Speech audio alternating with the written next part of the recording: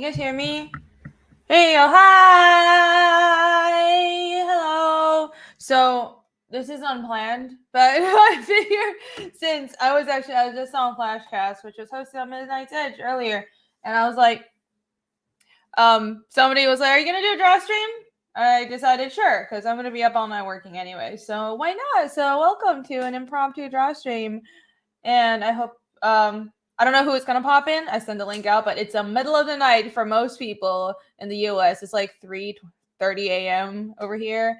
Yes, I'm insane. I apparently don't sleep, at least not on a normal human schedule. So here I am, and I think I'm going to be doing some coloring today. Something a little unusual because I have a cover to color, and maybe being on stream would also motivate me to finish that. So yeah, let's see. Hello everybody, thank you for being here even though it's the middle of the night. I appreciate all of you. Benjamin, hello. What? It's a Kevin truck out the lady on a motorcycle. Probably, except that video was from Taiwan, not Thailand, but yeah, could have been, who knows, maybe he was in Taiwan. Yes, there was a lady that cut me off in that video, and it was interesting. Everybody points that out.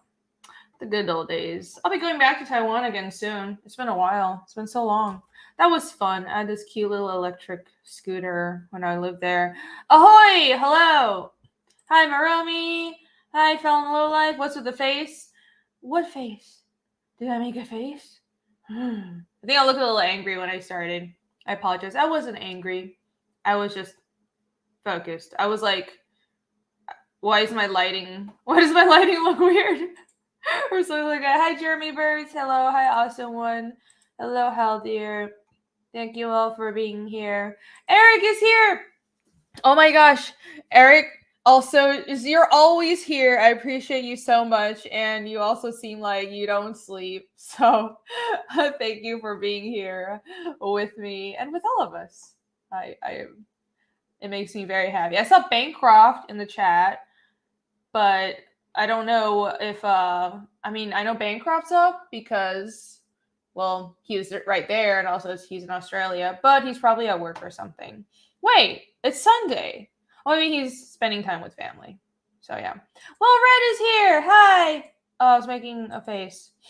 I was so pissed. No, I'm not pissed now. I was hoping someone would join me, but this is a last minute thing because it's a little hard to do a draw stream. I'm afraid of like missing chats or anything, but I guess I'll just share my screen and get started. And if someone joins me, that'll be cool. Jake said he's up, but he also probably he's in England. What time is it in England? It's like 8 in the morning, 8 a.m.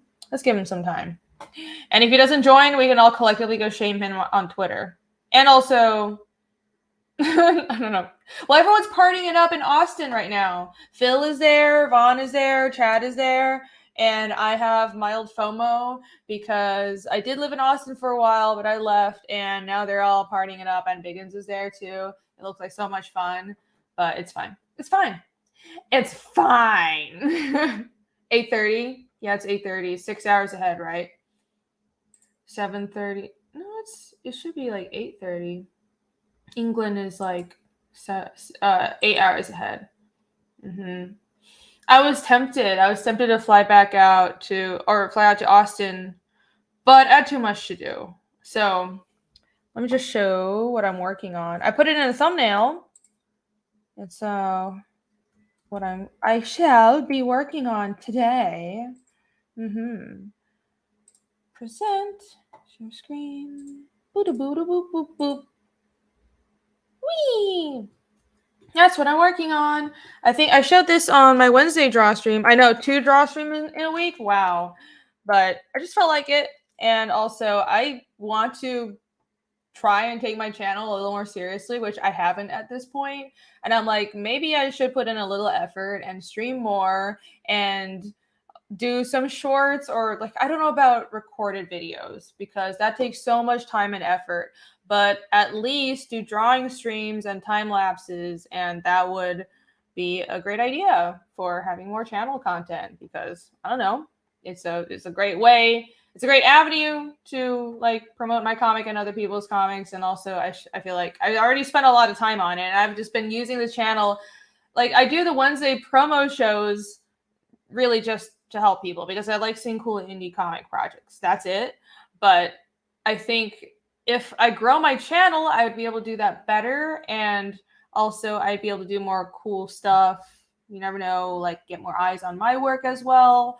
So it's just a nice thing to do. So I should put more effort in. Should actually try. That's right. Stop being just a hermit that sits at home and doesn't talk to people like most artists are. But, oh, thank you. Yeah. So I think I'm about done with the flats. I just kind of finished the flats for this, but and I added some gradients because I have this like gradient towards the foreground towards the background that I'm going for. But I'm really struggling with it. I don't know if this is done right because it's a really weird scene. Usually you want your background to be cooler and your foreground to be warmer, but I kind of have like a warm foreground and a warm foreground, and the midground is cool, and it's because it's sunset, and sunset fucks with everything. And I don't think I've colored a sunset before. For the chapter 2 cover, this one, I mean, so funny story. You guys want to hear a funny story? Here, let me full screen myself and hold up. Hey, Jake's in chat. You're up. Does the purple work? The purple does work. So hold on. Let me go back to. Oh, I didn't know I had that layout. That's so cool. It's mini and I'm big. Yay. Okay. Anyways, there. I didn't. So at first, the sky was like all red, all red. So, and I didn't even realize I did this, but every book kind of has a key color. And it's just because I kind of think about every volume of Fiendish kind of has an element to it. And it was totally a subconscious thing. But with chapter, because I just like to visually tie things together. And if you read chapter 2, there's a lot of fire. And I was like, chapter 2 is about fire. And so for this scene, I won't spoil what happens here, but there's a fight scene that this is a chapter 2 permanent cover, by the way. So when I'm done with it, this will be, hold on, let me turn on the title. Yeah, don't worry, I won't spoil anything. But it'll be like this. So it's the same book as this, but these covers, my campaign covers, are campaign exclusive. So going forward, if you buy for further campaigns, if you buy chapter 2 with chapter 3, or if you buy it from a website, this will be the new cover. This one that I'm working on right now. But anyway, so this is a specific scene in a story that is also the shot down here at the bottom of this is like the main cover on the campaign. And fun fact, so I was struggling with coloring this cover, and I could not for the life of me figure out the colors of it. At first it was like green, and this was yellow, and like the top was green at first. It was like green and red, but then I was like, it doesn't really work, and then it just didn't look right. And I threw 1,000,001 filters on this. I did the local colors, and I was like, I just kept on filtering the shit out of this whole thing. And then I finally figured out that red works really, really well. So this book has kind of like a blue-red scheme, but this red worked really well. And this is a scene where main characters, the other characters, Iskul, Yomi, and Casimir, run into Ragna, and it's because I decided this red works so well on the cover that in the book this scene is at sunset, because I was still penciling those pages at first, and I was like struggling with coloring this fucking cover, and I was like, okay, red finally works. And then I showed my team, and they're like, but does this scene takes place in the sunset? And I'm like, well, now it does. So then my colorist got directions to color this during the sunset. He did an amazing job. So anyhow, there you go. Fun story. The actual scene was determined by me not struggling with the cover colors. Anyways, so that's what I'm working on now. Yeah, every book kind of has a theme, or like a color theme. With book 1, it was purpley, and that it was like snowy and cold and purpley, and because for a lot of the book it took place at night, so that was, I thought that was sort of like the color scheme I established for the whole series. I mean, it does, I do color things with a lot of purples, especially for Fiendish. I like to do shadows and purples. It's something I learned in animation. I'm getting too art nerdy about it, but anyways, yeah, every book has kind of like a theme, and I think I mean, like a color theme. I think book 3 will be like greenish. Okay, anyways, I'm nerding out. I'm just gonna get to work now. But yeah, is it fun to hear my thought process? Is it fun to hear me blab about how I struggle with my coloring and get frustrated and eventually figure things out? This is why I don't do interior colors, because I'm really not, I'm not good at it. Like, I can render, I can paint, but I'm really slow. I'm just not fast. Like, I play around with colors until they work, you know, and I get really into the details and stuff. And I've learned to control that with inks. And I don't know. I'm just not. I can color. I colored the covers, my own covers for Fiendish, but you know, I'm too slow for interiors. But Ryukin says you struggle to color. Did you try to do the color sober? Hey, listen, I'm not a complete drunkard. Okay, I'm only like a mild bit of a drunkard. No, I was mostly sober. Mostly sober. Funny enough, I bought this wine while I was out in Arkansas, and I was about to bust it out. I was like, "You guys wanna? Should I try out this wine I got in Arkansas because we went to a distillery? No, not a distillery, a vineyard." And I was like, I can open it and stream. It's really good wine, and I decided maybe okay. I'm trying to not be as much of a wino, so let's not do that today. This will be a sober stream. I have self control. I totally do. Oh my god, it's Jason! Jason, do you have the link? I posted a link in Discord if you want to hop in. You're on Discord, right? Yes, you are. Come on in, Jason. Come hang out. I am very inclusive. I am. I like all the colors. See, I have a purple person right on this cover. It's well established. There's a purple person, there's a red person, and there's a normal person, another one that's white as a driven snow. So look, it's very it's very inclusive. Fake IP for $2. Thank you so much. Oh, Rini, I'll go to your con on Metaverse. I don't know what that means, but as usual, thank you so much for the $2. I appreciate you. Well, Red, hello. All right, I'm just gonna get started. Yellow Spider Guy is here too. Yay! Hello. You should work on a book called oh dear. If I read that, I'm gonna get in trouble. So I won't. But yeah.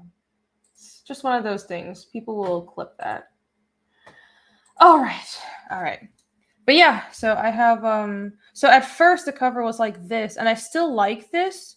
I'm kind of struggling with what exactly to I still kind of like it if the background, the sky is just like red, but the blue does work well. But that's also not how skies look at sunset. Is it? Actually, it is, isn't it? It's usually like the sunset is red as it goes down the horizon, and the blue is like the night, like the dark blue night sky is coming to, yeah, I guess this is correct. And it draws focus to the characters because there's more contrast in the middle. All right, I'll go with this. Cool. All right. I guess I think I'll start just rendering now. So, I'm struggling with the feet. I got feedback that the feet looked weird. So hold on, let me actually fix the feet real quick. Like Yomi's, I spent so much goddamn time on these inks. This thing took me forever, and I don't know why. But I think I was being a little bit too much of a perfectionist. Those trees took me a long time because I'm trying a new way of drawing trees. And I also went way too much into detail because it's a cover. I wouldn't do this for interiors. But because it's a cover, I spent a lot of time getting the texture just right. And this took me forever. This took me like, I don't know, 20, 30 hours. It's absolutely insane. I usually don't spend this much time on shit. But I'm almost done and I want to be done. But then I noticed I finished it or I thought I finished the inks, and I realized I got the feet wrong. So I'm going to. I already fixed Eastgill's feet. Yomi's feet aren't in perspective. I'm very picky, and I get very picky people to critique my work, and that's how you improve, even though it's painful. Jason, what's up? You're a psycho. Why am I a psycho? It's like almost 4 in the morning, and you start a stream to draw for like 14 hours. Well, I didn't say I was going to draw for 14 hours, but I am. Yeah, exactly. That's what I'm saying. Yeah, I'll hang out for a little bit. I can't hang out too long because it's late, and I've been sleeping until like 4 in the afternoon, and that's not good. So. Okay, that's fine. I appreciate you hopping on. Yeah. It took me a while to find the link because I'm an idiot. So. Oh, maybe I should post it. No, you posted it in the right spot. I'm just I didn't know there was that, category there in Discord. So I was like flipping through all of them. The entire category that was for stream links. You know what? I don't need your judgments right now. The room that's called stream links. Don't need these judgmental tones that I hear. Oh, I'm not judging. I'm not judging. You're a woman. You judge. Oh my gosh, I do judge. You judge. Hi, Jake. 14-hour draw stream. Let's go. See, guys, I do have friends after all. I'm not a sad, lonely person that doesn't have friends. I just wanted to see how well you would do just like solo, because I love people's solo streams. So whenever like someone is doing their stream and then they send out the link, it's like, hey, let's just see how it goes with just them in the audience. Like to sweat it out. I can do solo. It's just for draw streams. It's because my eyes are looking at the art. I'm afraid of like missing chat. It's really good to have a blind guy on for reading the chat during draw streams. Oh dear. What's wrong about the feet, by the way? I don't have a designated bland guy that's here just to read the chat yet. No, the feet were. It's just not quite in perspective, right? Yeah, it's just you know what? That's been bugging me this whole time. I'm like, man, those feet.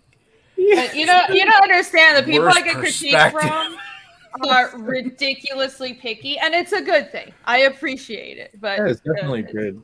But I already kind of fixed the feet a little bit, but I feel like Yomi's feet are still not quite right. I mean, look at this page. It's her ankle. Those feet are ruining the entire like ambiance of the scene.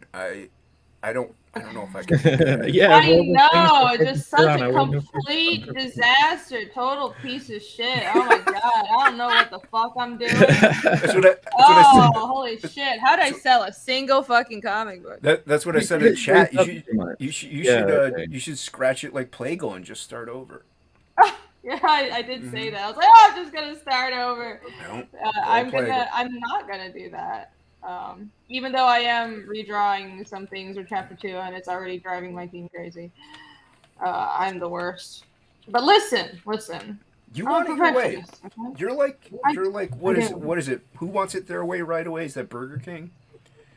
Who is it their way? Is that all of America? You want it your way. That's Burger King, you get it your way. Yeah. Is that their tagline? I thought it used to be. You literally referenced Burger King in the exact same way yesterday, Jason. See? You got Burger King on the brain. Because I haven't had Burger King in like 8 years. They have good chicken sandwiches. I don't really do I actually really like Whoppers, so I would have like fond memories of it because in Taiwan, on the way home from school, there's a Burger King at this bus stop, and my dad's workplace and my school were like we would it was on the way home from his workplace and my school, and we would meet up there and grab burgers on the way home from work and school, and it was awesome. So I have like fond memories of Whoppers. Do you get the Whopper full on like loaded, or do you like get it sans some stuff? I get everything. Yeah. That's what I'm talking about. I've been good. I'm trying to eat healthy. I just get the Bacon King. It's like it's a regular burger, and then you have shitloads of bacon on it. That's it. It's like a Baconator from Wendy's. Oh no! Whenever I go to America, I have to have at least one Baconator. It's my favorite. I fucking love it. I love Wendy's. Somebody said they heard BK quality dropped. You were saying BK is the worst burger fast food place. Seriously, not okay. I don't know I if it's the would worst. believe that here. I mean, McDonald's. I think is McDonald's the is the worst. Yeah, Burger King is I not would as agree. bad as McDonald's, but I swear, fast food places, all these fast food chains overseas, especially in Asia at least, are better. Like it's not like the versions in America in their home country are like shit compared to the chains they have in Asia. Like McDonald's and Burger King in Taiwan is not that bad. And Yeah, we it's use so like weird British because beef on our burgers and McDonald's burgers over here too, so they're yeah, probably because slightly better too. it's like local meat, and at least when I was growing up, I think now it's changed because things are more cosmopolitan. But McDonald's was like it's a treat. This is like it's not fast food because our fast food is street food, and McDonald's was like this is American food, and it wasn't fancy, but it was like let's treat the kids to like special American food. So Also, it's want not to quite the say same. Whataburger is nasty. So I don't know. I've never had Whataburger. I live in Ohio. We don't have like Whataburgers and what is In and Out. We don't have those ones up here in the north. And Jake probably doesn't have them at all.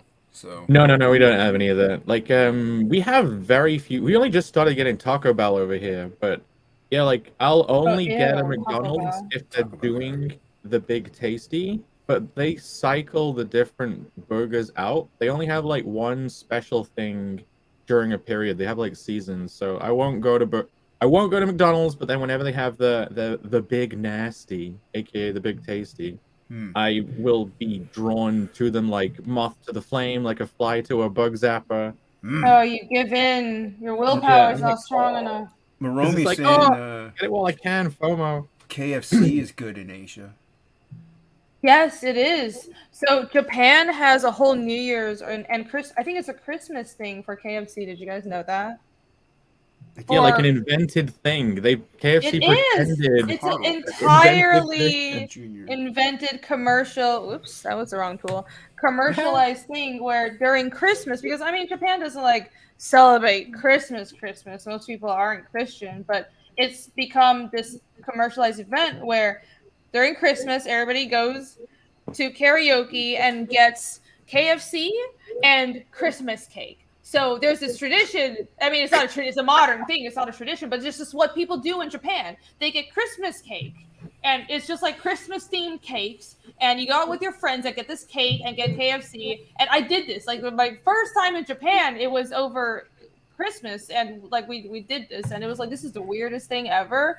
And but well, yay commercialization. But it was just wild. So that's where the saying Christmas cake, like what people call women Christmas cake, comes from. You don't, is you're unmarriageable after 25, like me. Yeah, Bancroft's saying Carl Juniors is what they get. We had Carl Juniors here for a while. It wasn't bad. I really want to go to Japan, man. I'm looking forward for the first time I get to go, and I hope I can go with a big bunch of comics friends. It'll be sick. Oh, I that can't would be believe dope. you haven't gone. Yeah, Canada is the only country I've ever been to. Well, like, in England, our weeaboo thing is kind of like America. Like the way that an American will be a weeaboo for Japan, like people from other countries are kind of Ameriboos for America. So I've been to America a shitload. Yeah, I noticed that. It's kind of funny. No, there are Taiwanese. I mean, there's people everywhere. In Asia, it's America. It's sort of like, ooh, this is American thing, so it's special. It's just I always find it funny, but Westerners are the same way about Asia. It's so weird being between these cultures and having people from the other side being like, "Whoa, you're American," or "Whoa, you're from Asia. Tell me more." I mean, I understand, but it's funny sometimes. But yeah, Japan is awesome. You should go. Yeah, I hope to one day. Cultural exchange is good. Just go to a big convention. Well, we almost went to Rome, but a month or two before we were supposed to go, my mom fell and dislocated and broke her shoulder at the same time. So yeah, so we couldn't go, which is fine. I mean, we'll go another day, I'm sure. But yeah, we were really close to going, and other than that, no, I've never really been out of the country. I don't count Canada because it's like a 3-hour drive from where I'm at. So Well, it's Canada really, is just, our it's next Canada. state. Yeah, It's a matter of time. It's I'm a matter sorry, of time. Anthony. We'll My take it. grandparents love Canada. My grandparents, they treat Canada like I treat America. They love going over there. Oh, that's weird. That is You're like, this is a colony that didn't rebel. Yeah, This is the good colony, the This well-behaved child one. more. It does have Dale Keown, so it's got that going for it. I'm sure they'll be very happy to learn that. Maybe they don't already know. I'm just fucking up this shoe so much. I hate all this. Everything sucks. Okay. America is pretty That's awesome, better. says Eric Huffles. Eric Huffles is correct in that statement. We are pretty That's true. awesome. Yeah, we are. I mean, we're the you're best, okay. one might say. You're all right. I mean, Yeah. We're amazing. Most of the time, you're pretty good. America's pretty great. Yeah, it's pretty great. I will say this. It's like, I could say I hate it when people America hate in like a genuine sense. It's like, yeah, there are things to critique, but damn, it's like, of all the countries to be a superpower, I would rather it be America. Like, They're just jealous. it's like, you don't understand how good we've had it and how safe and progressive the world is with America as a superpower. I'm not saying it's perfect. There's a lot of stupid shit we do, okay? Completely understand. But man, I would, there's a reason I moved here. I love being here. I love the vibe and what this country represents. It means a lot, and I hate it when people don't see that. But yeah. Grr. Yeah, defend us, Irene. I'm done. That's all. Oh, That's all I had to say. That's all I had to say. she's good with rants. What can I say?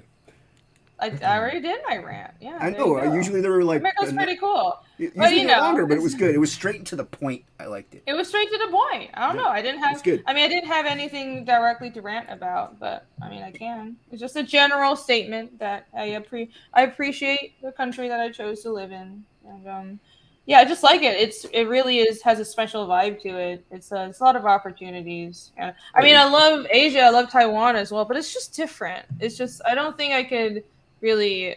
It's just, there's no like same sense of freedom, and that really means a lot. The rest of the world isn't like that. I think because so much media comes out of America, it just feels like one huge psychological battleground. And I know we're in a big info war and stuff right now, but like it really feels like that. It feels like there's constantly a war of ideas going on all the time in an extreme way in America. And then all other countries are like, yeah, we just have a thing that we've done for a while and we keep doing it.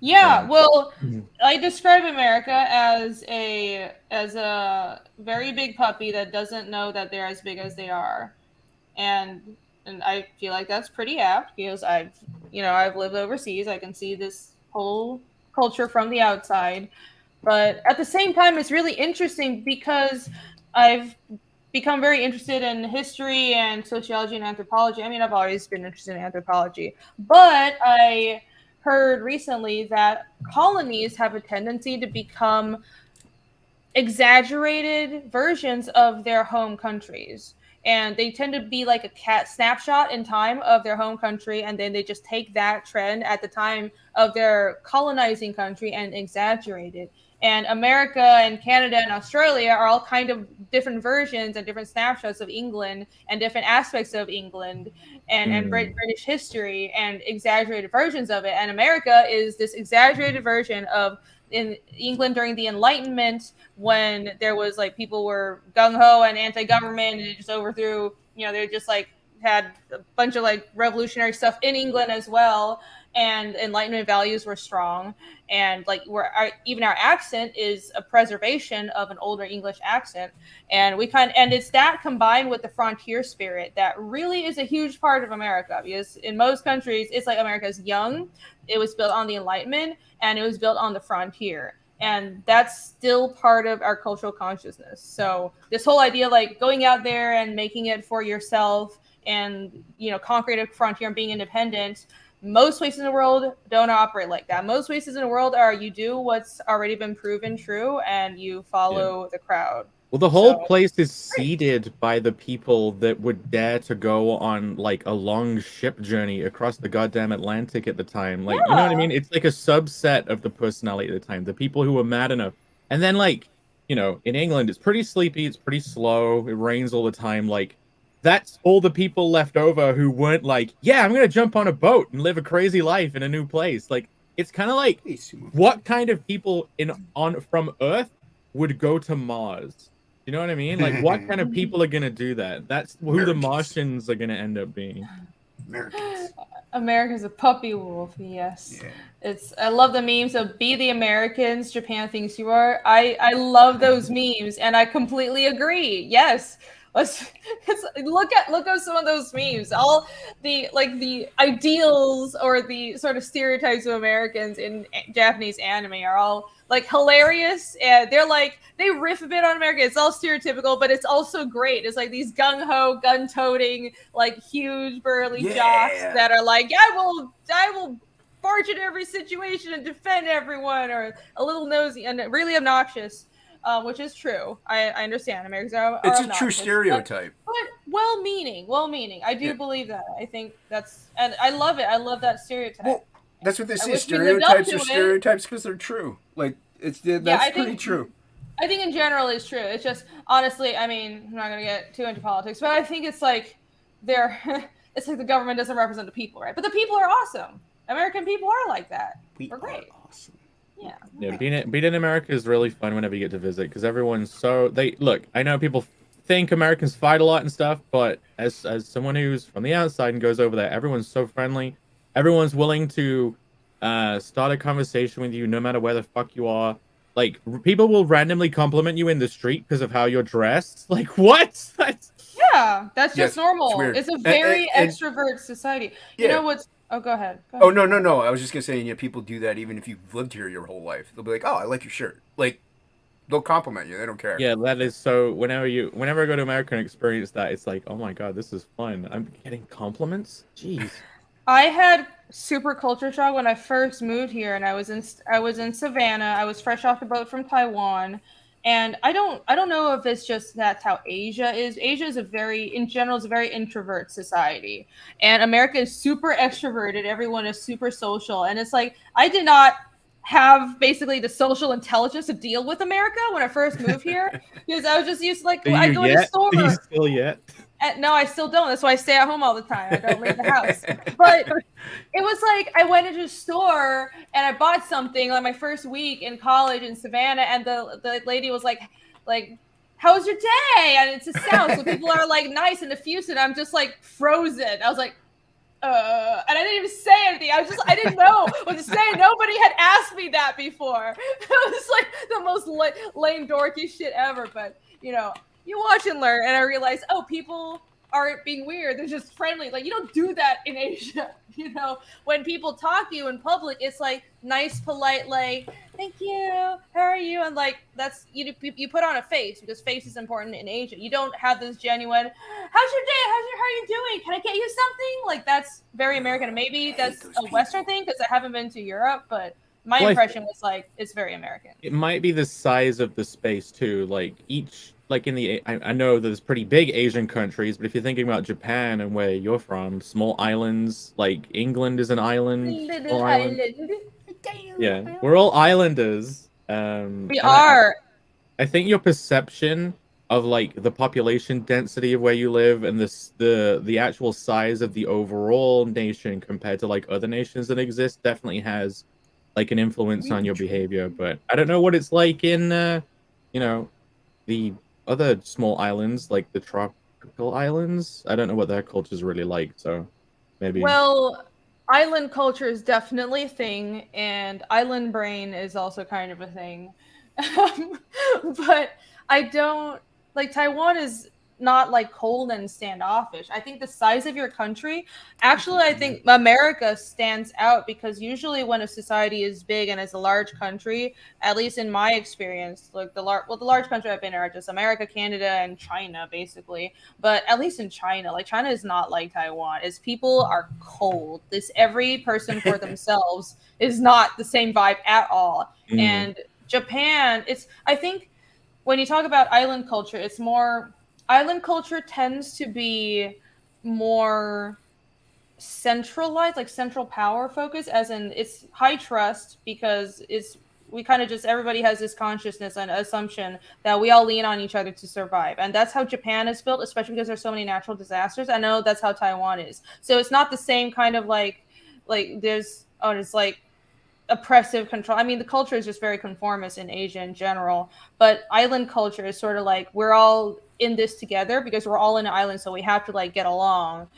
So that's definitely a thing, but usually in large, so like it's very polite, it's very nice in like Taiwan and Japan, and I've heard the same in like Thailand and a lot of these like coastal small countries. In China, it's like Wild West, and I feel like America is unique that it's such a big country and we maintain actually a very high level of trust for such a large, society. That's an accomplishment. Some of it is also weather based, believe it or not. Because Oh, really? It is. yeah, because like we're so Weather and big fam- that the people usually are up north, like in the colder areas, more often cold and stuff, tend to be a little more harsher, I think, like a little more like reserved or just, I don't know. But when you go south, there's a reason why it's called Southern hospitality. They're more open. They're more just like friendlier or something like that. It's you know what? I don't need more judgment from you. All right? Miss, you're blind and didn't see the Discord, and now you can't talk because it's 4 a.m. and you're on a draw stream with a psychopath. But anyway, Hey, I'm not a psychopath. I Rick's not a apologize. Hyper. psychopath. He's a sociopath. Be kind. Yeah, get it right. I'll do better. I'm the unfeeling kind, not the extra super feeling I kind. can do better. But yeah, but no, the climate is also like a huge factor as to the mood of an American in a way. So yeah, it is. And I was again, this ties back into sociology thing I heard recently, where it's totally true how mountain cultures tend to just breed toughness. I mean, that makes sense, like the Scottish Highlands and stuff, and even in really lazy ass areas of the world, it's like, but the people, like the sector of people up in the fucking mountains are like tough as shit. Like the Gurkhas of India, how India is in general historically just not a very militaristic society, and it just also wasn't one unified society. It was mostly like just scattered kingdoms, and it's like insanely weirdly, India's insane, but like it's generally not very militaristic, but the toughest people are like the mountain people, and that's the Gurkhas. So that all makes sense, really. And like it. yeah. So I've noticed everywhere you go in the south where it's warmer, in general the culture is more relaxed, and in the north it's like colder, and it's like people are just getting by. Yeah, believe it or not, the word Gurkha isn't a slur. As much of it sounds like one, just on the face of it, it isn't one. Why does it sound like a slur? It's not a slur. No. You can no. I'm not saying, some words just can end up sounding like them. You know what I mean? And especially if you can pretty much say you effing and then say anything, and it could potentially just sound like a slur. I guess so. Like you. INTJ and Southern hospitality don't mix well. I had to learn. Okay, I had to learn to like. I think I've become a ENTJ INTJ switch because I had to adapt to like the South, but it's fine. What are you talking about? We're talking MBTI, like personality types. I don't know what those letters mean. It's how psychos decode people, Jason. Oh, I got you. Okay, thank you. Yes, they find a bunch of human being, so I didn't understand this lingo.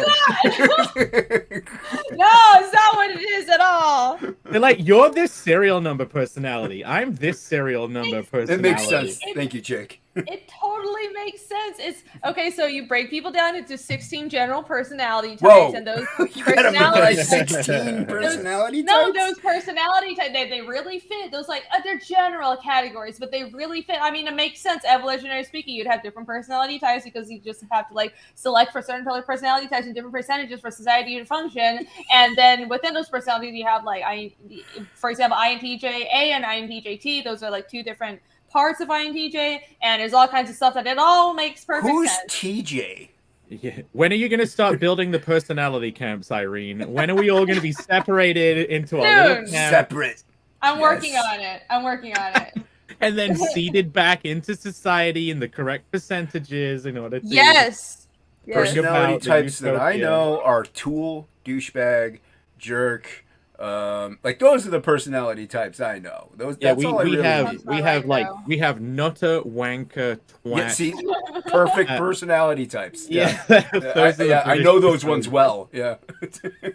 You're a nutter. What a twat. Yeah, Oh, man. yeah, you're a He's knob. He's a bit of a I've wanker. I've been called a personality knob type. by hockey plenty of times. So Well, there yeah. you go. Oh, I you go. love Australian British names when I call people Do names. Australians still call people knobs? I haven't Yeah, heard hockey someone calls call- us knobs all the time. You're a bit of a knob, mate. You're a bit of a knob, isn't he? Yeah, he calls us knobs all the time. It's hilarious. I haven't Knob, heard that innit? one, Yeah, he calls Right. hockey. He calls ink spots a knob quite often. It's pretty funny. Oh, that's great. Yeah, those are those are like the kind of personality type. I don't know these weird assignments that are there, so it just throws me off. I don't have time to memorize 16 of them. I'll start rendering with Easkull. Oh, I forgot his belt. Hold on, let me flat that. Oh, it is exactly it's a psycho's way of deciphering humans and understanding people. So yeah. It's like an He will get alien you or a if you- robot's way. Like, Uh, Yes. like, yeah, all it of that. makes sense, okay. All of that knowledge is like just being prepared for the aliens, ready to be able to get a download of what humans are on day one when they show up. Well, yeah, it's humans are easier to understand when you think of them like computer programs. Tactile. They're categorizable. So cold and tactical. No, it's not cold at all. It's very cold. Think of them as robots. No, they're not. They are computer programs. So, But There you go. things need to make sense, and it's annoying when humans do things that don't make sense. Okay. Bancroft says we call people drongos. That is a good one. I love drongo. I love That's good. drongo. That's funny. That's amazing. I like it when Australians make up words like that. It's great. Yeah, you bloody bogan. Yeah. It's not a real. He just made that one up just now. Actually, that's I'm pretty sure he I've did. heard that He one did. before. it checks out. You bloody drongo. No. Oh, Rex You Ripper, guys have that the is. best swear words. Ripper, you little. I'm just doing sniper TF2 quotes now. Is that a YouTube? Oh, that works. No. No, TF2. Team Fortress 2. There's a character called the Sniper, and obviously he's my favorite because he's Australian. And I'm like, I can do impressions of him. Oh It's like, yeah, he was Oh, there you go. Australian. yeah. G'day, mate. Well, You can identify with him. Slightly. I suppose he would be your the closest. people. Your people. Some of it's like, well, yeah, the rest of us. Bancroft calls certain people the best of us. I said the Australians, when it comes to the UK, they're the rest of us.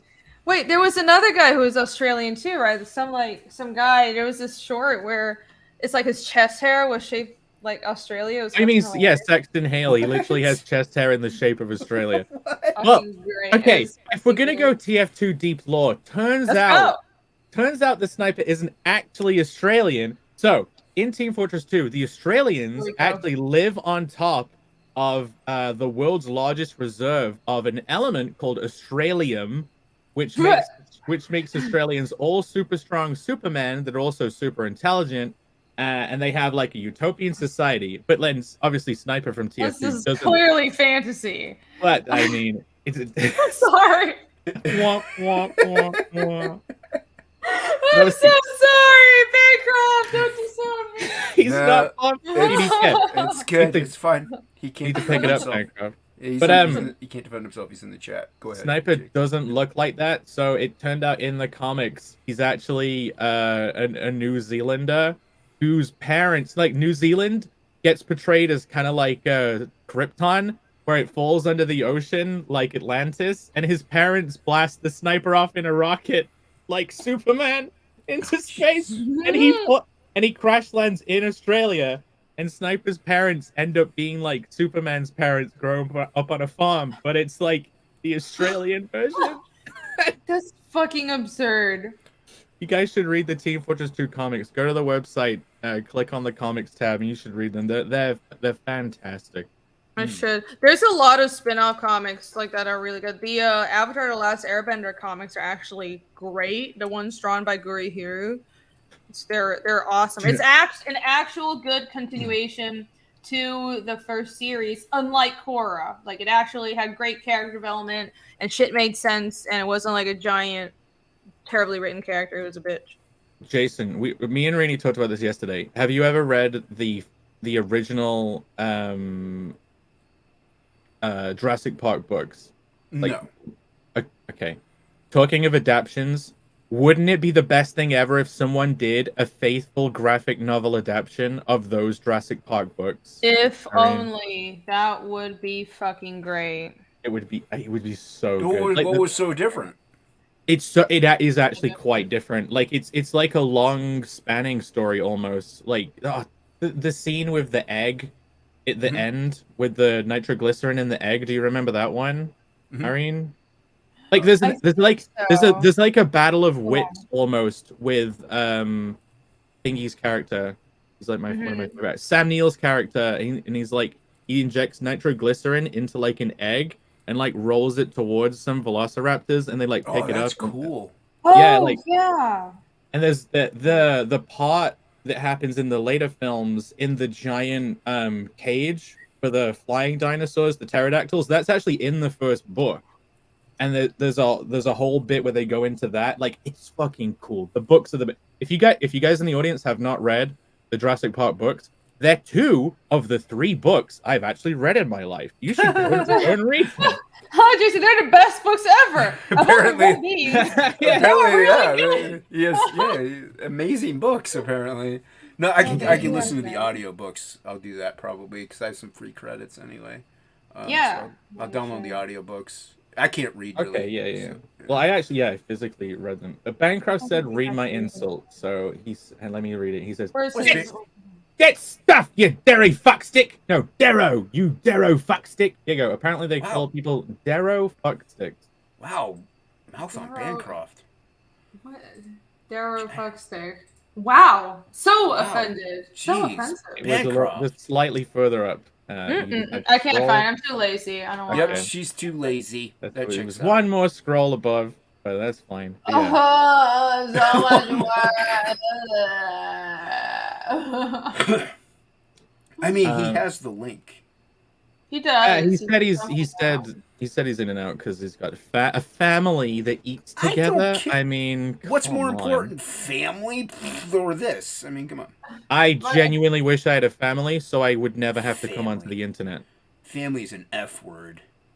Yeah, people are too much trouble. Yeah, Irene gets it. Oh, talk amazes Myers-Briggs. Every time we talk about Myers-Briggs, somebody's like, "It's categorizing people is too simplistic." It's like it's one of those things where it helps me, somebody with like my weird brain, make sense of the world, and I know it's not like, well, you're a complete category of. It's like it's not like well, it's just horoscope. It's also based on Jungian psychology, so it's just like it's a psychology thing. But it's not like you're determined by these personality. It just helps me make sense of people. And honestly, you know what? How I got into Myers-Briggs? It helps me write characters. I would stat them out in Pathfinder, and then I would figure out what personality type they are in Myers-Briggs, and it's like, oh, now I understand how to write this person's reactions. It's just not everybody needs to be in it. Into this. I understand. But like for me, it works because otherwise people just seem to never make sense because humans are so fucking emotional and nobody's ever consistent and it's really frustrating. I classify people like classes in Pathfinder. Yes. It makes sense. Okay, that's why I like Pathfinder. I like Myers-Briggs, and it just things like that are neat and it makes sense, and I like it. And it's like I wasn't even ever interested in Christian mythology until Christian lore until I saw like Wendy Goon's video talking about angels and how angels had different power sets and tier lists, and I'm like, oh my gosh, that's awesome! They have categories of different powers. Now I want to learn all about the Bible. That's how we convert it to Christianity. I'm serious. We just now I think the whole religion out. now I think it's awesome. It's like, wow, this is cool, super cool lore. Yeah, I love the whole image of angels where they're just like a ball of rings with eyes covered in them, because I really want to design some angel characters, and that's a cool design element to use. Yeah, it is. Yeah, it's pretty weird. Oh, his video on that was so cool. How angels have like how principalities is a type of angels as well. How like I've always known that angels in their true forms look super freaky, but yeah, they're supposed to look scary. They're supposed to fight demons. Yeah. Like, it makes sense though. I was like, why do they look so freaky? I thought they were supposed to be like nice and like comforting. Like, oh, they're supposed to fight demons. Okay, that's fucking badass. I love angels now. all the way. That's great. Did you hate them before? I was gonna say. No, I was just hated like, them until I found that out. I just didn't really get it. I didn't get it. No Sunday school. I never went to Sunday. I went to Sunday school, but Buddhist Sunday school. I know during every Sunday weekend. It school. was I was raised Sunday Buddhist. school. I don't remember any of it. Like I'm just so bad. I was just there to like. I think I was like drawing the whole time. Yeah, Probably for the best. Yeah. I'm the worst. But yeah. Yep. I would go to temple every weekend, and my mom would take me along. Larry, member for 8 months. Thank you. Just got finished 1 and 2. Thank you. I'm so glad the books got to you all right. I hope you like them. Thank you for your support, Larry. Hey. Larry gets his fiendish too. Yeah, RJ, can you send ours out, please? Yeah. Just Oh look my for our gosh. names on the Okay, list. listen, RJ is super Larry got smart. his. I think it's like he has like 2 people helping him, and the poor man has like another job as well. And he just told me, he's like, I get like a bunch of emails every day with people asking about their tracking numbers. It's like it takes time. It's like, please everybody be gentle with RJ. Yeah, don't we're spam him. working through the backer list. Hold on, Irene. I gotta go get my violin. Oh my god. Okay. Oh my gosh. The books are coming. Please. You'll get an email from RJ, not me. So you'll get an email from him when your books ship out. So you're saying is he looking for more books to fulfill? Because being a filthy Englander, I'm wondering if I should find someone in America to distribute fulfill my books when I do a campaign. RJ does do a really good job. Like, I know I'm ripping on him right now, but no, RJ does a really good job of shipping things out. They're secure, they're wrapped in stuff, so they don't, even if they were to get wet, they don't get wet. Like they don't. Yeah, he may have incepted the idea in CG of putting a poly bag around the outside of the mailer. That was the first time I saw it was with RJ, so it might have been him. Yeah, so he does a really good job. So I would recommend him. Yeah. He does, and he's done like data and logistics before, so he 100% knows what the fuck he's doing. And I'm just like, great, please, you take it. He's been great to work with. I highly recommend anybody who's wants to do fulfillment, talk to him. Critical Blast, for anybody who doesn't know. Yeah, we've been calling him RJ. Well, yeah, I mean, he is also called RJ. Well, I mean, but he's Critical Blast. Like, that's how people would know him on Twitter and YouTube and such. Yep. Go give him a follow. He's awesome. Awesome peoples.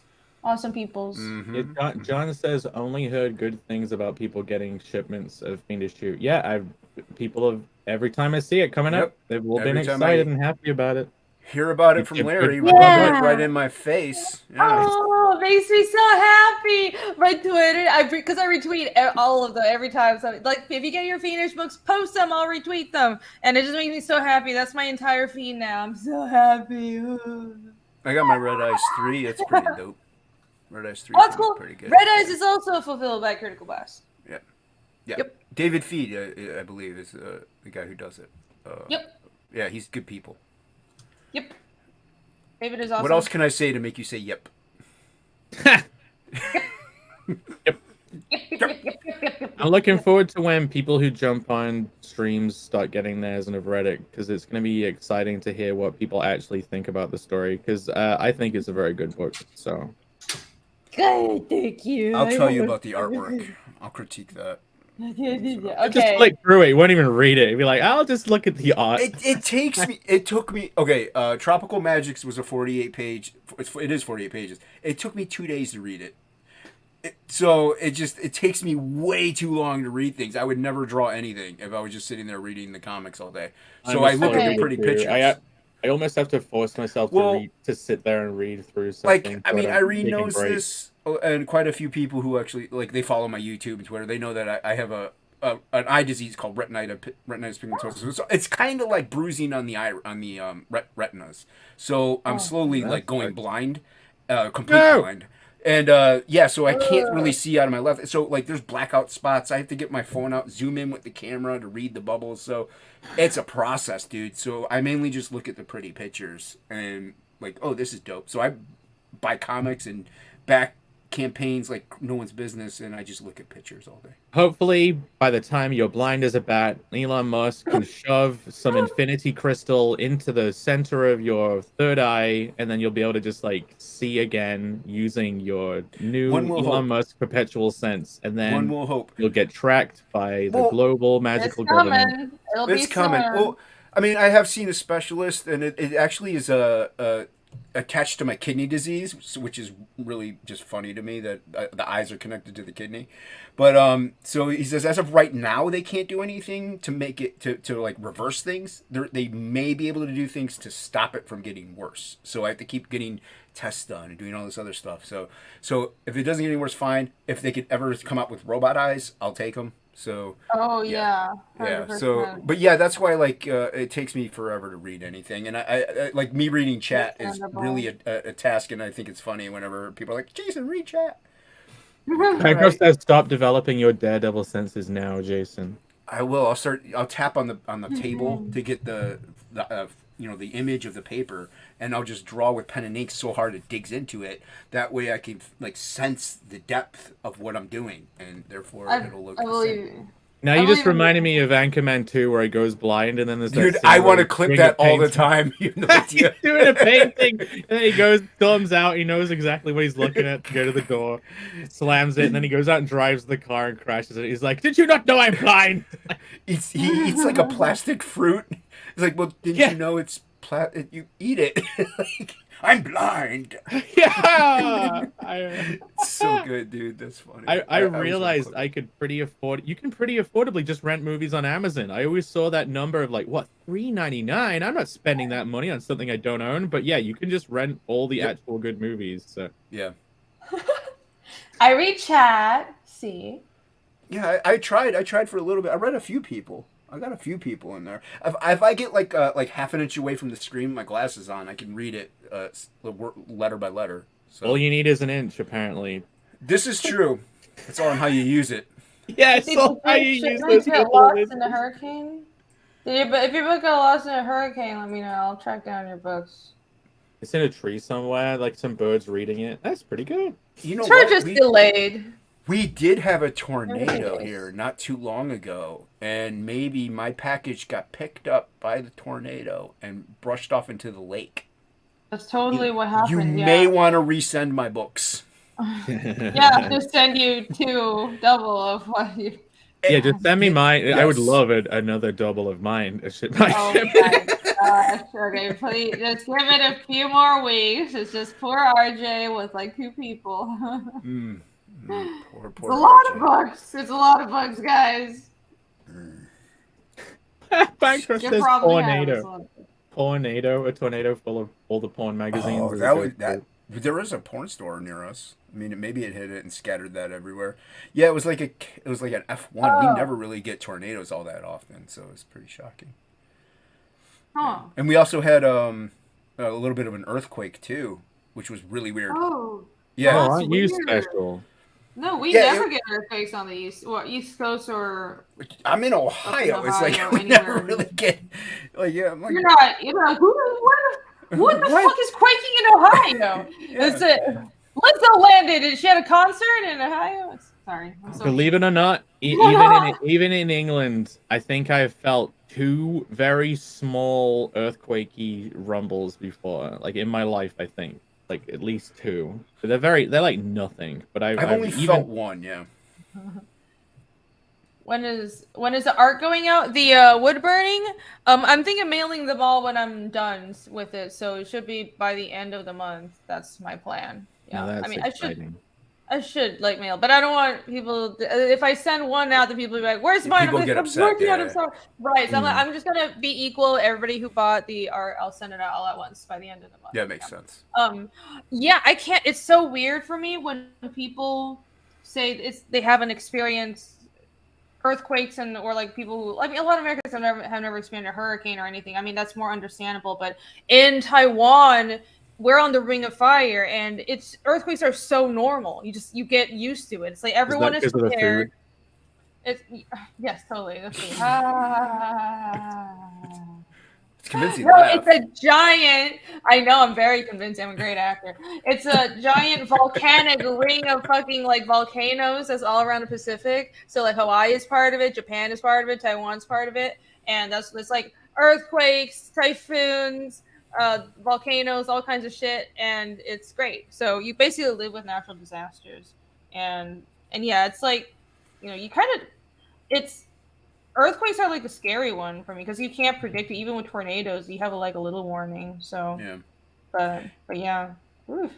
Yeah, I mean, Like- a lot of those suck. I mean, even like up here where we really don't get anything, but it gets so cold and for so long, and you get the snowstorms and power goes out, so you don't have power for a few weeks during the middle of winter. Like it gets like, I think almost no matter where you are, and those natural disasters do happen. It's pretty I mean, horrific. I'm sure it's Especially because the I live cold. in boring England, but whenever I witness the full brunt of nature, it's very exciting. Like it's like earthquakey or like extreme rain or anything like, or like rumbles. Like it's like whenever I go on an airplane, fly somewhere, I absolutely love turbulence. It is so fun. You're It's like a roller coaster in the sky. You don't I'm have like, enough natural disasters in England. You need more excitement. We need much Yeah. What a fun. wild fucking take, man. Send all of our stuff over there. Well, I would agree for like tornadoes are legit scary, but Yeah, that's pretty creepy. hurricanes and typhoons don't really bother me. It's like I understand there's a lot of destruction, but I kind of like You they're can kind of get fucking away exciting. though. You if can you get leave away. early enough. Yeah. And also, it's like, well, I've always grown up being prepared. Like we always had canned food and water and flashlights. Like we're always prepared. Every household in Taiwan is prepared. And even now, I'm like, I have preparations. It's like I have like camping stuff, like in case like shit goes down. But you can't be prepared for an earthquake. So the only one that really scares me is an earthquake, I guess. It makes sense. It's like nothing you can do. A hurricane is pretty terrifying the older you are. Like if you can't really move or get out, Right, leave, or you're in the hospital, then they're terrifying. But yeah, that's true. Like as when you're young or able-bodied, it's really not scary. I've always been like, well, I can swim. Well, even when I was on dialysis, we had a hurricane hit. It blew the power for like 2 weeks, but I had to leave like within the first few days because I had to have treatment. So even then, you can still get out. So it's just not.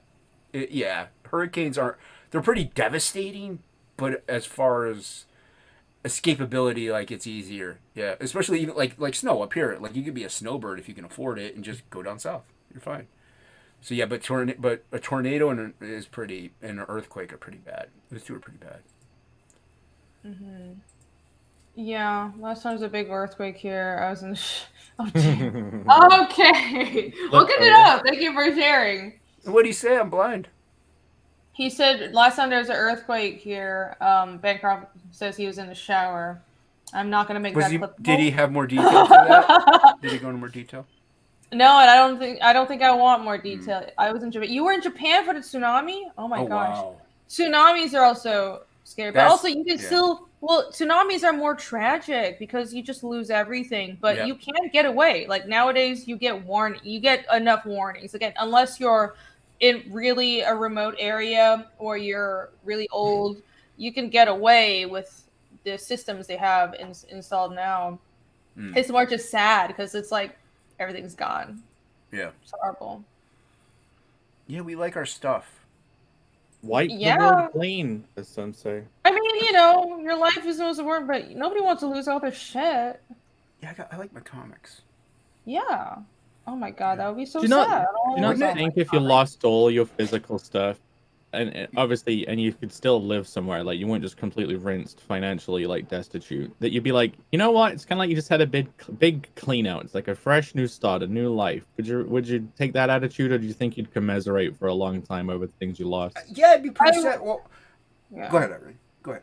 Oh, I was just gonna say that I would commiserate over certain things. Like this, most of my stuff I don't give a shit about because I've lived out of a backpack and I've lived with very, very little. I moved like 13 times in my life, so I didn't really own much until now. Now I have a house.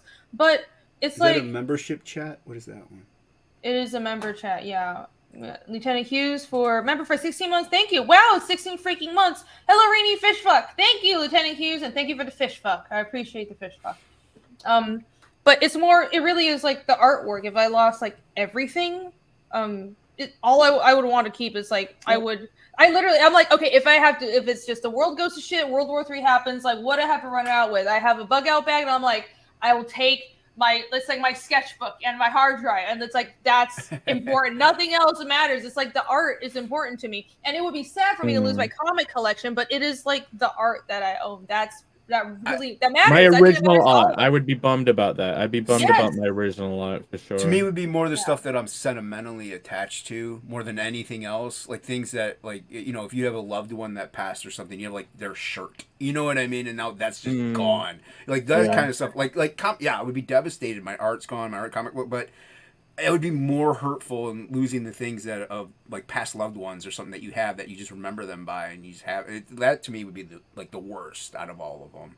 Like you could always buy comics again, you could always do this, but you can't get that physical thing that person owned ever again. Like you can get it, but it wasn't theirs. So yeah, there's that weird attachment that comes to those physical things that people used to own that we associate with like a spirit or something like that. It's comforting to us. That's true. Now we're all sad. You're welcome. Yeah. That's true. I have a few things that I own from family like that. Not much, but yeah, I would want to hold even on friends and stuff like that. I mean, we're all old enough that we could have lost somebody within our time frame. So, yeah. I think I'm very lucky that that hasn't happened to me yet. Kick Jake. But, and no, I'm not. Enough. I've had losses in life, but I don't have a physical object attached to them. And if they did happen, they happened when I was a kid. Like one of the only things I was left in someone's will was like a mini kangaroo made from actual kangaroo hair. Like that's okay. One That's of the freaky. Only... Really weird. And I don't know where that is, but someone left it to me in a will. And I was like, this is neat. Creepy. And again, it's like the Australian thing keeps coming back in life. That's so weird. You're like, you were supposed to be Australian, but then like... Wait, Irene, do you know I'm named after an Australian? Oh, jeez. Yeah, my mom knew someone called Jake who was Australian, and I was apparently named after them. Wait, your name... Does your dad know this? What? No, my dad wanted to call me Jack, and my mom was like, I'm not calling my son Jack. I'm like, I didn't know you felt too strongly about that name. He's like, how about I change it slightly? They couldn't fucking agree on anything. No wonder they split up. They couldn't. They're like, Jack? No. How about Jake? It's like, well, I get you. It's like, oh my God. So finicky about a name. Oh, that's funny. Well, you were supposed to be Australian, but then the universe made a mistake. And I was like, whoops. Put him in the wrong country. It had other plans. Close enough. Funny. Close enough. Like a British, but just give him a accent that everybody thinks is Australian anyways. British? Yeah, I was going to say, do that British accent again. When he does an Australian accent, he just sounds more British instead of more Australian. Really? Really? Yeah. Do it. Let me hear it. G'day, mate. Oh, no, you didn't. Don't. That's pretty Australian. That sounds just like hockey. It's like hockey's right here. Yeah. My name's Hockey. I love Weird Al Yankovic. That doesn't sound like hockey. It's hockey is here. Oh, hockey was Jake all along. Now it makes sense. It makes total sense. Yeah. Same sense of humor and everything. I just put on a top hat. John asked, can I explain fish fuck for Bancroft? So fish fuck is old channel lore. If you guys see that silly ass emoji in my chat, which speaking of, I need to make more emojis. That's something that I should do, shouldn't I? It's way back in the day, I was doing a draw stream with some friends, and my friend was drawing like this fish person. And I don't remember exactly how it happened, but it was a humanoid creature with a fish head. And we were all cracking the fuck up. No, it's an artist friend, and it wasn't Billy. It was someone else, and it was a great drawing, but it was the funniest shit ever. And we just named him Chris fuck, fish fuck on stream, and then Yvonne went and drew this like silly little Boy Scout. It looked like Russell from Up, but with a pufferfish head, like this little Boy Scout fish humanoid person that's like really fat, with a derpy ass face. And you know what's even funnier? I actually started standing him out in Pathfinder as a joke, but I never finished Nice. it. And it was just like this whole fucking, and then I made it an icon. So that's what fish fuck is. I So there you remember- go. I It's don't remember the just an creation old- of it, but I remember the joke. Yeah. Yeah, it's just an old character from the channel. It's like a humanoid thing with a fish head. So there you go. Everybody have fun with that. Thank you, Lieutenant Hughes, for 2. Fish rock, fish rock, fish rock, fish rock, fish rock, fish rock, fish rock. Thank you. Too bad StreamYard doesn't. That was not show bad, them. actually. Thank you. I practiced. Yeah, it shows. I just stand in front of mirror like fish rock, fish rock, fish rock, fish rock. That's, when you're not drawing, that's what you do. It's either that or drawing all day. Yeah. You guys wonder why I'm single? No. No, please go into expansive detail. Bye, Jason. Fuck off. How dare you? That wasn't an actual question. Oh, I'm sorry. God damn, decorum. Yeah, this is deep channel lore from way back in the day. Yeah. Now you know. And maybe we'll get some fish fuck art out there. That'll be great. Channel lore is the best. It's like a sign that your channel actually has gravitas, is you can start getting channel lore. I wouldn't say gravitas. It's just we fucked around a lot and done a lot of silly things. There's history. It's good. It's good to. It means you have history. Yeah. Yep. It means you're like someone entertaining once in a while because the memes are from entertaining the audience. Like I remember Billy pulling up one with a muscular body and like a bass fish head that just was the freakiest looking thing I've ever seen. I remember that one. That was a while. Wait, is it because you want to fuck the fish or what? Yep. Like, yes. Oh, okay. Was it? Sound Was it fish disappointed. fuck? Yeah, someone earlier in the chat said fish furries, and I'm like, would that technically still fall into the realm of scalies? It'll be scaly. Oh my God. Yeah. It's a fish. It's not a. Is that a there's no separate thing? Furries and scaly? Yes, it is. I wish. Yeah, they're all I didn't know. scaly. Yeah, you gotta scale a fish. Cool. Yeah, like the reptile stuff. It's like doesn't exactly have fur. Humans are so What fucking what weird. what category under the psychoanalysis thing do furries fall under? What personality is that one? No, yeah, are they an INFP, an INFJ? which Insane. personality camp are they going into? Yeah, which one do they belong to? Though, you know what? Yeah, that's no judgment. It's as long as you're a consenting adult, do whatever you want. I just don't need to have to look at it. The monster girls, they're totally different. That's just I fun. say no judgment. I sign the monster. Sorry. Well, so if I were to go on to Pornhub, what category would that be then? A PNG, a AJT? What personality category? I don't know. Ask Jake. Jake, well, you know this, right? What, porn on the internet? Yeah, I don't know. I don't know what tags you're gonna have to look up. Okay. I would not know. I'm sure if you just searched gaily or furry porn, you'll be fine. It's the internet. Why is this a question? I don't know. You're the one carrying it up. I didn't ask it.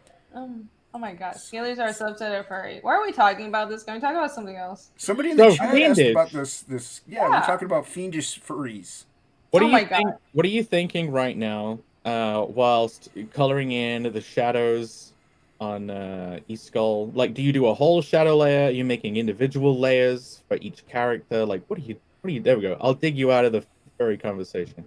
Thank you so much. Yeah, let's make this about fiendish. This is an important thing here.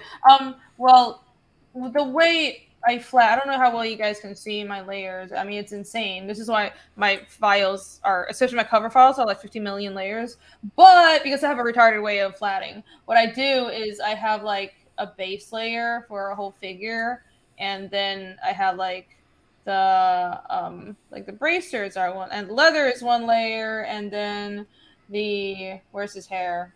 The face features are another layer. Scarf is another layer.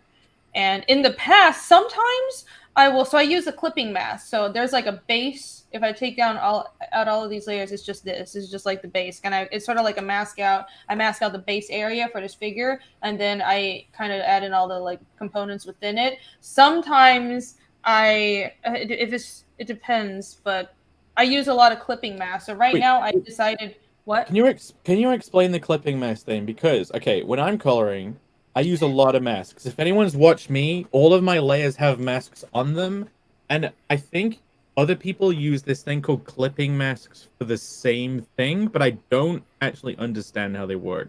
You can use either. I use both masks and clipping masks. So the way when I color, it's just like my own working process. When I ink, I use more masks. So what I do is like, here's my figures, right? My figures are, I usually draw my figures on one layer, and then my backgrounds. Oh, not a layer. It's like a whole folder. So I separate my figures and my backgrounds. But then on my back, I usually draw my figures first, and then what I do in the background, there's a mask here, and obviously I just mask out the figures, and then I didn't just draw the background without having to like erase everything and be super careful. I could just draw it. So I use masks for like sometimes with between like figure 2 here, I'll have little weird things like that, a couple layers masking out different objects on a character. But when I color, clipping masks are, it's like, okay, if you can see right here within the eSchool folder, this base layer, that's eSchool in all caps, that is just like this sort of skin tone light orange layer, right? And if the hair, where's the hair?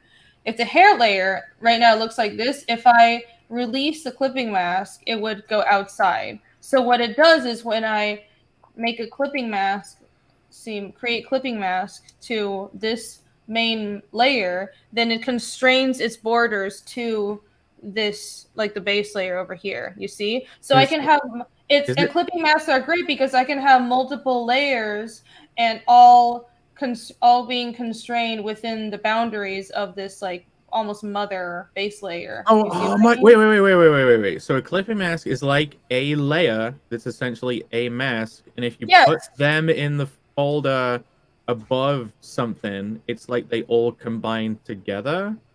No, you don't have to put it in a folder. I just put it in a folder for organization.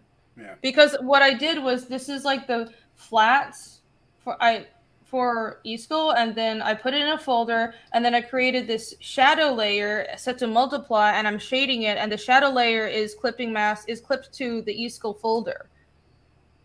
Okay, I'll have to look it up.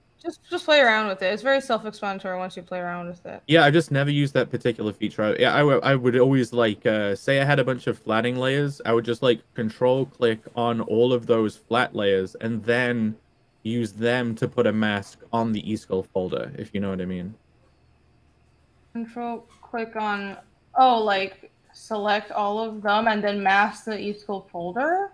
Yeah, so you know, I would flat him first. I would flat him first, and then I would take a selection of all of those flats together, and then I would use that to put a mask on the eSchool, the folder for that character. You know what I mean?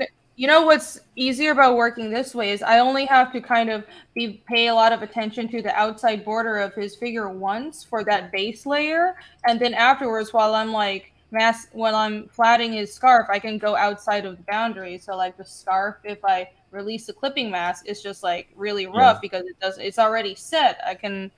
It's already clipped to this main layer that's constrained. This is why I don't teach. I don't know how to talk about this stuff. But just look at my screen and it makes sense. No, disruptive innovators said, "Oh, finally they get it. Good question, good explanation." So you explained it to people; they got it. Yeah, you explained it fine. Yeah. Yeah, I'm just an idiot.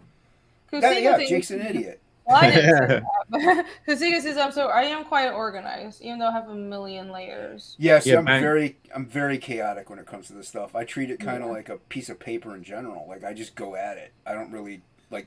I'm not this neat and organized in like layers and layers. Like I mainly only have very minimalistic, and I just write on top of everything. I just go at it.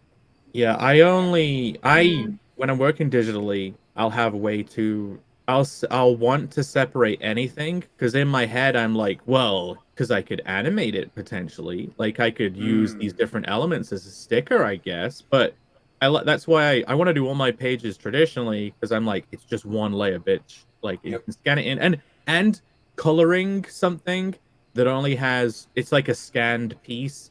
That is a different feeling. Like I love coloring. So if someone just sends you one TIFF and it's everything flattened, it feels cognitively less taxing to color that. Like I enjoy that. I love coloring line art too. So Yeah, Hmm. coloring digitally definitely has its advantages, and you could do a lot of this kind of stuff. And I agree with doing it digitally is quicker. But when it comes to drawing, I when I'm drawing digitally, I have 3 layers. That's it. I kind of just mm, I draw the base layer, and then I do an opacity, draw on top of it with like a little bit tighter.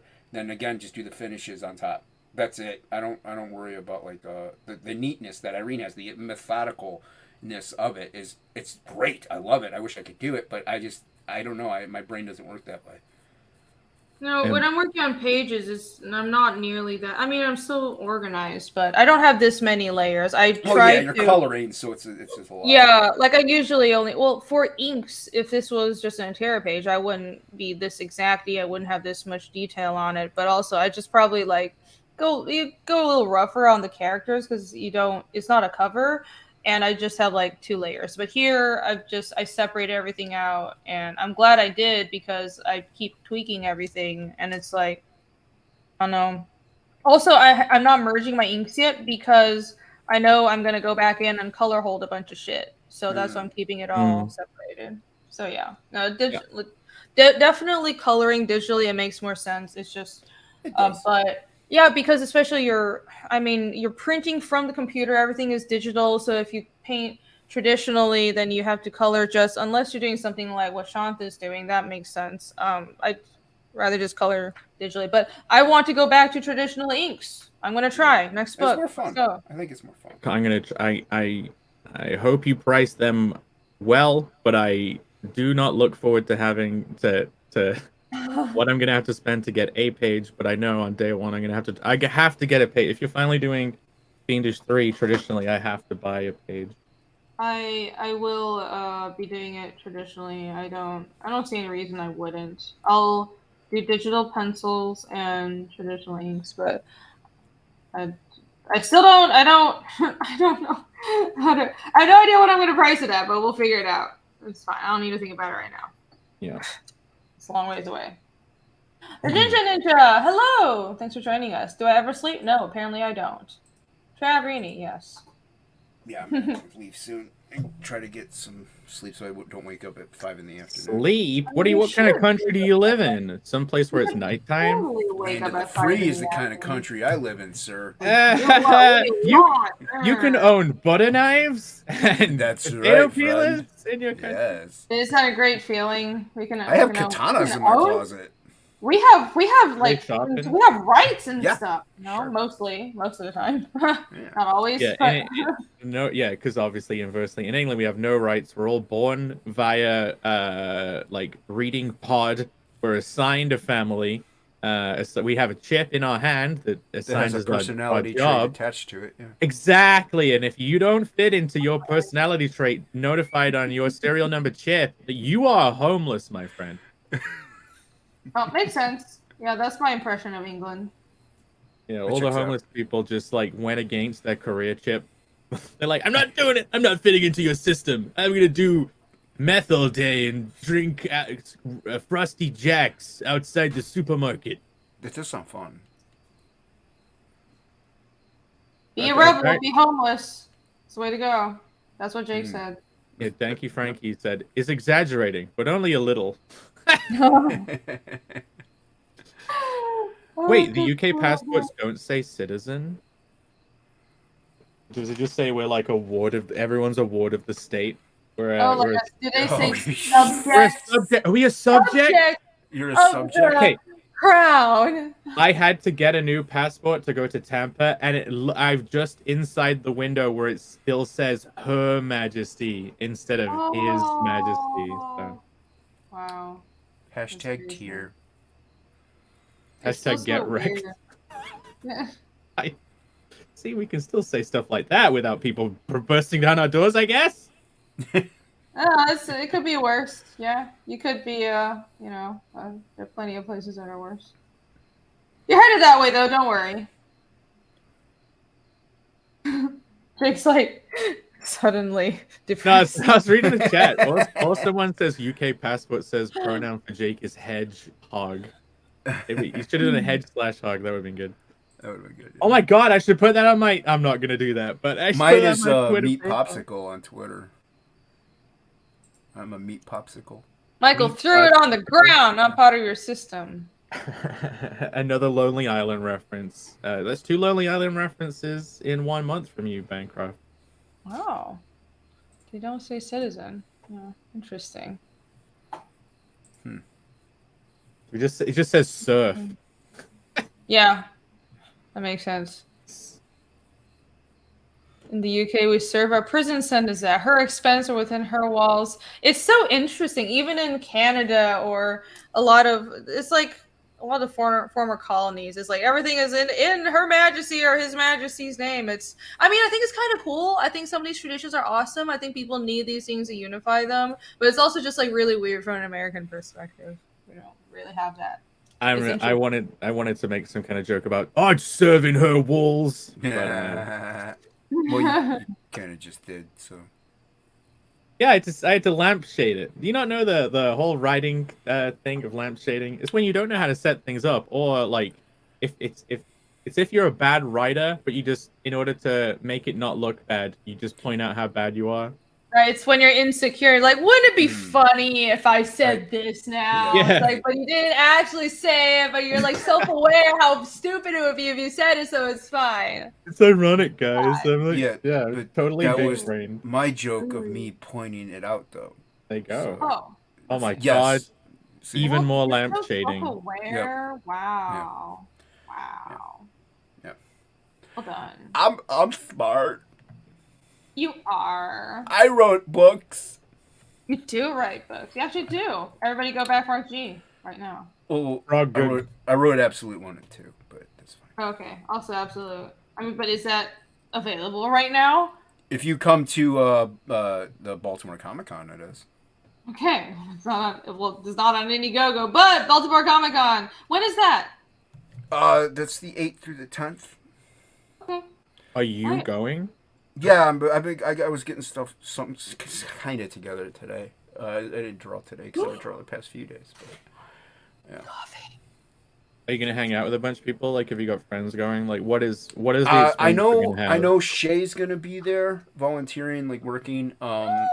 So I'll meet. Maybe what I'm thinking of doing is having Shay sign some of the absolutes as well, because she's my editor. So they'll be the only books with my signature and her signature. These are the only 2 people that worked on the book, so those will be uncommon. But I also know Stippling Vaughn's going. So there's a few CGers that are going, which is really cool. But I probably won't be hanging out. Maybe probably just going back to the hotel and stuff, because Mother is driving, and I don't want her to drive in an unknown place by herself. So yeah, but well, I hope you have a wonderful time. Thanks, man. I mean, people, I always say, hey, they're going to come pick me up and stuff, but we'll see what happens. But, yeah. I also want to get signatures because mainly Chris Claremont and Jay Lee are like the 2 signatures I desperately want. So, because I'm a huge Jay Lee fan. Yeah, Baltimore is a good show. I did it years and years ago. It's kind of like Heroes Con, where it's actually still about the comics. Yeah, a lot of artists and writers are going to be there. Yeah. It's going to be cool. Be cool. Cool. But yeah, no, but you can't, like I said, Absolute is, I did have a trade out, but it just didn't get funded, which is fine. Wait, I'll what? try it again. I'll try it again another day. Okay. So everybody go back, Frog G, and also go No, they need to back Fiendish 4 on Indiegogo. Back Fiendish 7 right now. Yes. Go to Indiegogo Indiegogo it's totally now. out right now. Yes. Hey, there was Indiegogo. there was a Fiendish question I wanted to ask because Marumi brought up the original Good. art. Are you thinking of doing an original art tier of some kind on 2.5? Like sketch cards and stuff. Well, you did the wood burning on the last Fiendish campaign. I just wondered if you were considering doing any kind of like limited original art I element. would recommend sketch cards. Yeah, I was like, do I want to torture myself with like? But wood limit them. Yeah, limit the sketch cards even still though. Even I know the wood burning was like taxing, but even the sketch cards, if you have to do like 120 of them, that's still ridiculous. Just do 500 leatherwork originals. You'll be fine. Yeah, I Yeah, there just you go. build an entire like armor set of leather with demons burned all over it. That's fine. That sounds awesome. Yeah, and I would never get anything done, and I would just like fucking bash my head against the wall. That would be awesome though. I wish there's so much stuff. I wish if I had all the time in the world, I'd make so much other stuff, but I don't have all the time in the world.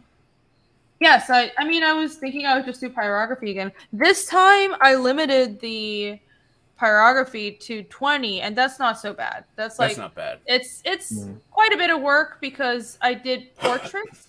The demons are honestly easy because you don't have to be they're monsters. You can just kind of go wild with monsters. With people, you have to be very careful, like draw the features right. So they actually take me longer each than my Fiendish 1 plaques because with Fiendish 1 they're all demons. But I think 20 is a good number. I'll just do that again. So you guys got to get in quick on chapter 3. I'll have the plaques up again. And well, he was asking about 2.5. Oh, 2.5. Oh, I don't know. Seeing as 2.5, you have a guest artist. I wonder if it's an opportunity to have sketch cards done by guest artists if you have friends you know. Well, I mean, are you hinting at something, Jake? No. That's that. No, I didn't for that reason. Jake, wink, nudge, Irene. I appreciate you publicly asking me to get Michael Rush more work and pressuring me into it. Good job. But I would love to give him more work and hire him for sketch cards. That would be lovely. Nice. Oh, that would be really cool. Thanks, Jake. Wait, is that did I do something wrong? Michael, sorry. Oh no. Michael just have, no. You could have just had Plagle do them. They'll be done in 20 minutes. Yeah. 200 of them, no problem. Yeah, because like Marumi says, Phil sells guest artist cards. Yeah. Because like I would love to do it. It's just funny that you're like, let's publicly pressure you to. Oh no! Well, okay, I wasn't doing it for that reason. I know. No, I would love to do that. I mean, that's fine. That's why he said for 2.5. Like I would think wood burning would be taxing, but sketch cards a little faster, a little easier. You know, it's not like a main project. Like it's 2.5. No, I thought you asked about chapter 3. I'm not doing wood burning for 2.5. 2.5. My intention is it's gonna be a smaller campaign. I mean, all the ink's already done, so. It's real simple, just not that many trinkets, straightforward, and it'll just be like 6 months or so. So yeah, but yeah, sure. It's still always nice to have a little something extra for the backers, you know, if they want that original art. So people do keep asking about the wood, and asking you to reopen the wood burning. So it is at least those people who wanted that know that on 3 they would be able to get that again potentially. So that's good. Yeah. It's a cool idea. I have self-control. I'm not going to open it again right now. It's like, okay, 20 is enough. Like, I fucking learned my lesson with book 1. He didn't even have a fan blowing away the smoke. Like, not only did you lose the biography, you breathed in every fume. The pain that I went through. I get it, Jake. I'm a retard. Thanks. Even more of one after breathing in all those fumes. Yeah, well, at least I didn't fucking drink lead like you did in English. Listen. When did you drink lead? It made me a better person. It alleviated my anxiety. By lead because he grew up just snorting lead because that's apparently how everybody grows up in England. No. Oh, it's a British thing. Oh, okay. It's an American. The Americans poisoned me with lead. The Americans poisoned me with lead. It affects your teeth too. That's why it's. Just because we threw your tea in the water doesn't mean you blame us for the lead too. All right. No, Jason. No, I do blame you for the lead. Okay, here's the story. I purchased some G Fuel, which is an American product, and apparently, so it's mixed in vats that aren't washed, and there is a potential that the vat was previously used to mix substances that contained lead. So there was a risk, apparently, allegedly, not legally actionable with me saying this because I'm just my opinion. This is that all a joke. Haha, this whole stream is a joke. It's all kayfabe, guys. It's all It's kayfabe. all kayfabe. That's Wait, there's a what? potential that G No. Fuel can contain lead, and there was one time I got one particular flavor of it, and I was drinking it, and I did actively feel myself getting stupider, and it never went away. I don't know. Oh. That's why you always buy from China. Yeah, they don't have lead in China. They don't have lead in Yeah, China. they have all kinds of other nuclear shit in their products. It's much safer. Yeah, don't buy American. Merami says Jake is trying to drink mercury to turn lead into gold. Yeah, I'll just use. I've got full stomach alchemy going on. Wow. Well, it makes you should totally drink weird substances. It makes your stomach stronger. Not an actual endorsement. It's a joke, YouTube. Joke. Cyanide, arsenic. Throw some No, Semtex in there. No, he's right. YouTube No, God, yeah, this keep is a going. joke. No, Don't not a joke. That's real. That's no, real life. holy shit. My Bleach. God, goodbye. Well, that was a nice stream. Let's have a quiet actual coloring stream now, shall we? Just me and you, chat. Whew. Cocaine, various. Tide Pod. I'm so done. Mortal V tweeted something? What did you tweet? Apparently people are... Hold on. I'm just going to keep them in the back room until I find this fucking tweet. People are talking about the spoilers. Should I be... I shouldn't be paying attention to this, should I? What's going on? She posts... What did you post spoilers of? Oh. Okay, I'm not gonna... I don't know anything about this. Anyways...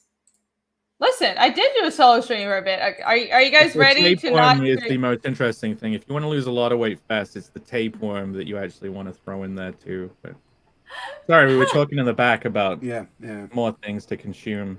He's not That's wrong. not how it works, but all right. I thought Mortal B was saying he tweeted something about what I'm drawing, but no, it's something else. I'm self-indulgent like that. I think everything's about me. You're narcissistic? Yeah, I'm very narcissistic. Who isn't Jason? We're Me? all narcissistic. Why? Narcissistic. Splatbacks at a China show by Serpent Zele and La Wai is great for Sokoyan. Yeah, I watched them. Yeah. I'm not narcissistic Yeah. at all. Go back I think they're pretty good. You go. They're pretty good. They have pretty good information. Sometimes I feel like some stuff, it's like some stuff is absolutely spot on. It was remember there was sort of like a almost semi-student revolution a few months ago, and they were one of the only people covering how a lot of those students got basically disappeared afterwards. Like there was like a quiet disappearance, like mass disappearance, and all kinds of weird shit. And they're one of the only few people covering it in English, you know. But sometimes they get stuff wrong, but they're pretty good. I like them. Yeah. Okay, what were we saying? Tapeworms? Are we still talking about? Yeah, I don't know. Okay, let's try to get back on topic. Let's talk about comics or something. Save me, please. I don't know how we got here. Oh, we were talking about how everybody in England has lead poisoning, right? No, just Jake. Talk about comics. It was just Jake. I that think has lead everyone poisoning. has lead poisoning. Everyone. I'm sorry. I failed myself right now. I avoided the fluoride. I can't stop talking shit.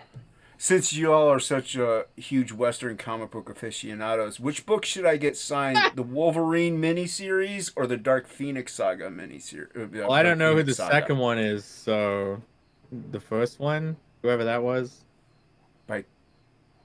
Yeah. I'm trying to. Hey, you said to bring it back to comics. I'm trying my best here. Right?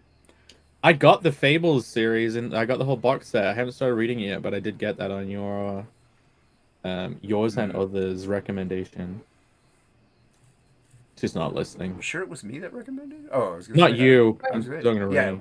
Oh, I thought you were talking to Jason. I'm sorry. I asked a question to both of you, and Jake at least answered. So. Well, I don't know because I don't I'm not familiar with those series, so that's my answer. She didn't even know either of them. I at least knew of one of them, I guess. No, I'm a culturally literate foreigner, and you guys should know this. No, I just didn't ask about manga. So I mean, like, if I had, you would have answered me right away. You know. Absolutely, yeah, I would, because I would actually have probably read it. I'm sorry, I'm a foreigner. I'm It's fine. It's only Frank Miller and John Byrne and Chris Claremont. Oh my god, I am legit. Them. I am legit reading Frank Miller. I'm getting caught up on some of his. Vaughn is making me read his Daredevil and Elektra stuff. So. Yeah. Also, well, if you like, Sin City's really dope too. But no, Frank Miller drew the Wolverine mini. And I've read 300, and I like 300 Sin City, because when I first moved to America, like I was just like I would see superhero stuff and I wouldn't know where to start. So the comics I would pick up and read were all self-contained graphic novels or independent stuff, like series that are like, okay, I can see the beginning, middle, and end, because I couldn't parse like where the fuck do I start with like Spider-Man. I pick up some books here and there, and when in art school we had to read some, but you know, in general, that's why I ended up just reading more Image and IDW before they were shit. Philbo Baggins says, "Holy shit, that's like not knowing the Beatles." And it's like, we all know what a Beatle is, and also you spelt that wrong. So I don't think I heard a single Beatles song until I was like 22. You weren't missing out. Yeah, no, Frank didn't write the Wolverine miniseries. Chris Claremont wrote it, and he also yeah. But no, Frank's really good stuff is like, yeah, Daredevil.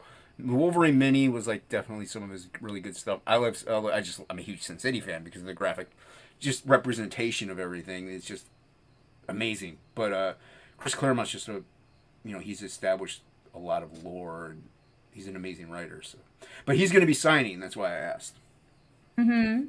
So I don't know which ones, because I got a lot. The Dark Phoenix saga is a few books. Wolverine miniseries is only 4 books, and I'm not going to be walking around the whole time. Mother's going to be doing the signing stuff, so she's going to go get signatures. So I don't want her standing in line all the time forever. She's going to want to at least enjoy the show. So, yeah. You could get one of those like carty cart things, so you don't have to just carry them. yeah, make her hold all of them. Make her carry them on her head or something. I don't know. No, we have the cart thing, but I don't want her standing in line forever all the time. Oh, okay. That's all. Just to go join the line again per book. He's like, I'm only signing one of these in this series. I'm just doing one at a time. Get back in Wait, line. there's a limit though, isn't there? It's like they only sign 5 or 3 books at once. I don't know the limit. Let's say it's 4. I'm just gonna say 4, just because that's safe. But I'm gonna be there 3 days, so I can always have her go back the next day. So yeah, but but they charge after a certain many too. Some of them charge, like you get the first 2 free, and then the rest are like $10 or something. But okay, yeah, get the smaller series signed in. That's more economical. yeah, but the Dark Phoenix saga overall is worth more. Well, then just Sounds get like you've already made your mind up, Jason. I know. No, because I haven't, because the Wolverine mini, Frank Miller is going to be probably at a early convention next year, and I could get him signing the Wolverine mini plus Chris Claremont, then I would have both their signatures on it. John Byrne, I don't know when he's ever going to be at another con. So it's going to keep you up all night. I got a few. Hey, Jen Comics, what's up? Hey, you told me to get it back onto comics. I'm doing a little bit here. I don't know manga that well, so that's all I got. No, it was great. I hope that I don't know. You can get like part of the series signed. You don't have to get the whole thing signed. Well, I might flip some or not and keep one. I'll see what I do. I just wanted to, just changing the subject a little bit. I don't know of any manga artists that are going to be there. I'm sure there's a few. Yeah, I'm not sure they really come to UK. The UK. The UK, yes. The UK? Well, maybe not. Well, in England. But just because it's a manga book doesn't mean an American can't draw it. Like, there's manga-styled American books. Is it real manga, though? Is it real? I don't know. I don't collect manga. I don't fucking care about that debate. It just doesn't matter. Some people are influenced by manga. I'm fucking influenced by manga. I don't care if people say it's authentic. I mean, it's probably not, because there's something cultural about what's created in Japan with a Japanese cultural background. But you can be influenced by it. Big deal. There's nothing wrong with that. Nothing wrong with that at all. That's me with my weeaboo coat. What coat? Webo knees. Yeah, Yeah, I was I have no shame. Sorry, Jake. What?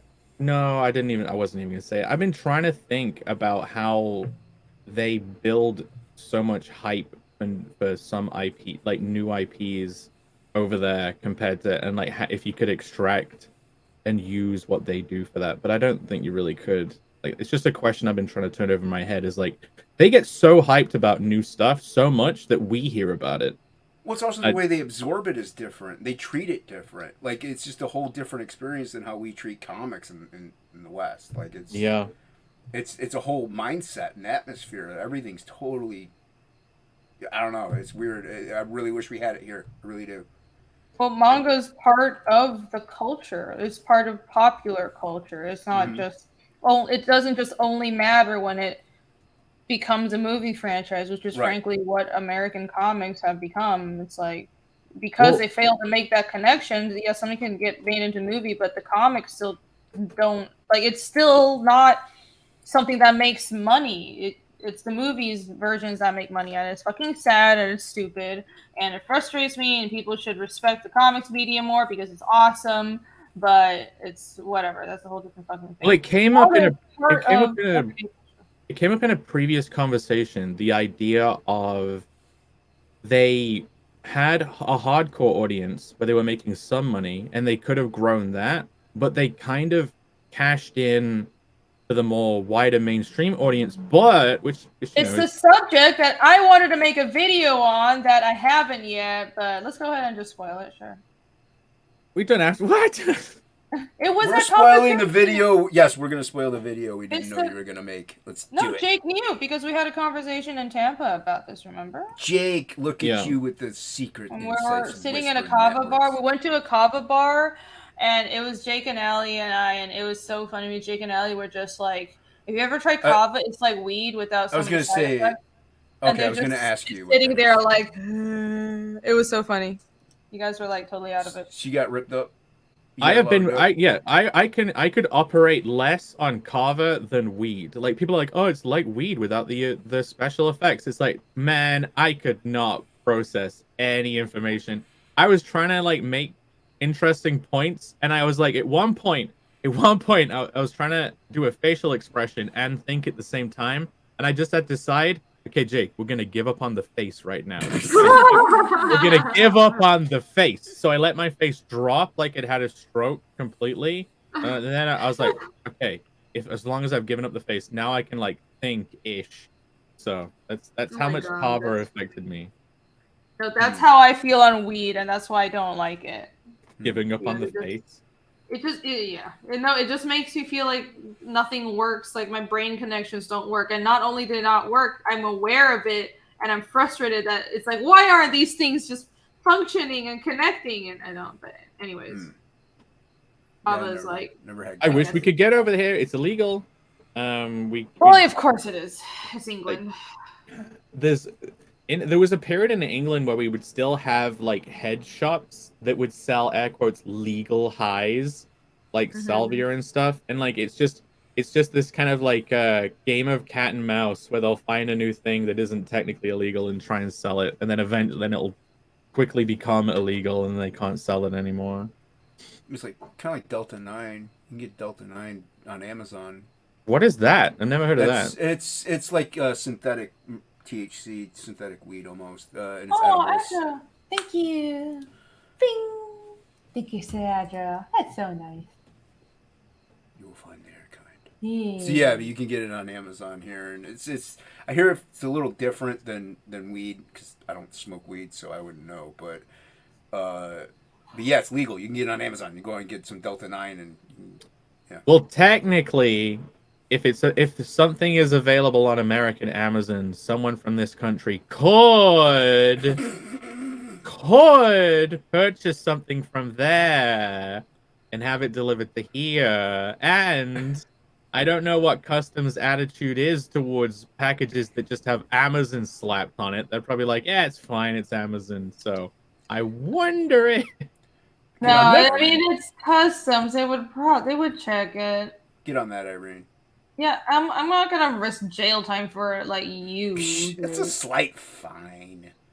No, I would be the one going to jail if I was Wrist. receiving a package. Like, Well, I'm pretty sure I would be in trouble too. I mean, if No, I was just sleep. getting you in trouble, then I'd do it any day. But I don't want it's okay. I can make my own Amazon purchases. I'm all grown up. Well, I don't know. Jason seemed to be like, "Oh, somebody from America send it." Oh, okay. Yeah, just send I me thought that's all of what that. You could Yeah, really it's get. You No, have I a was like, PO why box. the fuck does anybody else need to order it for you? Yeah, you have a PO box, and you just have a bunch of people sending you the Yeah, cover your legal tracks. highs. Yeah. Yeah. Be like, I didn't order this. Obviously, somebody from America did. I didn't know. Yeah, about it this. wasn't me. It's a It PO wasn't box. me. It's available. was- People It send was me this whatever. Irene human person here. Go Yeah, after whoever that her. is. You just order it yourself, but you blame it on somebody you know in America. Yeah. That'll work. It's clever. CBD is an anti-inflammatory. Hyper is grown up. He is grown up. He declared I so. keep standing up and everything. I don't put my I don't put my trousers all the way to the ground anymore. Like Huggies pull-ups? What is Huggies that? I don't know pull-ups? what the fuck that is. Oh, you don't know what pull-ups are? No, Huggies pull-ups. I don't know Yeah, what that means. Those are diapers that you just pull up and diapers. down. Yeah. They're like Oh! underwear, but they're diapers. Yeah. yeah, love the bearded. He can wipe his own ass. Yeah. Okay. I think- For some reason, I'm getting a little tired, so my brain was like pull-ups, like the workout thing, like. Huggies pull up. It's a pull up bar for babies. You It's just have awesome. you put the pull up bar and it's like really long. It goes all the way down to we the gotta ground. get that for and then a baby- Megalodon. A baby Yeah. can do a pull up. That's great. We gotta get it Huggies for- like yeah. like weight training for babies. I'm a fucking idiot, guys. You're welcome. Now I need like an emoji that's just like a weight training baby with a big forehead. He's lifting his own body weight in pounds. I mean, you remember Energy how drinks for easier it babies. was? Energy drink formula for babies. Pre-workout baby formula. Extra protein. Roderick is entertaining himself so For the much. growing body. For that growing baby body. There we go. Mortal V got it. He got the weightlifting emoji next to the baby face emoji. There you go. Yeah, there you go. Thank you. And Perfect. it actually comes up on StreamYards. It's even Well better. done. Yeah, too bad my channel emojis don't come up. That's a little stupid. Maybe That StreamYards is can fix that too. Yeah, StreamYards. Thanks. Jack baby. There was that like little kid. I don't know. He was like 6 or something, but he was into like his And dad that's put him in not well. weightlifting on purpose, and he got jacked. Oh Like, yeah, some like yeah. Russian kid because of course it's Russia, and some 8-year-old Was with it Russian? like it was Russian, or maybe there's like Sure. multiple examples, but yeah, it was like this 8, 9, 10-year-old Yeah. who was like ripped as fuck, Yep. and it was like, well, okay. I mean, it's like I don't think that's good for No, because it's not. Doesn't it make you really kind of stunted and short? It's like you're not supposed to have that much muscle at Well, that age. The one kid that I'm thinking of, like he's an adult now, and he's a stunt, like he does stunt driving or whatever for a theme park or like one of those Hollywood theme park things or whatever, you know. But he still works out, but not as much, and he's not as ripped. But he looked like he was regular height. But I'm sure it could definitely mess with your chemistry, your physical Probably. chemistry. Yeah, because that's, or even your mental development. Like that can't be healthy. Mm-hmm. Yeah, probably just mess with muscles. That would change your chemical composition. That Mhm. makes sense. Yeah, that's weird. Just another normal day in Russia. Yep. Just Another- wrestling a bear. He's wrestling a baby cub. Yeah. Yeah, I like those. Baby wrestling. I don't like them, but those videos where people are like hugging bears and stuff, and people are like, "Oh my god, he's hugging a bear!" It's like that bear is like drugged out off its tits. Like it doesn't Yeah. know what's happening. Like I see. I Yeah. like the ones where you get the morons posing next to like wild buffalo, and then the buffalo like because it's in the wild, and so the buffalo doesn't know what's going on, so it just attacks them. It's like that's what you get. You're an idiot. It's like Yeah. they're wild creatures. I have Don't- seen don't do that. too all many. creatures are like cuddly and fluffy. I've seen too many like human getting what he deserves by taunting animal in the zoo videos recently. Probably like a whole fucking YouTube genre of people being idiots. Oh, there is. It's usually TikTok, actually. That trends really Oh. well on TikTok. That's true. People are generally idiots anyway. Animal violence. Animals doing the violence, I'm fine with that. Just stupid I people. like that more. I'm Yeah. more fine with humans getting fucked up. Yeah, if I see an animal getting messed up, That's no, don't do actually that. entertaining. Yeah. Yeah, I don't care about my own species. Fuck all these people. Fuck all. Except the ones that back Fiendish 3. That's right, Well, everybody. yeah. Or 2.5. Specifically, I mean, it's not like I don't care about them, but it's like, sometimes you just wonder how people could do such stupid shit. Like, why would you just taunt a wild animal or Yeah, even a 'cause zoo animal? It's or even a still zoo not animal, right. tame. It's not your friend. It has instincts. It runs on instincts. Like, it's not like us. People don't understand that at all. I gotta get going before you start your thought. I'm sorry, I didn't mean to interrupt you, Jake. I'm really tired. He's like, I can't sit through another rant. I can't sit through it, at least not from you. But I love how combative this stream has been. This is great. You guys are the best. We try to have Jason, fun. Have fun you are figuring great. out what book you want to get signed. Thanks, man. I'll Yeah, figure it out. and me being no fucking help at all. Thanks for coming on, Jason. No, thanks for sending me a link. Sending the link. I appreciate it. I'll check you out later. Hail the chat. Have a good night, everybody. Good night. Later. See ya. Okay. Sir Otto says, I know you're an illiterate, but Gene Waldorf stuff is much better than Wheel of Time, more Lord of the Ring than Deep Mythos. The only words I understand in that paragraph were Wheel of Time, which I don't know what it is, but I know of it, and Lord of the Rings, whatever that is. What is Gene Woodruff? Wolf stuff? Which one? A Wheel of Time? I haven't heard of Gene Wolf. More learners. Okay, interesting. I haven't heard of Gene Wolf. I suppose that's a writer. That's what my assumption is going to be. And I assume it's not a typo. I don't know, but I assume it's not. Oh my hell! This is my dog passed through. I'm still going through it. I'm so sorry. Oh no. That's a shame. I'm sorry. You loved them while you could. I remember the last. You gave them a good life. That's what matters. I remember seeing off my own dogs when I was younger. It was very sad. Yeah, I remember. I mean, I never had dogs. I had guinea pigs, and I was like so sad. I was bawling my eyes out when my guinea pigs died. I had a cat. The only pet I had as an adult was a cat. I was sad. She had kidney problems. That was something just depressing. I had a little cat sidekick when I was a kid, and then it mysteriously went missing when we got dogs. Like, did you guys just like switch these? Did you just get rid of my cat so you could have dogs? Oh no, we never had dogs. It's because we lived in apartments in Taiwan. It's all like tiny little spaces.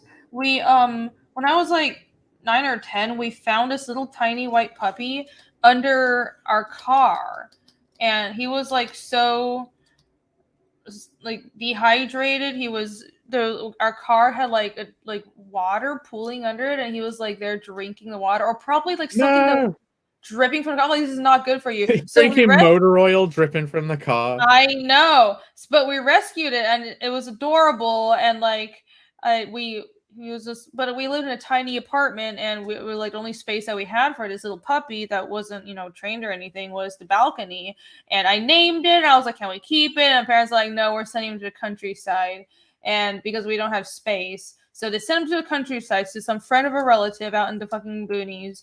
And then years later, I went back and saw it again, and I was so sad. Whoa. Of course, he didn't recognize me, but I'm just like, oh, I wanted to keep you. I give you a good life, and like.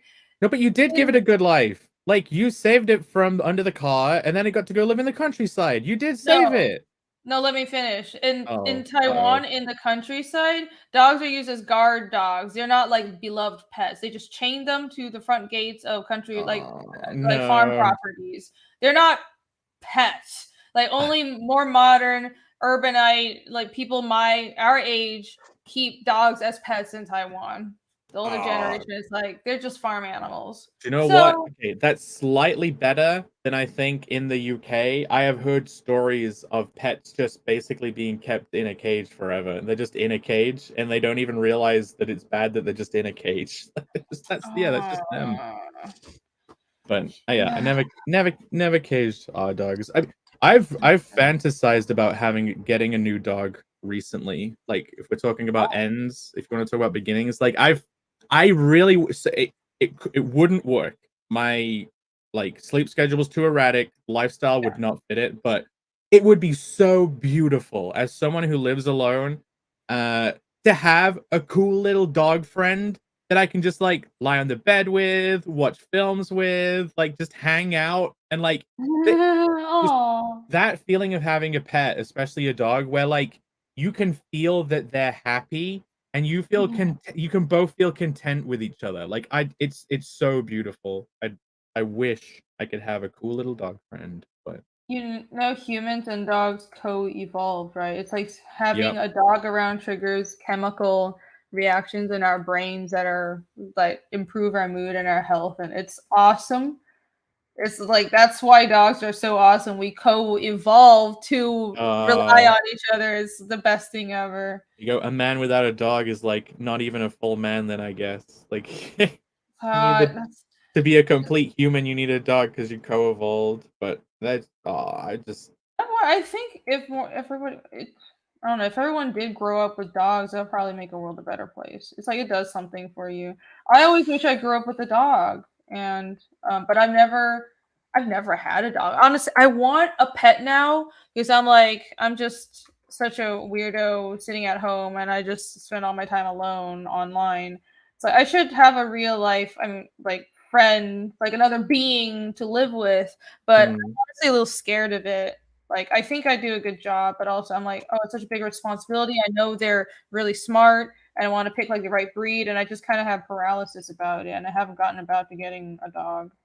yeah. I plus the idea that you can now COVID's gone away, like just go on holiday or go on a trip for like weeks at a time, and not have to worry about like who would look after it. Like I know I have family and they could look after it, but um yeah, having to find I would never put a dog of mine in a kennel. Like I would never ever do that. Like we had Hmm. dogs when I was younger, and it was awesome growing up with dogs. Like as much as I Oh. miss Sammy, my cat sidekick from when I was a little kid, like they are beautiful. It is wonderful, but yeah, they went in a kennel like once, and it was. I think they got like some of their hair got burnt off chemically, and it's like, what the fuck? What? Yeah, they must have. I don't know what it is. Maybe some cleaning chemicals got spilled somewhere, and like, yeah, they did not come back in good Oh. shape, and they were not very happy. Like, imagine you're a dog that's in a peaceful home, and then you just go into like a place where there's tons of other dogs suddenly, and they're all barking all the time. Like, Yeah, it'd be pretty stressful. It'll be one of those like do- doggy daycare things where the dog is used to it and they know like all the other dogs there. But I mean, they're so smart. You can't just like throw them into this. Imagine being in their place. Like they have consciousness. They're like, yep, why am I being abandoned in this strange place? Where's my best friend? Oh, I can't do that. yeah, but I do have a small amount of real life friends in town, but and still, I'd rather not trouble them with it. So, I'm oh going well. away for a week. Just look after my dog. Like, okay. Yeah. Be a good friend now. Watch my dog in my house. It's when I put on Twitter about the idea of having a dog, and some people were like, "Why not a pet hedgehog?" You do not understand how hard of a pet a hedgehog is. They are the worst pet, I would say. They Mm. apparently stink terribly. The smell is bad, and I could not deal with that. Like as untidy as I am, that kind of realm of untidiness, no, do not enjoy. And like Yeah. they're really hard to bond with as well. You can have some hedgehogs that will just never bond with you ever. You'll never have a connection with them because they're just such like a solitary creature. Um, and yeah, Yeah. Dogs are special. Most animals, they don't it's like we're different species, okay? And the fact that dogs and humans communicate as well as we do is a fucking miracle. Again, it's because we literally evolved together, and dogs and humans are already compatible, being social animals and like distance hunters and all that shit. But most animals just we don't communicate the same way. It's like all this shit about you can't look like a gorilla, and even a fucking gorilla. It's I don't know, it's all these like social cues that we don't understand, or like don't turn your back or don't run away from a bear. They're not suited for just being in captivity and being around humans. People don't understand. Yeah, you have like I did fantasize about having a little monkey friend, like that you could train to do stuff, and I'm like, man, that would be cool. Yeah. But like one day it would just like rip off your face. Oh yeah, well don't get a fucking chimpanzee, get like a little mini monkey. But chat, or even little mini monkeys, like a bad idea, because that would be so cool. You give him a little hat and a bow tie, and you can like train him to do stuff. You're like, hey, monkey, can you go get me another kind of monster? Oh, that would be cool. It's like, oh, that would be so much work. That'd probably be more work than a dog though, because it's like, Yeah. okay, it's smart and then it has hands. Dear God, Your like hobby imagine the would shit- become your hobby would fuck up. become training the monkey to do fun stuff. Yeah, it would be like it would be like having a kid. Mm-hmm. Just have a kid. Yeah, just have a kid at that point. I can It'll be train so it. much fucking work. At least it'll grow up and do things now. Yeah. Oh Yeah. that's Love the beautiful. bait. It says very bad idea. Just reproduce a child, Jake. Okay. Exactly. If you're fine. gonna get a monkey, might as well just like have a child. Monkeys make terrible pets. Yeah, like dogs and humans are fucking special. Monkeys are like He they has a have like monkey as hands his and they can be- avatar, and he's called John Monkey. Don't do it. He's like, don't do it. Whatever you do. That's great. But they don't really always make good. They're a lot of work, you know. They're like small children, and they're mischievous, you know. That's fucking Deceptive. hilarious. Healthier, and that's the thing about dogs. They're smart, but they're generally not mischievous. Like they want to please humans. That's like an instinct in most dogs. It's wonderful. They're so great. Healthier said my cat is just 17 years old. She was straight up to go, oh, that's an old cat. Oh, that's Beautiful. awesome. Yeah, when I was a kid, we found a stray cat. We called her Amber, and she was just hiding in a bush, and we would go and feed her in a bush. And I was like, Mom, can we have this cat? And she was like, no. That's it. Never saw her again. The only pets I had guinea pigs, I had chipmunks. It was just like small little things you keep in a cage. And then eventually my parents were probably like, okay, these animals keep dying. So they just settled on turtles. And then we had turtles for like 10 years or so. They were Wow. awesome. They're these little, whatever species it is that has an orange stripe along the necks. They were great. And it was so cute. My dad adored them. Like we just keep them in this plastic tub. It was a couple of them. I think they were both boys because we never got any turtle eggs. But they had a little rock and just like some water. They'd always just chill around there. We feed them every day. And when it was sunny, my dad would just take them onto the balcony and they would climb on top of each other and like be like a little turtle's tower. They would like turtle. and they would turn around like whichever direction the sun was in, a stretch out their legs like they were sunbathing, like just like, oh, let me get this leg in the sun, let me turn get this leg in the sun. It was the most cutest, it was the most cutest thing ever. I actually loved those turtles. And then we took an extended vacation to States and we had to let them go, and that was sad. No, what do you mean let them go? No, let them go in the wild. And is that fine? Can you do that? Yeah. Oh, I didn't realize. That's a Not the wild. It was like a pond. It was like Okay. a pond on the outskirts, like in a town nearby. So have a it pet was for sad. years, And and you're like, we're going on vacation. I was so upset. I was like, can't any family members take them? And my parents were like, no. I'm like, terrible family. Like what? My family's done some. I'm not gonna get into it. Yeah, I'm not going to say any of the understand. horror stories related to pets No, and how incompetent parents gonna are. into it. I just didn't understand it. I was very sad, but they were called Snappy and Nabby. Of course, I named them when I was like 8. So because they were Do you want one of these as a pet? I've shed something. Wait a minute. Wait till you see the next bit. Wait until you see it. Hold on. There you go. Do you want one of them? So tiny. Look at that little dude. How is it real? It's so little. Yeah, I would be worried that my body heat would harm it. You know what I mean? Like, is my finger not too warm for you right now, little dude? Like, are you okay? But he seems It's content. so cute. I would keep it and protect it until it grew bigger. But yeah, I would. That would be awesome. Oh, look at it. I wonder what species it is, because that's like a baby version, and octopi larvae, because they hatch from these tiny little eggs. It could be Lava? I did not. Well, I mean, I suppose no, they're not actually called larvae. I have no idea. I just because it's so small, that was where my brain went. It's so tiny. It's baby Cthulhu. You're right. This little baby, adorable, universe-destroying monster. So cute. Oh. Okay. I'm getting distracted. All right. I like cute little things, guys. I can't help it.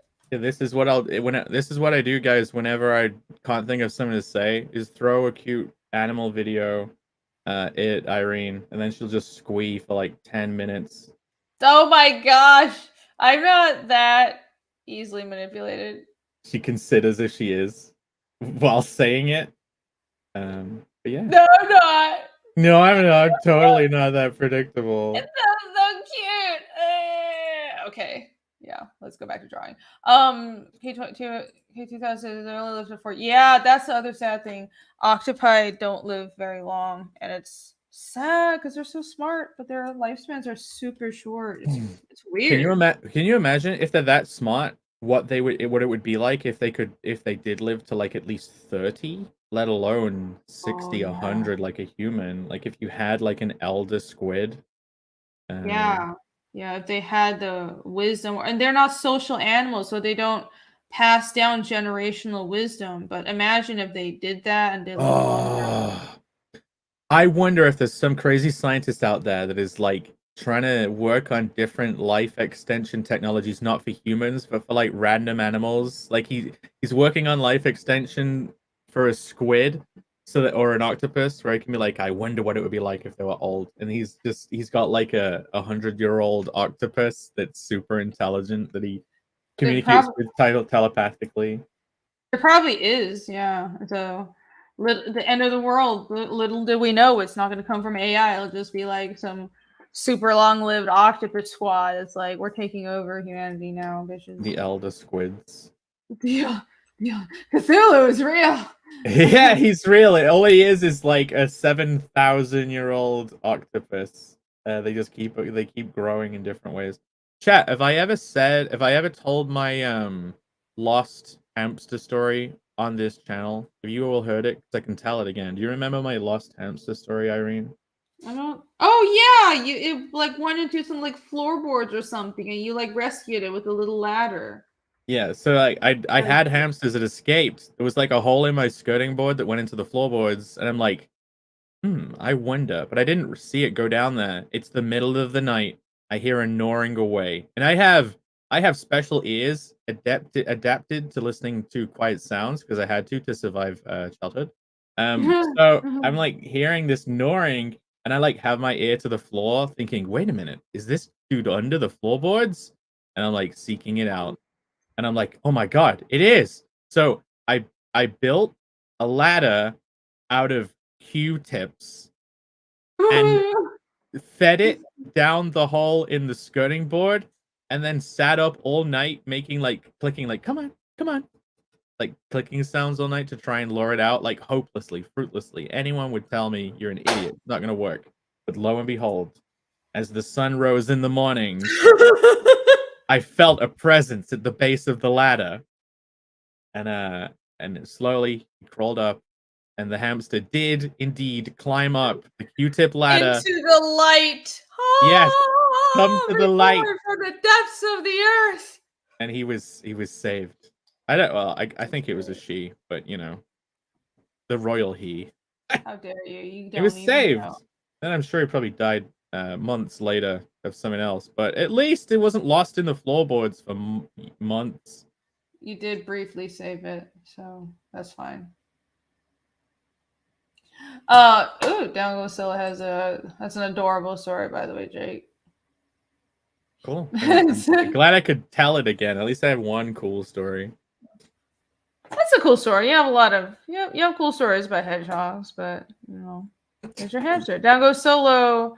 I sound like, yeah, you have some cool stories. I'm sorry, I'm getting tired, but I don't want to stop trying. I want to keep working. It's like my brain is trying to keep going. It's things aren't matching up. Okay. What are lifespans for your species? The ones that don't cross you. Right, world building question. Have you thought about this for your series, Jake? I've only thought about it in the context of like if you have an elf type character for super long lifespans. I'm like, okay, we have the context of how humans would behave when you have like a lifespan of say up to 100 or something. But I don't know how someone who has existed for 1,000 years cares about anything anymore. Do you know what I mean? Like vampire style. Like they've experienced so much. Like the older you get, old people seem to not really give a shit at some point. You know what I mean? They give up on like socially adapting. They're just like, this is just me now. So I wonder what a long life creature would be, but that's all I've thought about. I don't know about you. The way I think of it is, they must also psychologically develop at a different pace, because with most creatures, if you look at their lifespans, they mature at different rates. So it's like their brains solidify at different rates. And for humans are weird because we have a we're born premature and we have a very extended childhood, but it's part of how we become so adaptable. We have an extended period of time where we can like rewire our brains. But then, so I was thinking of kind of how elves are portrayed in a lot of, at least in like D&D and Pathfinder, they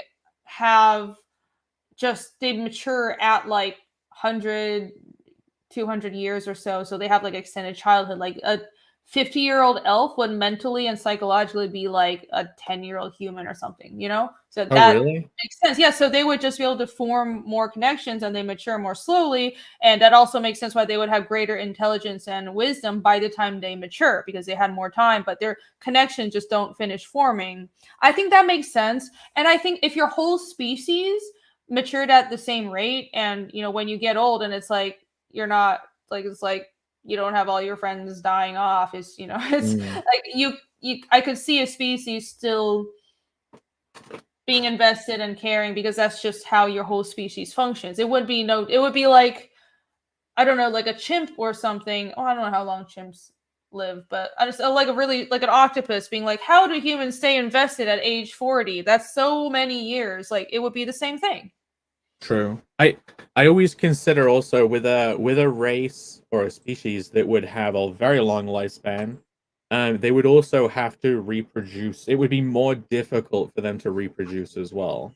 Or they would be like a very violent race. If their reproduction rate was like similar to us and they had longer lifespans, they would have to die at a higher rate from non-natural causes, so they could be a warring race. Interesting. Yeah, I don't know if that would, because they would have to evolutionarily factor into how they reproduce and they don't overpopulate. They'd need an equilibrium in some way, yeah. Right. Well, I do have long-lived species in my world. I have one species that it's mostly main. There's the dev humans. It's fully at they're like this weird thing that's like they're like higher humans. So if there are different species in my world, they can't interbreed. So I don't have like half devs or anything. I'm just like scientifically accurate about this stuff. But then I have another species called the Aluka, and they live a long time. I'm not sure how long yet, at least like 500 years. So they live a long time, but my idea is their fertility window is really small, and they're also more solitary. And so humans are like the social creatures. I was thinking, what are humans like in my world? In my world, humans are they're social, and they're also the more rational, logical compared to the other Cymar species, and they want to like change their world and customize and kind of like terraform everything, which is kind of how a trait of humans really. But I was just like thinking, okay, I want to just establish that rule because humans in this world, they could be like, in comparison, that's how I want to portray it, and this is my universe. And some other species are more instinctive, they more like live in nature, or they work with nature and they're more instinctual, but that's not necessarily a good thing. It's not like, oh my god, they just like frolic in the meadows. They probably are just super violent because they run off their emotions, like how orcs are portrayed. And then I have like Cymar species. Cymar are intelligent mortal species in the fiendish world who are, they're intelligent, but they're kind of like humanoid octopi where they're really solitary. So yeah, it varies. Down Goes Solo says, do they still have relationships even though they can't have kids? What do you mean? Oh, like different species that can't. Yeah. So dev females are commonly sex slaves. Oh, there you go. Oh, I suppose if you had a race and you couldn't interbreed with them and they were pretty much humanoid, that Yeah, they're would human. be a cruel fate of theirs to become that. Yeah, a lot of Cymar species actually. I wanted to. I think some of the other ones. I'm trying to like the Aluka would be. I have some like early concept art for the Aluka on the website, but I want to push it further. Like I want to make them just all weird and like punch over. I don't know. I'll do some weird stuff with them. But the dev and humans are supposed to look similar enough that it's like the Twi'lek basically, and especially the females are they're yes, they can have relationships, so that is an established thing. Speaking of relationships and long-lived races, and I don't know how long your red skin characters what their lifespans are, but say you have an elf type character who can live for a long time, and you know they're in a typical D&D party, right? They're in a group on an adventure. There's going to be a social aspect too. They can live so long compared to these guys. They're maybe going to be less socially invested in building these connections because all of these humans are going to die. Like they're not going to be around for long. I'm going to exist for thousands of years.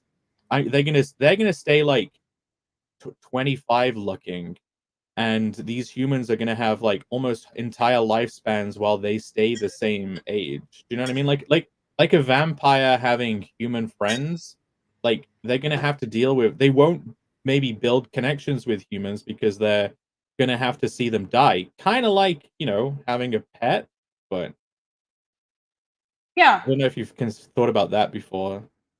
yeah, of course. I have thought of everything. Well, the Ispoliad don't live that much longer than humans. They live slightly longer. The Ispolin, so the Ispoliad. Okay, this is slightly deep lore, but you guys are smart. You'll get it. Ispolin are this mysterious race of they're like higher humans. They're taller. They have like weird like extra magical abilities, and they look kind of like Ragnas and Ispoliad. But the Ispolin are this like weird magical race of humans that descended on every continent and taught the humans all kinds of like knowledge and government and shit, and then just fucking disappeared. But the hybrids between the Ispolin and humans, regular like common humans, are called the Ispoliad, and Ragnar's the Ispoliad. So they have like their ears are just a little pointed, and they have like green or blue hair, and they're like red skin, but they are human. They're just a race of human that I've made up, and they live like a little longer, but they are still the same species. So and I have a few other species. If you look on the website and in chapter 2 you see a little bit of it, where I have these higher humans that are Isfolin, but then I also have baser humans that are called Burman, and they're basically like Neanderthals, except I made them gray skinned and they live out in the wild. But they're like, because I was thinking us as Homo sapiens are really weird. We're the only species of our whatever, like the genera species. Oh, they're only, I don't know, like subspecies left, genus that's left basically, and Wait, most that would probably not be how most, or we fuck them out of existence, but nice. That would probably not happen in other settings. So I was thinking, well, humans would have different types of humans, and even some other, like even this different Cymar species, they would be it was like this was a world where just more different forms of humanoid sentient life evolved, and they all evolved different ways, and just more of them survived. So that's sort of how I think about it. Yeah. Yeah, So, like yeah.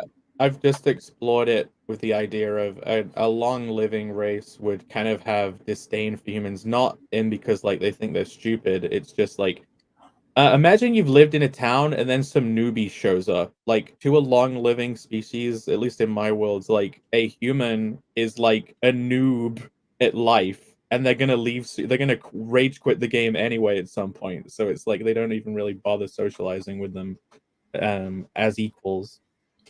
Yeah, so the Aluka in my world, they're very long lived, and they have this whole like history with humans where they used to war, but now they don't. But because the Aluka are very small in numbers, they have kind of like integrated into human society, but they still stay separate because they live longer, they have different preferences, they just have different instincts. So it's this really interesting thing. I really can't wait to introduce some of the Aluka characters, and I have some side stories planned as well that will explore the world, that part of the world more. But yeah, like you have to take this stuff into account and be realistic about it. Yeah, do you have any magically generated creatures in your? I know the yeah, I'm not gonna say. Do you have any magically generated races in your universe? Like you could have like a living doll can be someone can bring like breathe life into something. Like that is a concept in fantasy fiction, or like someone could put like life into slime or something. Do you have any magically generated races or creatures in your world? Yeah. The end. Okay. Yes. Thanks for Thanks for struggling. playing. Thanks for struggling to get that question out for like half an hour. I'm The sorry. answer is yes, and shut up. Well, no, it's like I've never even told you in private, but it's just like some things are spoilery, and Sure. Okay. or I just don't want to talk about certain things yet. Hypothetically, if you Like were it hasn't. It's like I want to introduce a interesting race. So it's like I'm not going to spoil all of it before I even introduce them. Okay. Well, what magically generated creatures from other IPs have you found interesting? How about that? Is that a better way generated? Okay. Well, I'm gonna nerd out about Pathfinder. So what else would I? Well, okay. Do it. Magically generated. Technically, the orcs in the Lord of the Rings are magically generated. They were corrupted by Morgoth from elves or humans, but technically it was elves. Yeah. But like they're plenty of magically generated creatures. It depends on if you think about them in like they're magically created species or magically evolved species, or are you talking about golems? Because golems could also be a thing, and that's an interesting thing to play with in fantasy.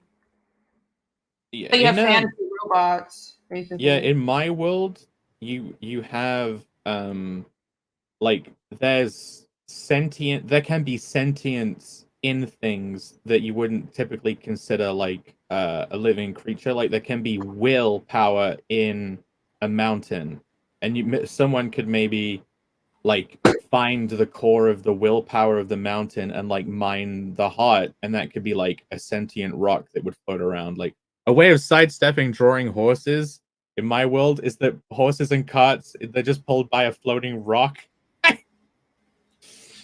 Good going. I don't have to draw a horse. Good job. They're just using a rock for a horse. Okay, I'm going to turn Fiendish into a humor. See, it's going to be a comedy, so I don't have to just like make weird shit up and stuff. Yeah, I mean, that's smart though. I'll have rocks pulling everything around. And I love putting faces on stuff, so I'm like, obviously I want living trees.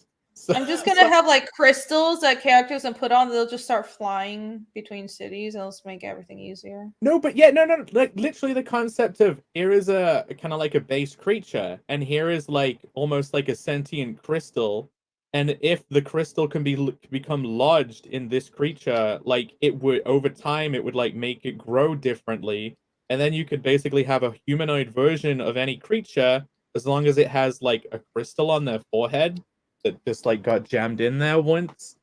And they can even become like one of a kind, and you don't even have to generate a whole race around them. Like I love all of that. Well, stuff. yeah, that sounds like a golem that's powered by a crystal. There you go. That makes sense. A flesh golem.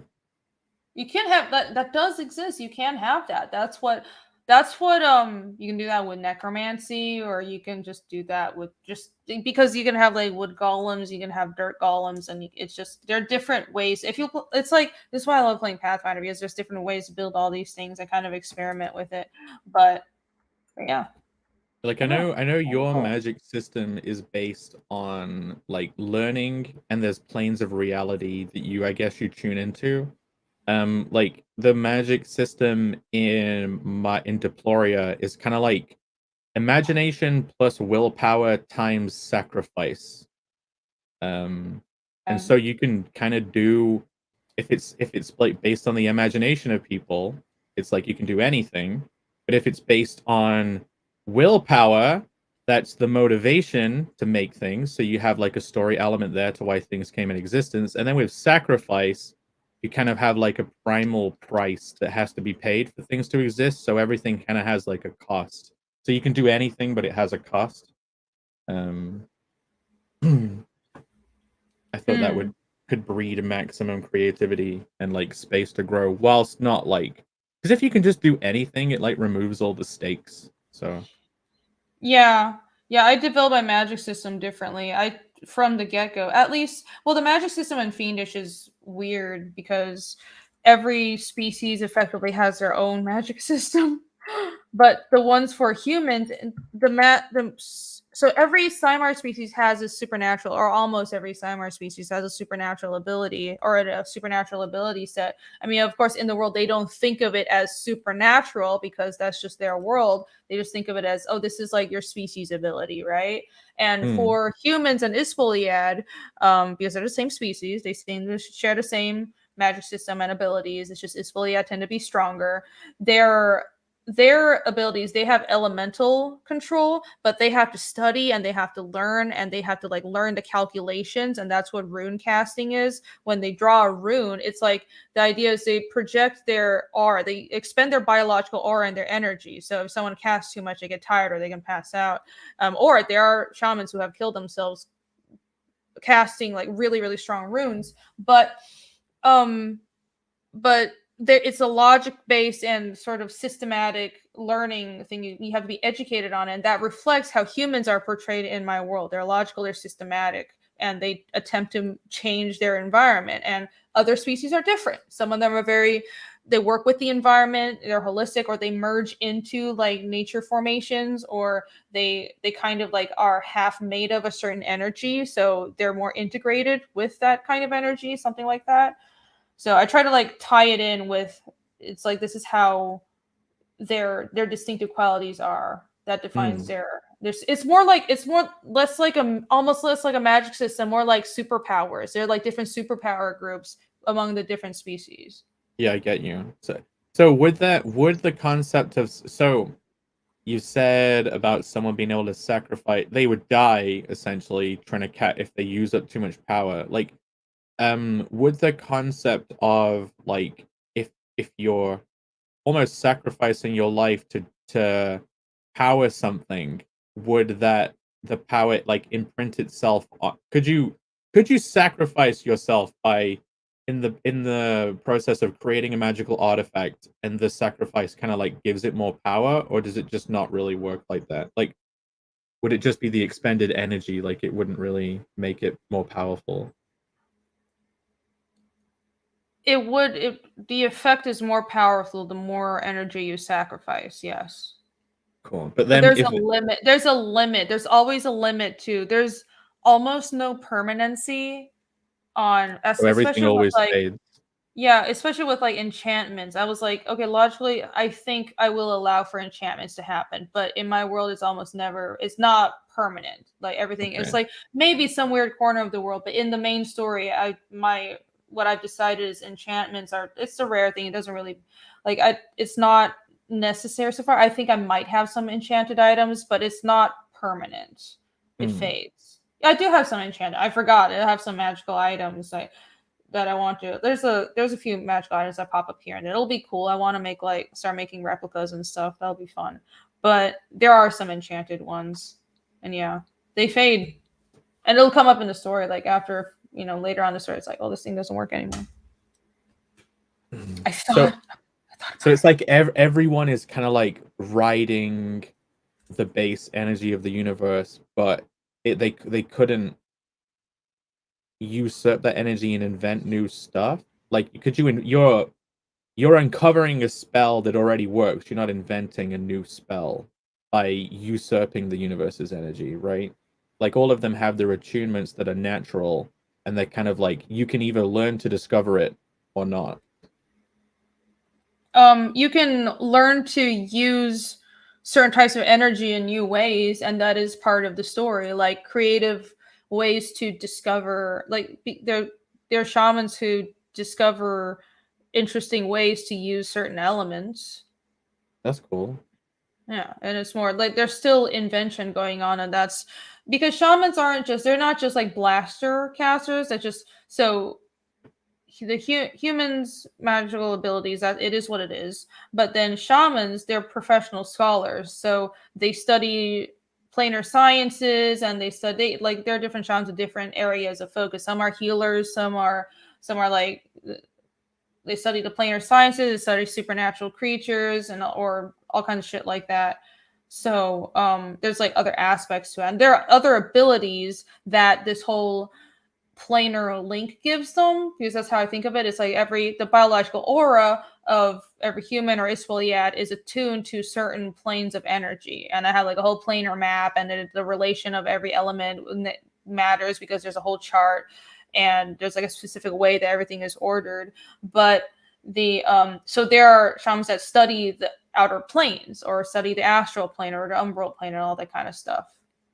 So it's more than just they're blaster casters. It's much more than that. Yeah. Jane Max asks, what am I talking about? I'm being a nerd and talking about magic and my magic system. This is the channel to come to hear this stuff. Yep, come to my channel for rambling about magic and senseless blabbing. That rant got you a $4 super sticker, so it can't have been that bad. Oh, well, thank you. What's it? Jesus Davila. Jesus Davila. That's how I should read it, right? For $4. Thank you so much for the super sticker. What is a super sticker? It's like a big yellow guy giving a blue present to a little greeny blue guy. Oh, that's great. Thank you so much, Jesus. I appreciate it. Magic is well. Hey, what's up? Michael, you want the link? There you go. Save us, Michael. No, okay. If I invite Michael, we're gonna go from talking about magic systems. If we invite Michael, it's gonna go from magic systems to history. And okay. I mean, I'll regale you in the entire history of my entire fantasy planet if you want. Yeah, that's maybe something you can talk about instead of what spells can people make up. But yeah, no, it's not spells. Think of the magic in my world as superpowers, like superpower groups. Yeah. But they're kind of our to the natural energy that's there. Yeah, but except they have to make, you'll see in chapter 2, it's there's whole runes and charts. It's their whole symbols, and you have to write the calculations. That's why you have to be really smart to actually be a competent caster. So every species is different, but for humans at least, it's kind of like drawing. So you need natural talent, but you also need to train for a really long time, because you have to actually learn the math and learn how to write the runes. And also every different cultures have different types of casting, because the raw energy is your oral energy, it's your aura. But on Arvos, the continent where everybody is right now in the main fiendish storyline, humans have learned to project their aura with runes, like rune casting. But on different continents, it's different. They use different techniques. So we're gonna find out about that. Who knows? Whoa, it's a mystery. Keep reading to find out. Yes, it's interesting. In your universe, people seem the people on the ground seem to know what the universe is in a sense, and like differently, like they know the gods. Like, but in my Yeah. universe, they haven't known that, but there is like a base. There's like two base opposing wills that the universe is generated from as the conflict between, and the people don't know that, but they have like an innate ability because they're a sentient creature to have like imagination, and it's their interpretation of the world through their imagination and like will and sacrifice that can generate gods, but it's really just like a part of the overall greater will. So it's like people can almost invent gods by how much they believe in them in my world, but yours is very different. You have like there are gods and people know about them. Yeah, and it's one of those things where in my world there could like the main gods are known, they're a real thing. They just don't really meddle in the like the living world.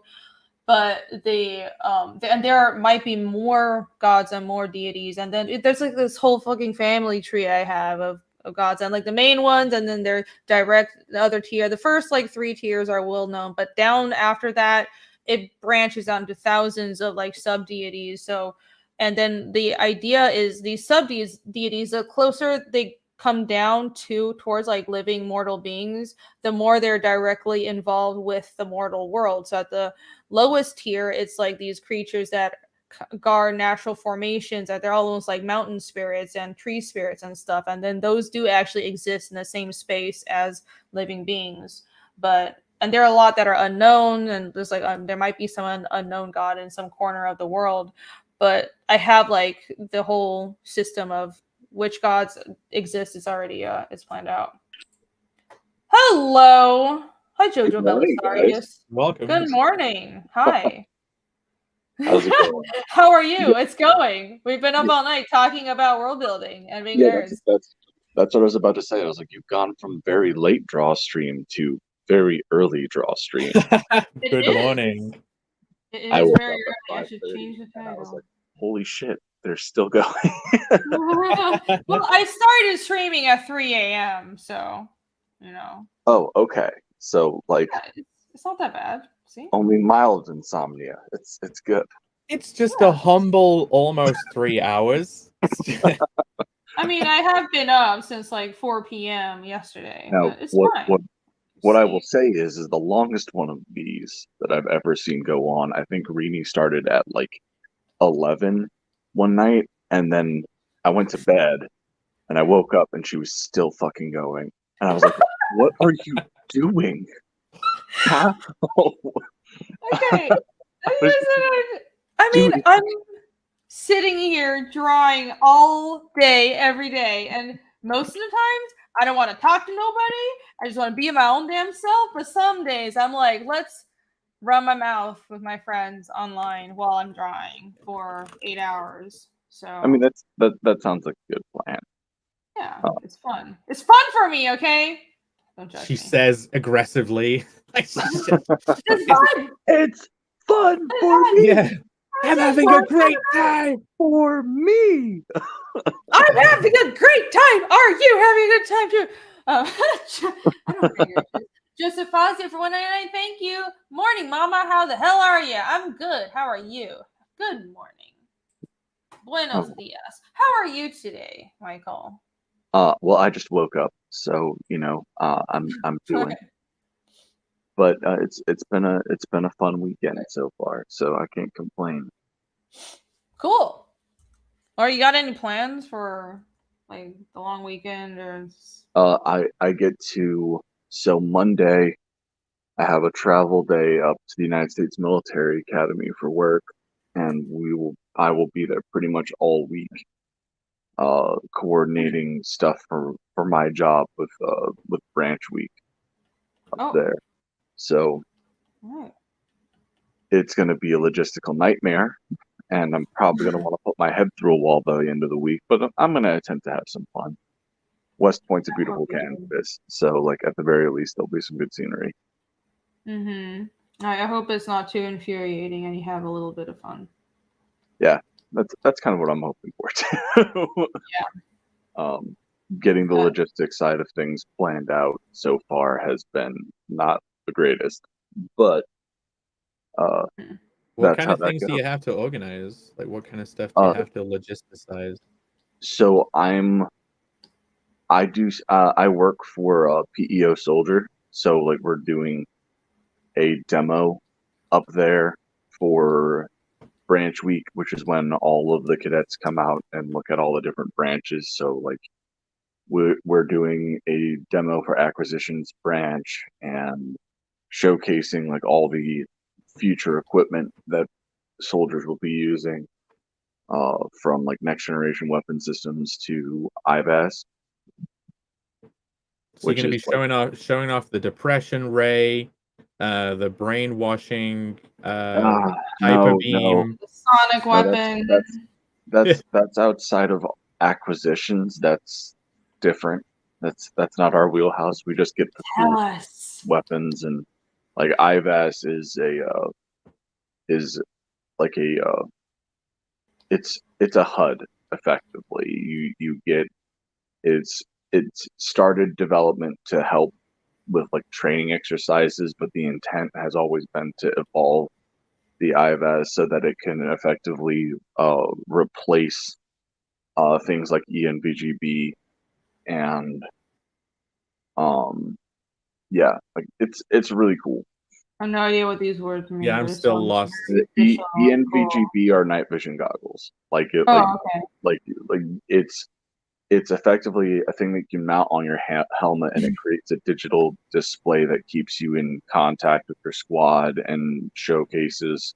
You know, you can plot points in the map so that you can have so that like it's giving you like keeping you tracked on like how far away you are, what did like keeping all of that stuff, like effectively doing everything that you would be doing with a compass, and it's all up on a visual display that you're looking at. Cool. Is there much of a risk of those being susceptible to being taken down in some way or hijacked? Or are they I mean, pretty? How do I take one down? I don't think so right now. Like that's a bit above my pay grade. And even if that was something I did have, it's not something that I could comment on. Sure, okay. I'll shut up. This I'll is stop asking military more questions. equipment. I mean, let's just publicly Yeah. try to disclose. like all the stuff that I told you is stuff that you could find from a Google search on IVAS. It's a uh, very popular thing, and the intent has, as I said, always been to get that up and operational so that soldiers have a better way of keeping in constant communication with one another, from the squad to even brigade level. Hey, it's Phil. Zaid Khamas is in the chat. Morning, I've been Phil. talking up all night. What up? The boys, they're partying it up in Austin. I'm a little jealous. That's fine. Oh, nice. It's fine. We need to all have like super FOMO now and be like, Phil, y'all and fun, y'all abandoned us. I'm just Oh no, we could have all I gone hear there's tubing. going to be Phil's a gone to solid the. amount of people up in Baltimore. I'm even going to be there for that. Oh, yeah, Jason was talking about Baltimore Jason earlier. will be there too. That'll be cool. Yeah, Shay's going to be there. I'm going to be there. Global Frequency's going to be there. I kind of want to be there. I wonder if I can make it. Do it. I'm already traveling so much in the next few months. Do it, me. I should. It's very short notice though. But I want to. Yeah, Well, see. I'm not going to be Baltimore's a good show. No, you should fly over from England again. It's not that far. I'd love to find a bunch of cons that would have been relatively close in time and space, and then you could be in the country for like a month and go to like 2 or 3. Like I did that once in Seattle. I went to both the International, which is an esports event, and PAX Prime within the same month, and like that was a perfectly planned trip. Dude, what you need to do is you need to be looking at places like like Virginia and Maryland have a whole bunch of smaller conventions that you have streamed over like several weeks. Like Yeah. I know over the summer in Virginia, you have like back to back is like Fairfax, Richmond, like all of these different, all of these smaller counties or cities that have a pretty solid base of comic nerds. And like some of these conventions are only like a day, but it's still, you get a whole bunch of them back to back, and that will last you at least like 2-3 weeks. That's cool. Yeah, there's just so many shows here in the States. Should do just like a giant tour. Hit up a bunch of shows for a whole month. I need to organize it. I can't even drive in. I haven't dared to even drive in that country yet. So It's probably easier here than us going to the UK because the roads are like huge here.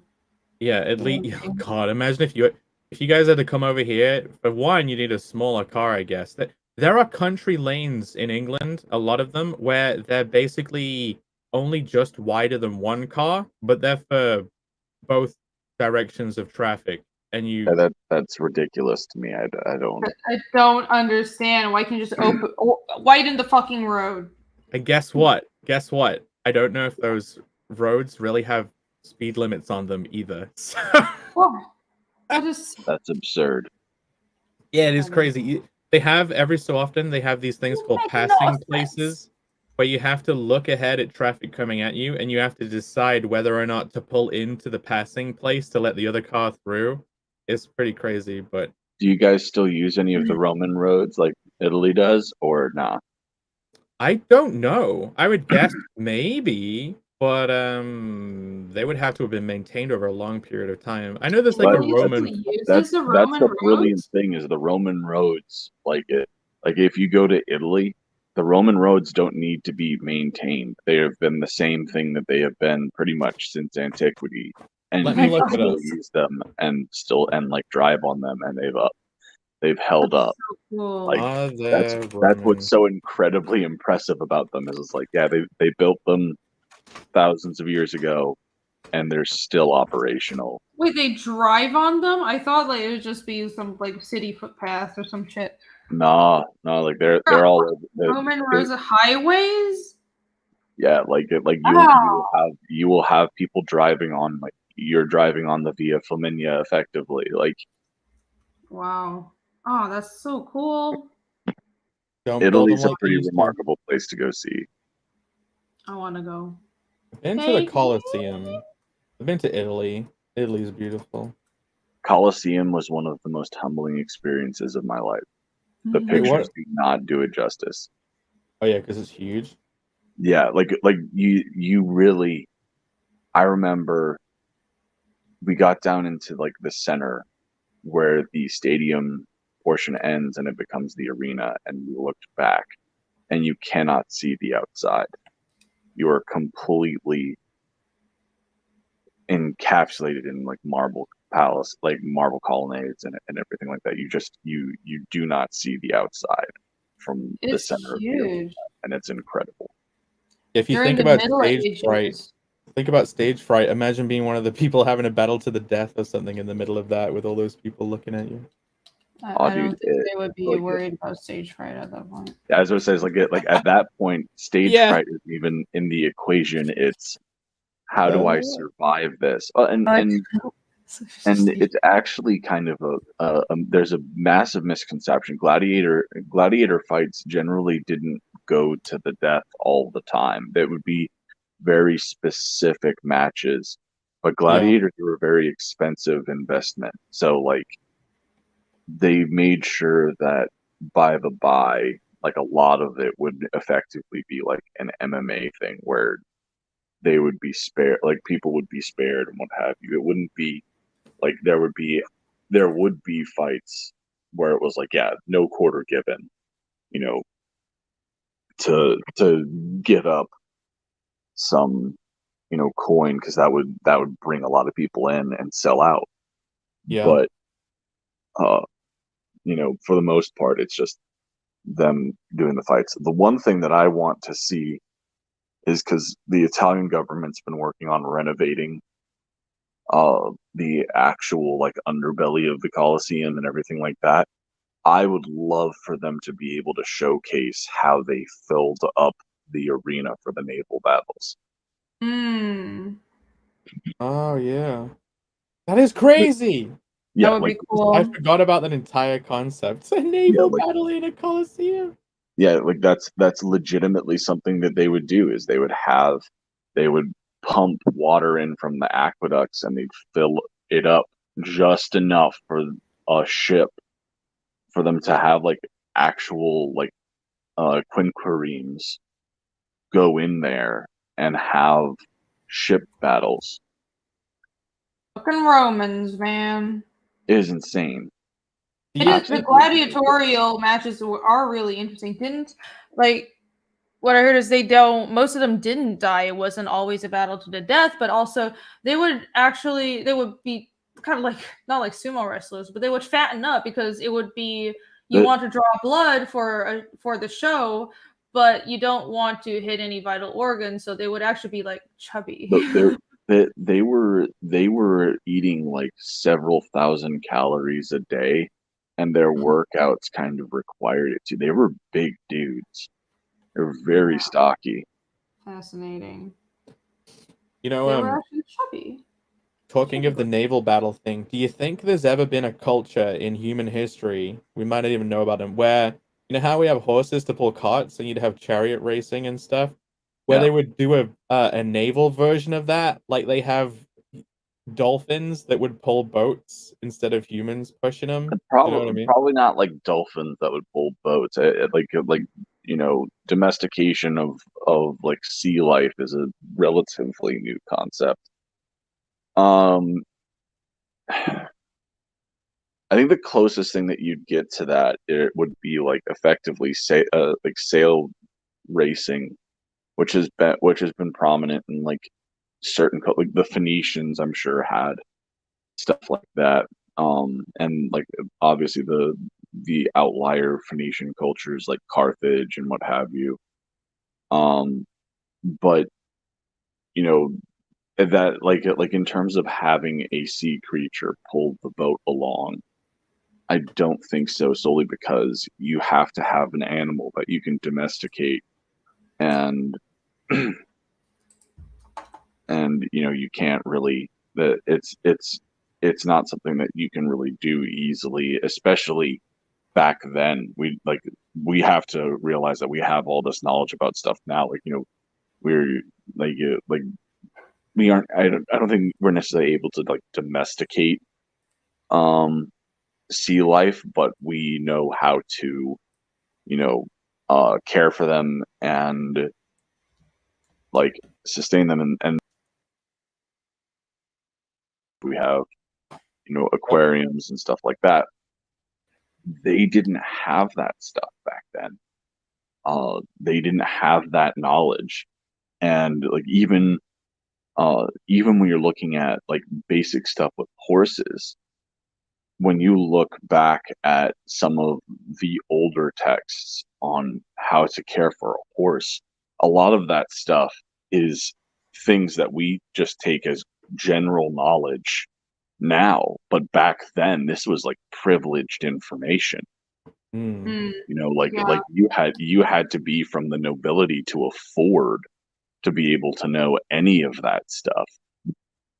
Well, that's interesting. Imagine I suppose- before any sort of standardized or even before standardized education, most people would just not know shit. You'd only know Yeah. what you needed to run a household or continue the trade from your father, and that's it. They wouldn't know even who the ruler is. They wouldn't know who the pope is. They certainly don't know how to do any other trade. Well, It's the pope people would know solely because he, like especially in the lower classes where you have you know like if you're talking about the high point of like the Catholic Church during like the medieval period. I mean the peasantry are the most religious. They're most commonly the most religious. So like they're going to know who the Pope is. And in during the period of the Roman Empire, and we'll go with the Pax Romana, so that way it's like before everything becomes a shambled mess and everyone's declaring themselves emperor for the week. But during that period, everybody knows who the Roman emperor is because he's on all the coins. He's on your currency.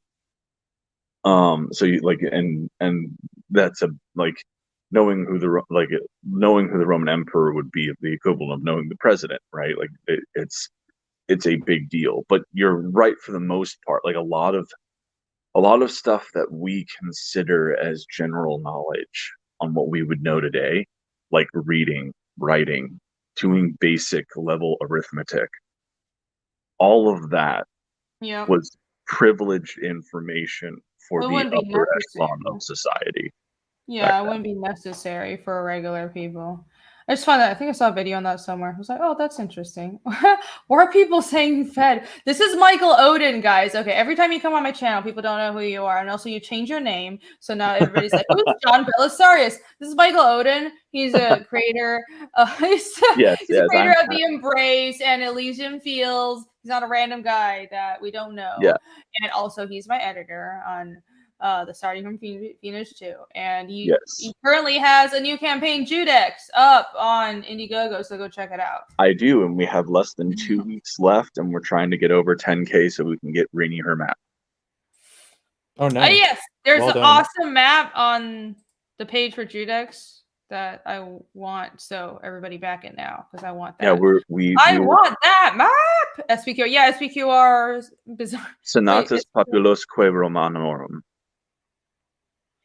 Well, the book you did was I did. I did also have SPQR's Bizarre Adventure, which is my Roman style JoJo parody. Yeah, it was Caesar and Pompey, but drawn like JoJo. And yeah, like we took Julius Caesar and Pompey Magnus and had them have a stand battle at the Rubicon River. It was great. You talk too proper, Michael. People don't trust that because trust you when you talk so proper. You need to talk like us. I'm sorry, that's just how I talk. I don't know what you want from me. You need verbal dyslexia, then it'll go well. You need to not know how English works like me, and then people will be like, "Oh, she's stupid enough. I trust her." Is this why I've been having issues getting traction? Is that I'll go on to stream and talk about the morality tale in Judex and how the characters tapped into the cultural heartbeat of Paris and all of this other stuff and try and talk about the minutia of the narrative storytelling and everything, and then people are just like, man, this guy sounds like a pretentious dick. That's not my assumption, but what do you think? You're better than me? And I'm just like, no, Michael, I'm excited. what have you done? Oh, you've been coming across all wrong. Oh, goodness. I need to rethink everything. Yeah, you should be commenting on how sexy midgets are instead. Then you're like,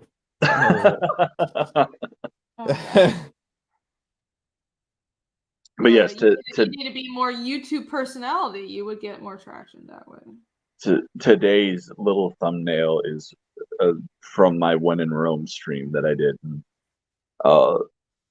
We jokingly put up a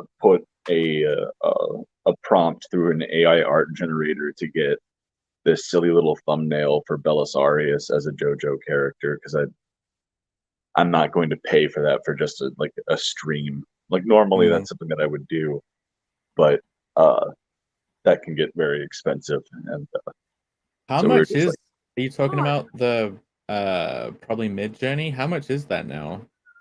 I don't know.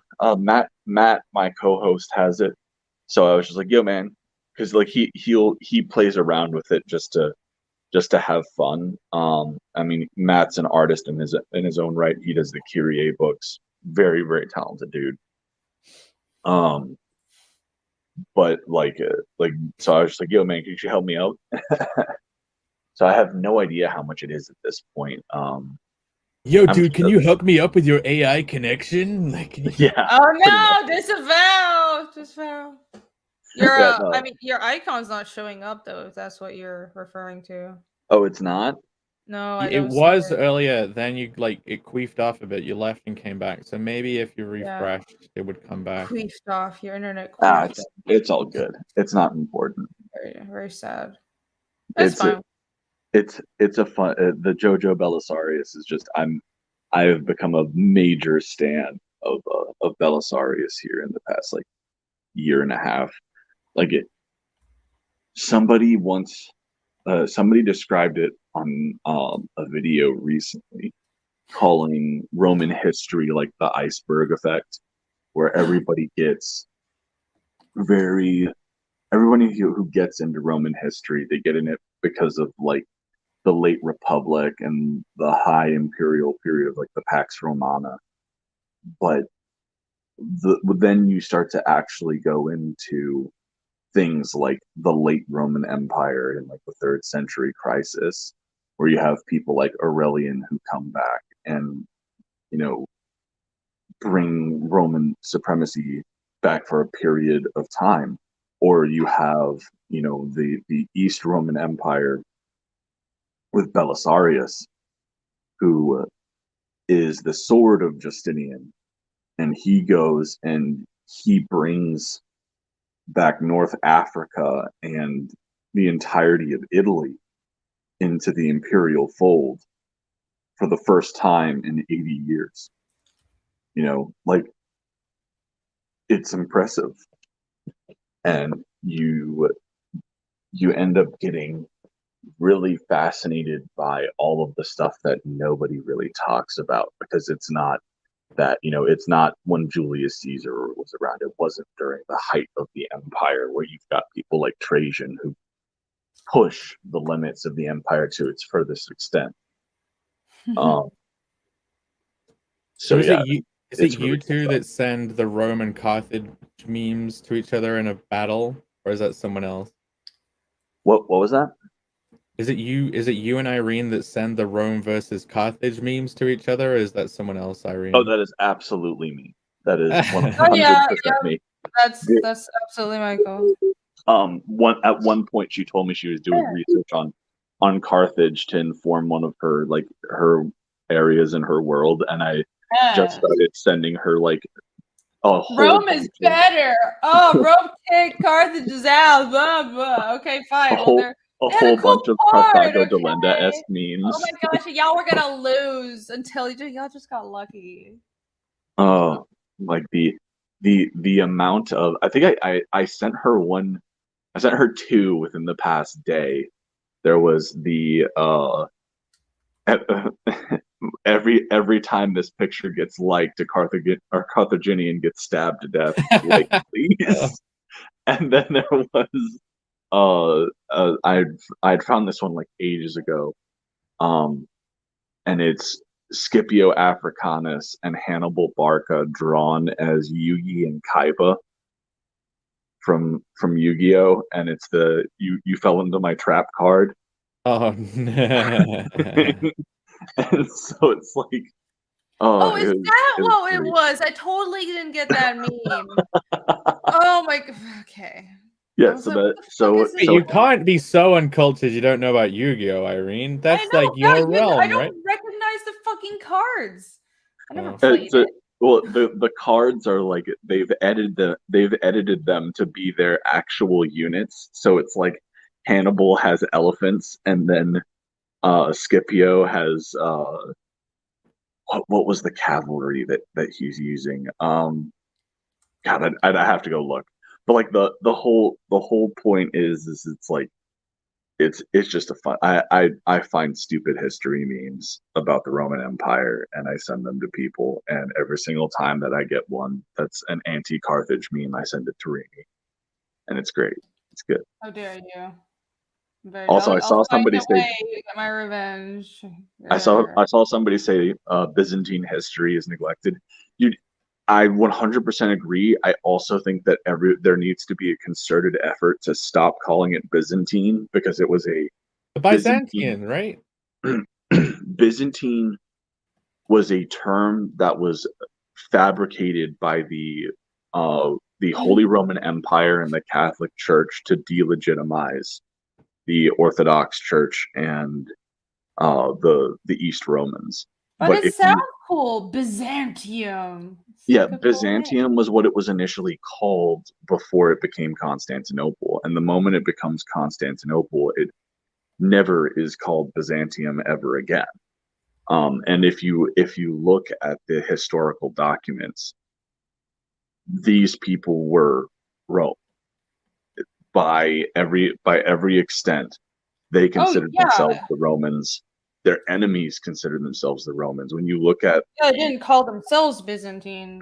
no, it was very much the Catholic Church and the Holy Roman Empire were trying to build their legitimacy as the heir to the Roman Empire, and so they created the term Byzantine as a way to delegitimize them. And while it's a cool name, they are the East Romans, and it's something that like I didn't think I would care nearly as much about until I started to learn about them. And it's like, yeah, what these guys did was freaking impressive, and they deserve to be recognized for what they are as the heirs of the Roman Empire.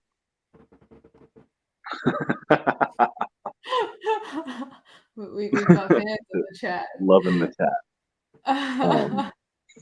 But yeah, I'm gonna keep calling it Byzantium because I like being an asshole.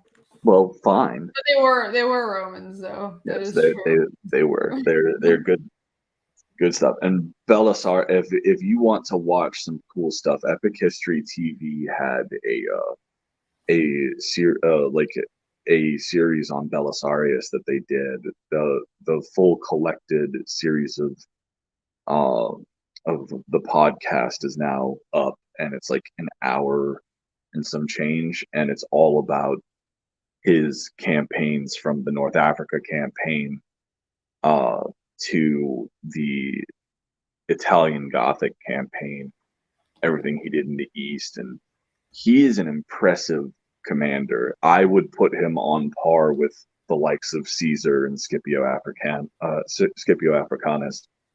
because he accomplished things that would have been difficult for those guys with not even a quarter of the manpower or resources.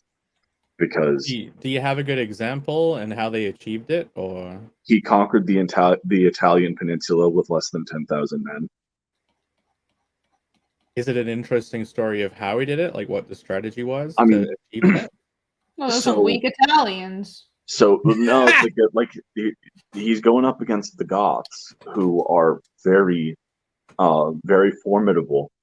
The crux of it is how he handles the siege of Rome.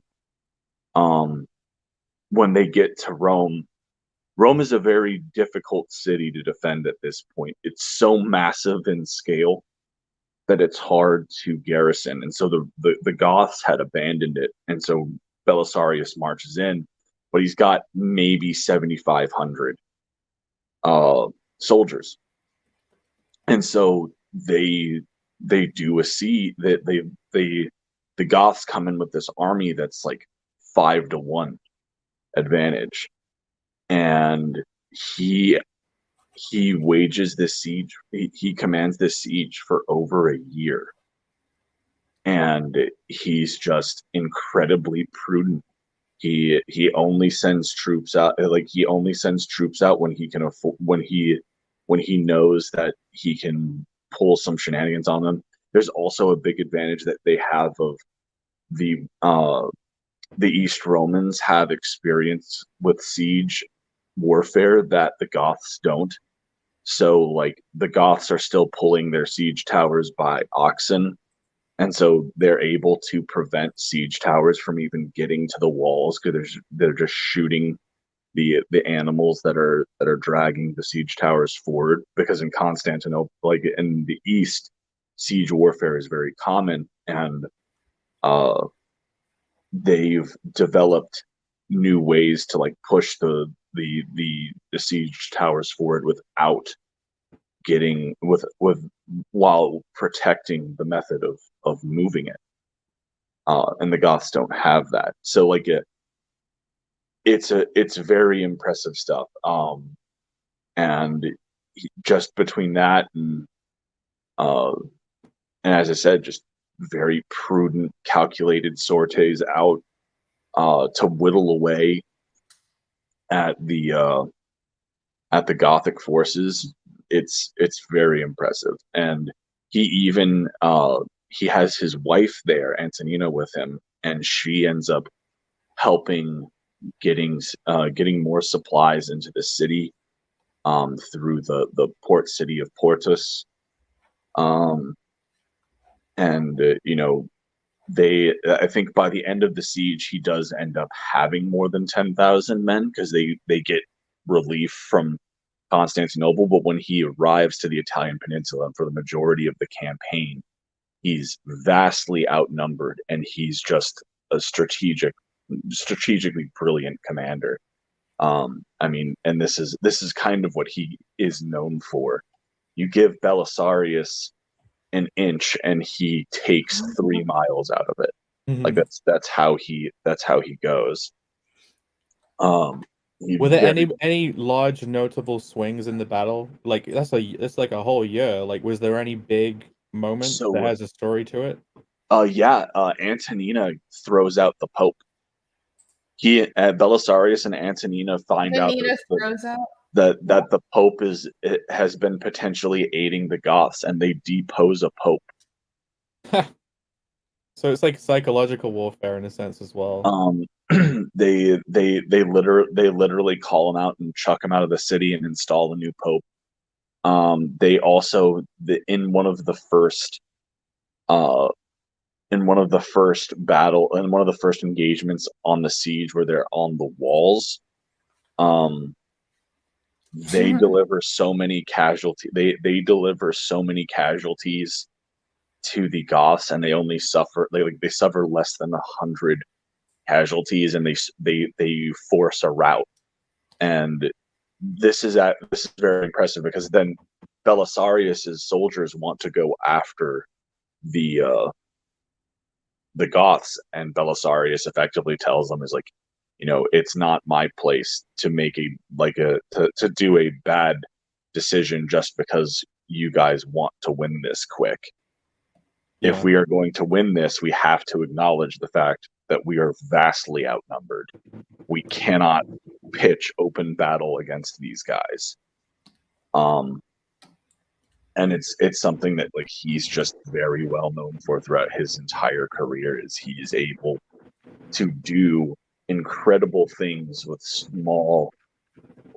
a very small army, because the Empire cannot afford to send too many people over there, because they've got to worry about their boundaries in the east. They've got to worry about barbarian invasions from the north. They're completely surrounded by enemies, and so they can only afford Belisarius so much, but he takes with that what he's given, and he makes something out of it that's incredibly impressive. Eventually, the downfall of Belisarius in his career will be his subordinate commanders not taking his orders well, which is astounding to me, because you look at a guy with the military record of Belisarius and you think, why the fuck would anybody question this guy's strategies? Maybe he was an asshole and it's just like, well, fuck you. But like, that's the whole thing, is by all contemporary accounts, he's an incredibly good commander in terms of he always brings his subordinates in and listens to their input. He keeps them updated on situations and everything like that. Now, granted, mutiny. And that's effectively what it comes down to, is it's political stuff, right? Is one of his commanders is of a different political faction than him and wants to support this newly arrived commander in Italy named Narses, who is a eunuch. And so like Narses, this creates a schism in the command of Italy. And even though Belisarius has been given a letter by Justinian at the start of this thing that effectively says, Belisarius's will is considered my will. Do not mess with him. We consider anything that he does to be in the benefit of the state. He's still got commanders who just disobey him, and as a result, put the Roman army in very precarious positions. One of his probably the most notable is this guy John, who he initially sends out after the siege of Rome to do some raiding, and they bite off more than they can chew, and they take a town. They take this city that they weren't supposed to, and they get besieged by the Goths. So how does all this history? So got people in chat are like, "Oh, this is history lesson." Michael is like the history person, but how does this history influence your work? Because a lot of stuff you do is historical. Yeah. You've had stuff that's kind of like parodies of ancient Rome, Well, and you've done also Judex is set in World War II, a World War II era. Yeah, like history is the greatest story ever told, right?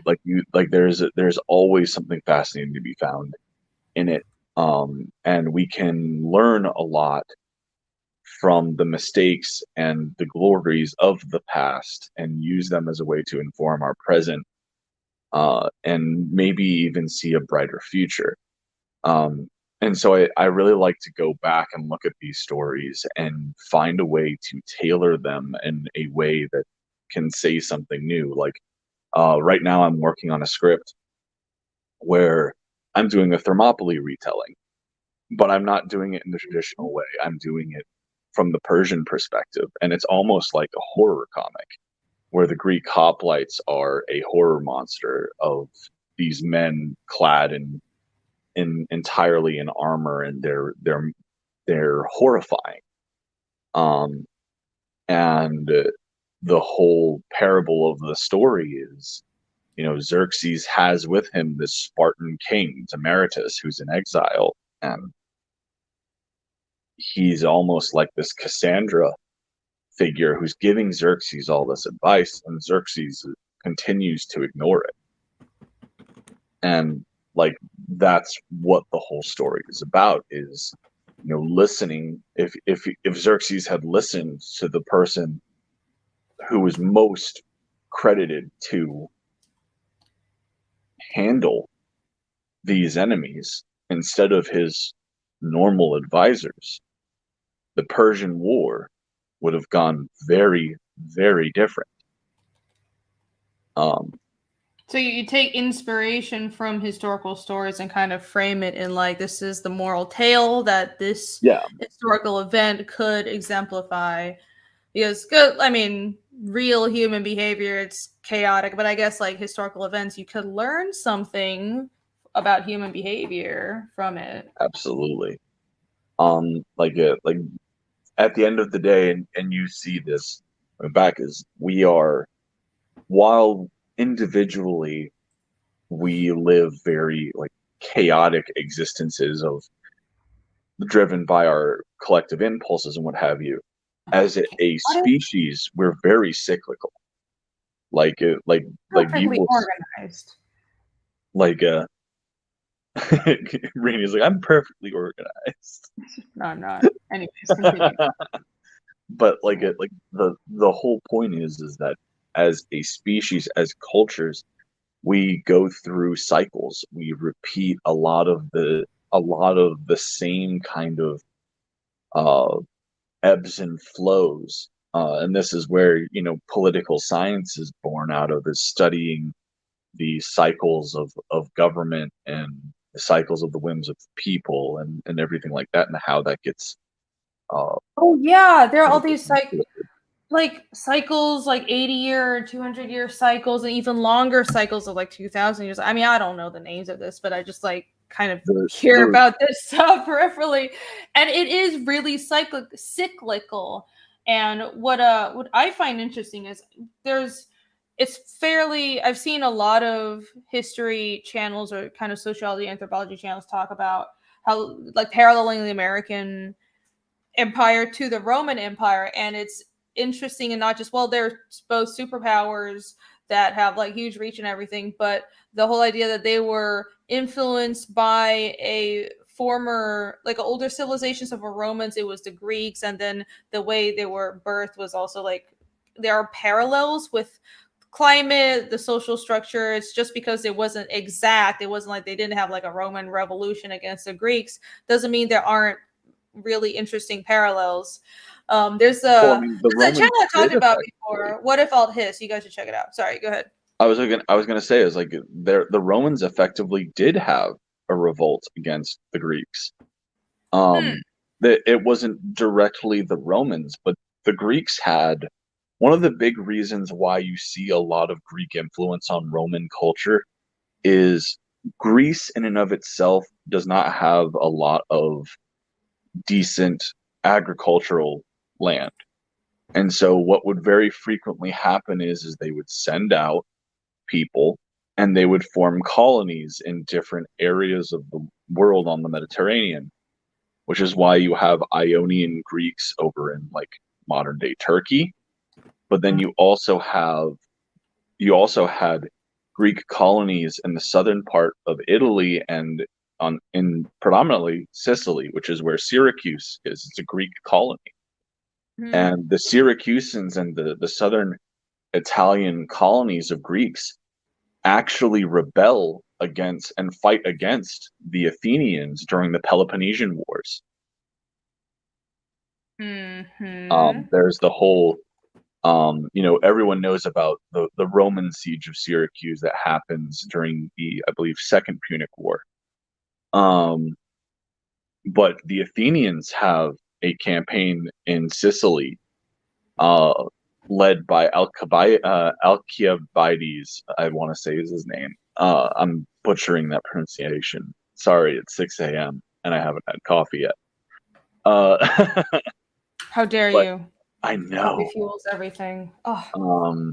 But like it's a giant military disaster, and those colonies effectively got autonomy from the Greeks through that.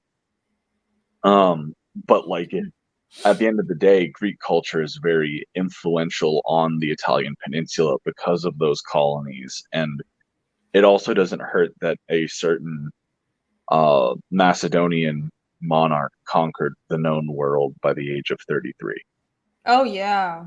That certainly played a big role in influencing the entire landscape of the Mediterranean.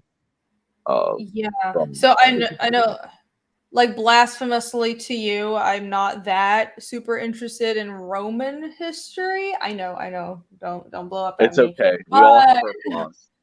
So yeah, I know. It's my only flaw. I'm not interested in. I can't list all the Roman emperors in chronological order. But dude, Alexander the Great is what? I can't even name all like I could give you the Julio Claudian, the Flavian and the 5 good emperors, but once Commodus gets killed and the Pax Romana ends, dude, there's like you have the Praetorian Guard who just start like auctioning off the emperorship to whoever's willing to pay them, and then they get disbanded, and then there's literally a period where you'll have 6 generals declare themselves emperors of Rome at any given time. That's like fun. We're headed that way, guys. But you said you are interested in Alexander the Great, which is good. Yeah. Alexander is fantastic. Yeah, because I found out about, I mean, it's interesting the cultural influence he's had, and I'm in general interested in finding out more about like Central Asia, how he conquered so much land, and there are Alexandrias because everything fucking. Oh no, we lost him. So anyways, no, I'm still here, by the way. I know. Hi, Jake. You still exist. I got nothing to contribute. I'm like, wait a minute. Oh, okay. No, he's back. So no, that was my bad. I was trying to look at the comments, but I'm on my main laptop. that I do everything on is in the shop because the power converter's busted. So like I'm doing everything on my phone. Gosh, jeez.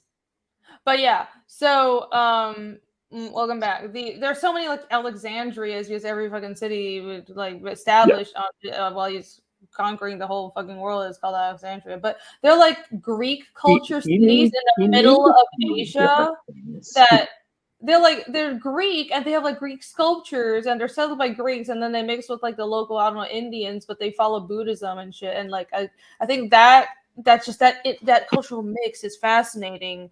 And it's just like the Tokharians. There's like these Indo-European peoples that end up in the Taklamakan Desert in China, and they're like these redheaded horse warriors that are also Buddhists. It's just this weird little things in history. Oh yeah, It's you cool. get that. You get that from the steppe as well. There's like the steppe. The steppe horse warriors had been a big prominent thing throughout antiquity. Rini, if you've never heard of the story of Timurus of the Massagetae, No. you need to look that up. She is the woman that's credited with killing Cyrus the Great, the first Achaemenid I've been king. pronouncing it Tomyrus. Timurus. Yeah, like, she like used his skull as a cup and everything. Yeah, no, like, well, she Okay. didn't use his skull as a cup. She bathed his head in blood. Oh, okay. Like that story is incredible. Like, that it's so badass. I want to do a Timurus book. And like the way that I kind of envision it is like a blend of sci-fi, like science fantasy and antiquities, like blending those two elements together. I really like this idea of having this kind of almost Warhammer 40K-ish type aesthetic to the book. That would be awesome.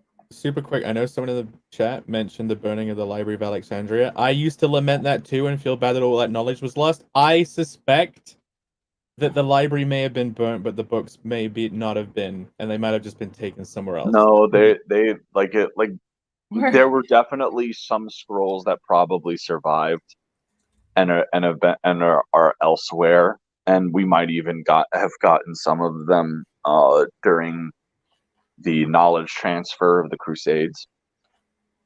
I just think it was taking knowledge and making it secret knowledge. You know what I mean? Like, no, I that's get an what interesting you're theory. saying, but the fact of the matter is that the library was burned several times, through not even just like the medieval period, not even just like the pre-medieval period, but like even during the antiquities.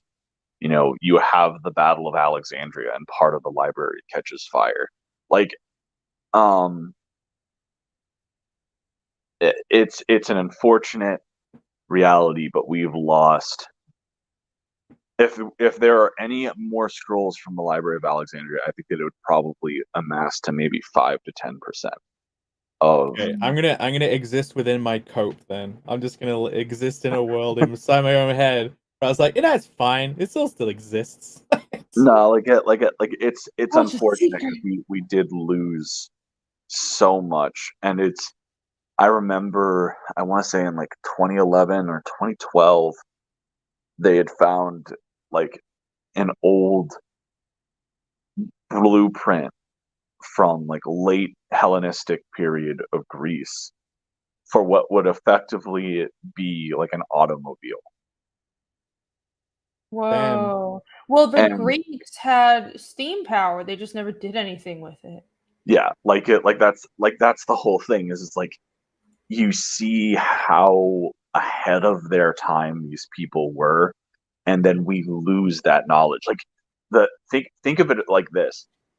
Gotcha. We were talking about the East Romans recently. Justinian built the Hagia Sophia, which is a great dome, which has a great, magnificent dome on the building.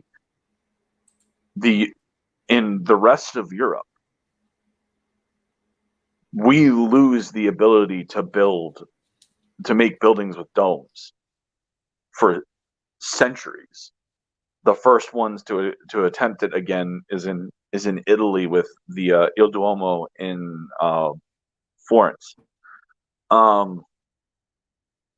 Yeah, but that's what Done I by mean the about Medici. that. That's it becomes non-public. You know what I mean? Yeah, but the fact of the matter is they didn't know how. Like even the privileged upper class, dude, they didn't know how. I mean, I'm not couldn't even figure talking it out. upper class. I'm talking about secret society level. Do you know what I mean? Yeah, but if you're going to have a secret society, who's going to fulfill the secret society? The upper class. Okay. Like the fact of the matter is if anybody was going to be a part of a secret society that held that knowledge, it would be the Medici, and they couldn't fit. Like they were constantly being told that this couldn't be done. And they're like, well, clearly it can be because the Romans built, that like you have the Hagia Sophia exists in Constantinople, and then even within the city of Rome itself, you have the Pantheon, which was built centuries before Justinian. So it's like, clearly this can be done. We just need to figure out how. And they went through several engineers trying to figure that out. We lost that knowledge. Same thing with concrete. We still haven't figured out how the Romans made their concrete, because their concrete lasts better than ours. Wasn't it a gift from the god Concretia to humans at a earlier point in human history? Yeah, that's right. It totally was. He was punished for giving the humans the gift of concrete, right? Oh, who? Prometheus? Concretia. Concretia? The goddess of concrete. She gave us that technology. Maybe. I'd have to. I'm not. That's. I think that's a joke. Yeah. Jake does that sometimes. The goddess Concretia. Yeah, she was frozen in time, and no one could shatter her. You would be surprised at all of the deities and earlier you were talking about how when you guys were talking magic systems, Hyperwizard, you were talking about how in your book, like mountains and rivers and all of these things hold magical energy and sentience within them. This is actually not dissimilar to what the Greeks viewed. Well, that's a lot of ancient cultures. It's animism, and that's still how a lot of how cultures in Asia function. So that's what I was thinking of. The Greeks saw those things as gods. The Latin term pontifex, which has been used in like the religious structure of the Catholic Church, it means bridge builder, because building a bridge over a river is effectively taming a god, and that is an interesting. You had to be able to come, like in ancient Rome, these people would come out and perform ceremonies to make sure that the deity was okay with you building a bridge over it. Don't they still do that though? Don't some places? I would be. I'm sure that they are. It's like them doing satanic rituals outside the LHC when they fire that up every now and then.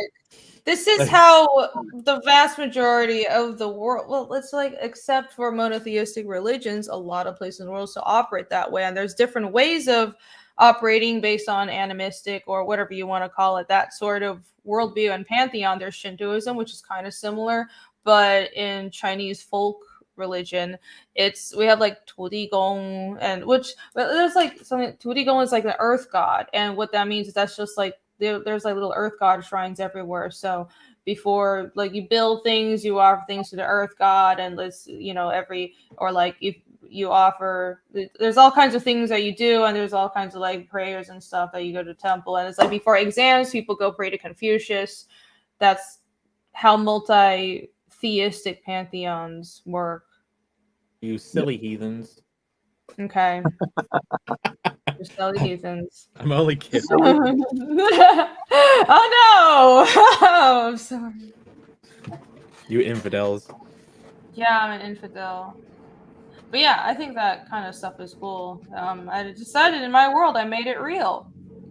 All these things are actually real. It makes in volcanic ash or something. Yeah, I think so. That's interesting how knowledge is gained and lost. And so people in chat were asking about like the Antikythera mechanism. The Antikythera mechanism, it was like it was pretty advanced for its time, but it was like an astronomical dial. It wasn't like an actual like, computer, but it was very advanced. And the Greeks and Romans had that technology. They at least I think the Greeks had steam power. I might be wrong, but the Romans definitely did. It's about their worldview.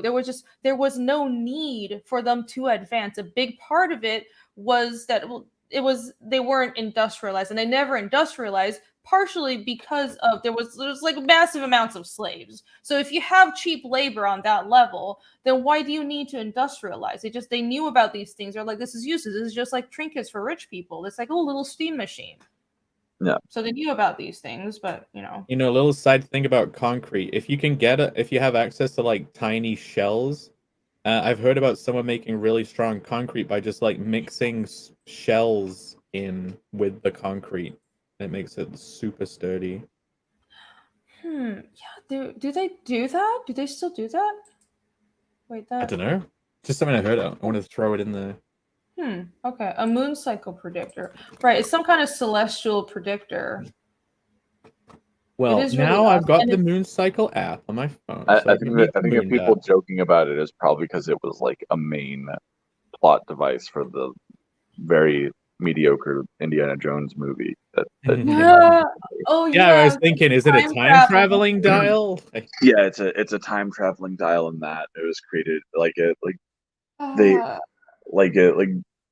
Archimedes is a very interesting figure, and the stuff that he creates for the Siege of Syracuse is mind baffling because like it feels like it's straight out of science fiction, but it's like we don't have any other like I'm blanking on the historian that said this. Like we have no choice but to believe ancient like we have no like for all of its incredible assets, we have no choice but to believe in ancient history because there's no other alternative. We have nothing else.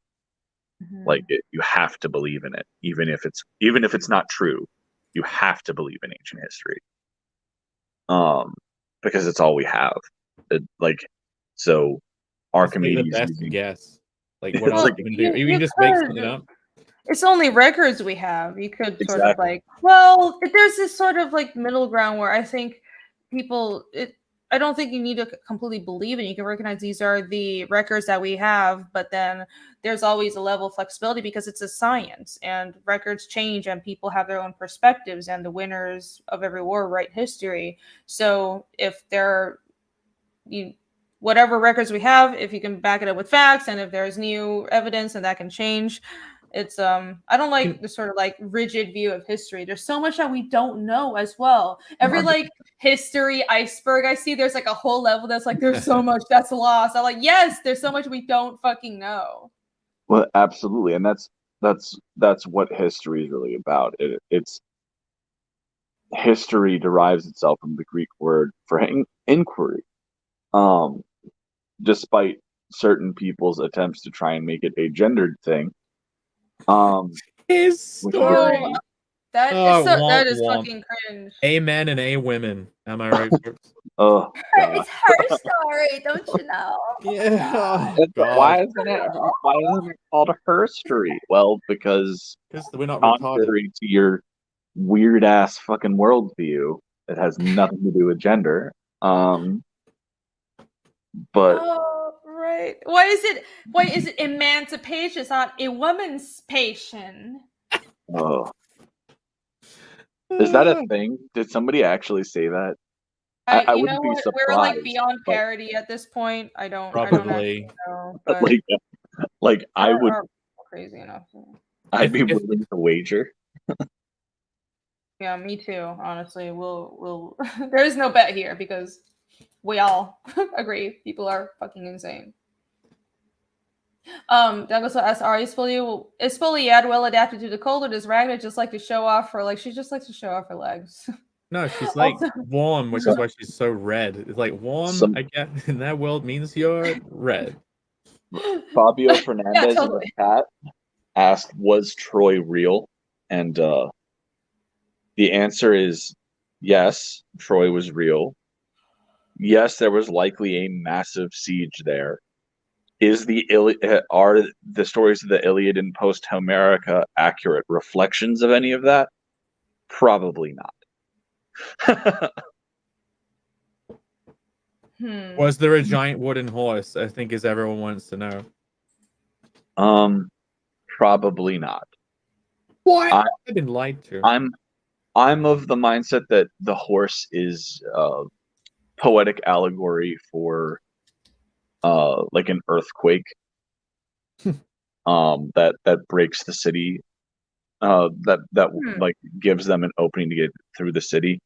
The horse is one of the icons of Poseidon, and Poseidon is not just the god of the ocean; he is god of earthquakes and stuff like that. And so, Well, I heard it was a metaphor for whores, and what they Fair did is enough. they had loads of STI-infected prostitutes go into the city, and the gift you know that I inside guess. the Pretty cool. whores was In the case you haven't figured out, don't take anything Jake says seriously. Pretty clear now. He's British. Snark is kind of his genetic code. the little soldiers were like the bacterium viruses hidden within the whores. You're right. Yeah. There you go. The Trojan whores. Oh, the Trojan. You're correct. That's exactly what happened. What do you think is behind some of these like wild ancient texts, like the Mahabharata, Michael? Oh, wild. Sorry, step away from the desk. Be right back. I don't know. Which one's like again? Indian one. Just I mean, waking up. Which text Okay. is that? That's the It's the like flying saucers fighting each other.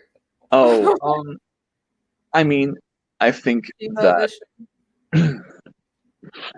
I think that what you have in a lot of those ancient texts is you have people trying to explain things that they don't understand in a way that's cogent. One of my favorite historical fiction writers is this guy Bernard Cornwell, right? And he, in one of his book series, The Warlord Chronicles, which is his version of King Arthur, there's this whole sequence where Merlin is conducting this ceremony to restore the old gods of Britain to the country. Oh. And the sky starts to light up during this. And from the perspective of the people on the ground, it looks like Merlin's actually doing this. He's conducting real magic. He's restoring the old gods of Britain to the island. But you as a modern reader understand that what's being described is an aurora. Mm-hmm. And so I think my whole take on the ancient alien things and everything like that is human beings are incredibly persistent creatures. We are able to accomplish a lot more than what people give us credit for just by sheer willpower and ingenuity. I don't really adhere to the aliens helped us build the pyramids. I don't think so. I think that No. Why are you talking about aliens? I'm back. Yeah. I don't know. Right. I think it annoys me when, since we're into it, let's go. But not really, because I think that the sort of idea that, well, if you start wondering what ancient history or when history is right on the edge of prehistory, where the records weren't that clear, what was human civilization like? If you start theorizing, it annoys me personally, and I'm not a historian, but I don't understand why people can't question. And they think that you're talking about aliens, but I don't think the aliens built anything. I think it was all humans. I think humans were more advanced at some point. Perhaps it's possible than we give them credit for. And I find all that stuff really interesting, and I'd like to learn more about it. No, I wish and I people don't were more I don't open think to that it. it's and to your point, the fact that you're asking these questions, in my opinion, that does make you a historian, because that's really what, to me, a historian is. An investigator. That's why, again, this goes back to the whole root of the word history is from the Greek for inquiry. That's what Herodotus, who is considered the father of history in ancient in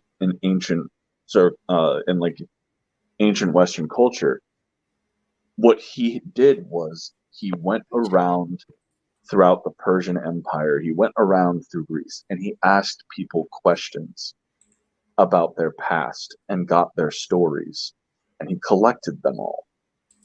History is a line of inquiry, and I don't think that any true historian should be afraid of people asking questions, because that is the nature of what history is supposed to be, is asking the questions of our past.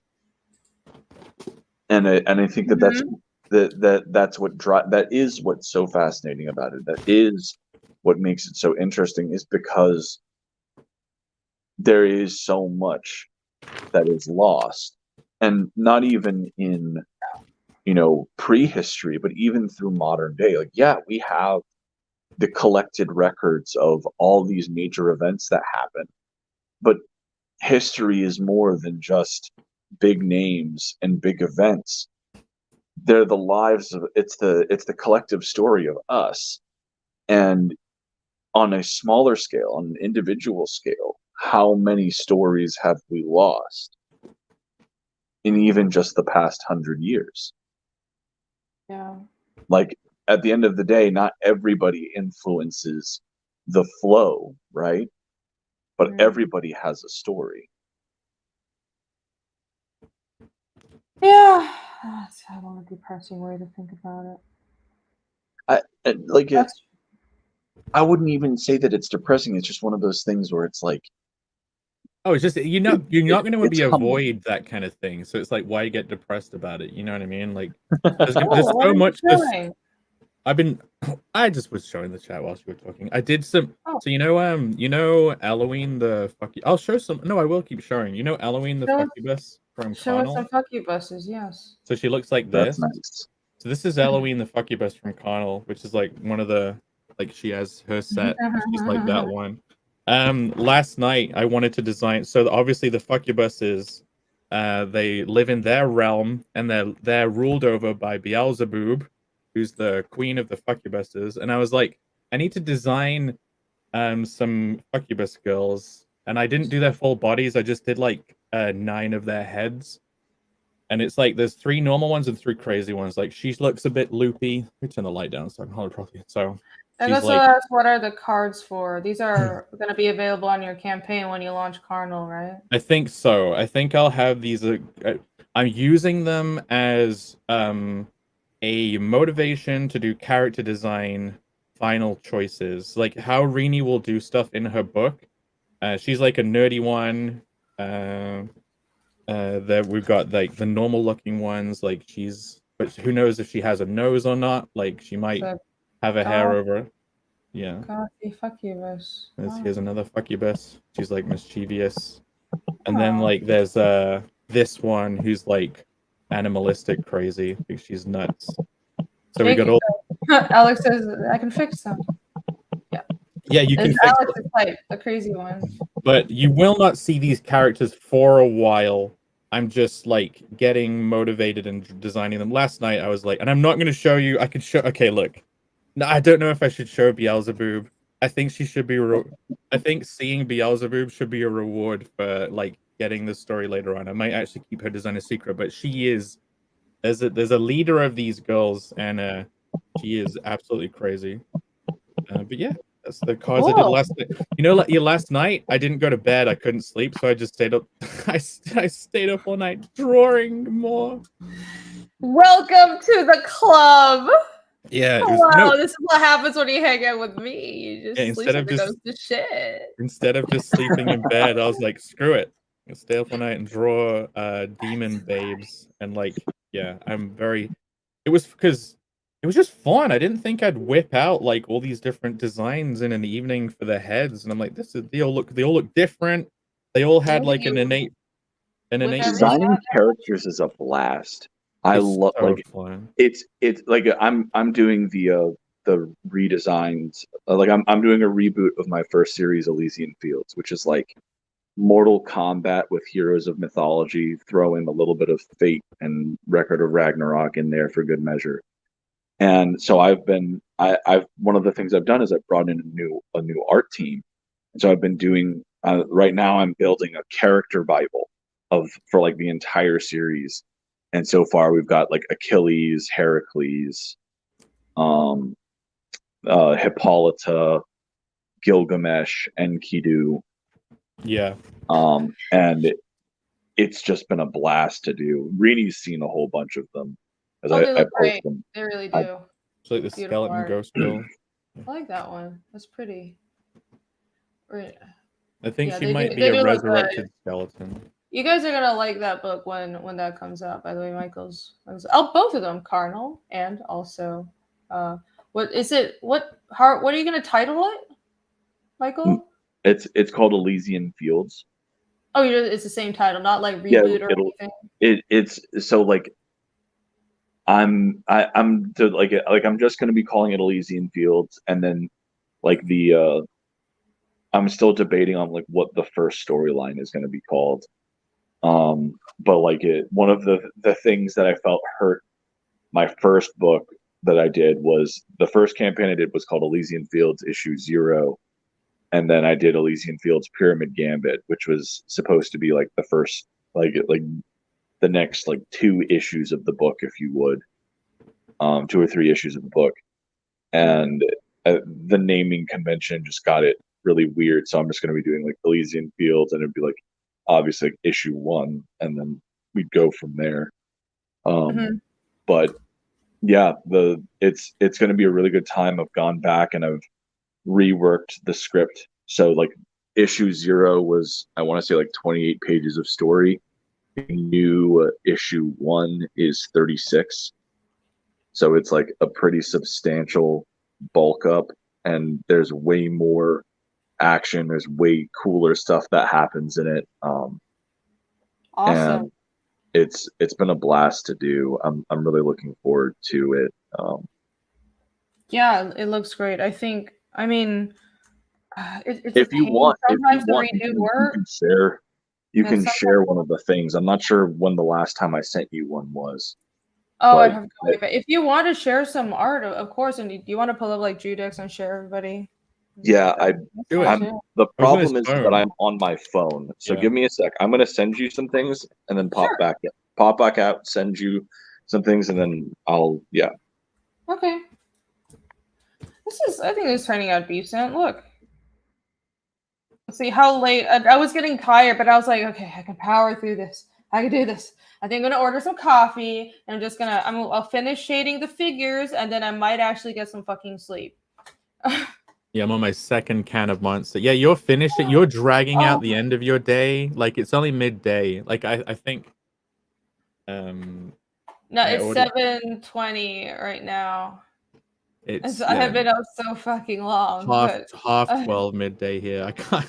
okay, I got up at my sleep schedule was like total shit because I was up all night Friday night Friday night,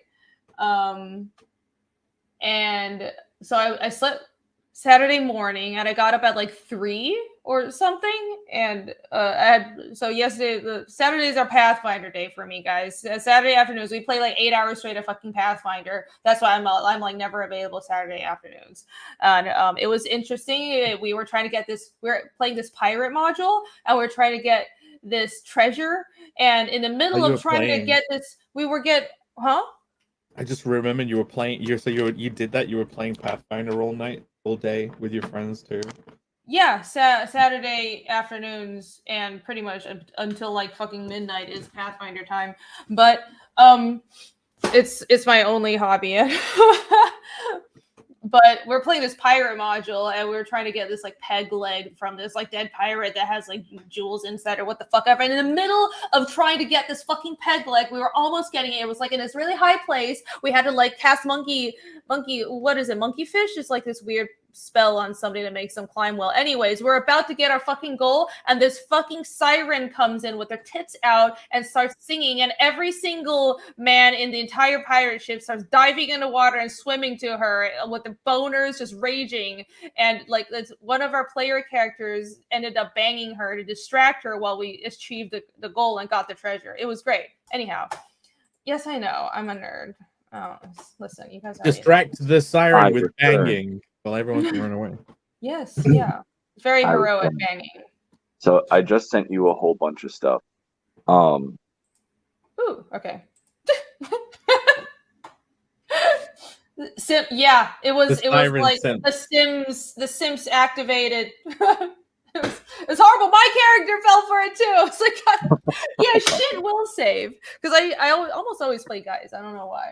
But it was terrible. I was like, oh, I feel so fucking useless. It's like I wanted to kill something so bad, but I kept on not being able to fight because I had to fucking save people that were these characters that were on a pirate ship and they can't swim, which is very realistic because a lot of people that are like sailors don't know how to swim. But I'm like, I'm one of the only people that can swim, so I was saving people instead of fucking killing monsters. Anyways, I think. But next time we'll be able to kill monsters. Doug35 says Kill Rainy is her own cocaine. That's a very good line. I'd What does that second mean? What are we talking about? What is that? What do you mean? But yeah, That's okay. so Anyway. if you pull up the messenger thing, I just sent you like a whole bunch of stuff from Elysian Fields that I can show off. Okay, Oh. sure, I'll pull it up. Let's see. It's annoying. Okay, I don't like playing support, guys. I know it's illogical, but I don't. I like playing. I'm so swashbuckler. I'm supposed to be doing boisterous, gutsy stuff, and I'm just like fucking babysitting people in the water. This is what happens. This is what happens. Yeah. Surely a siren character could.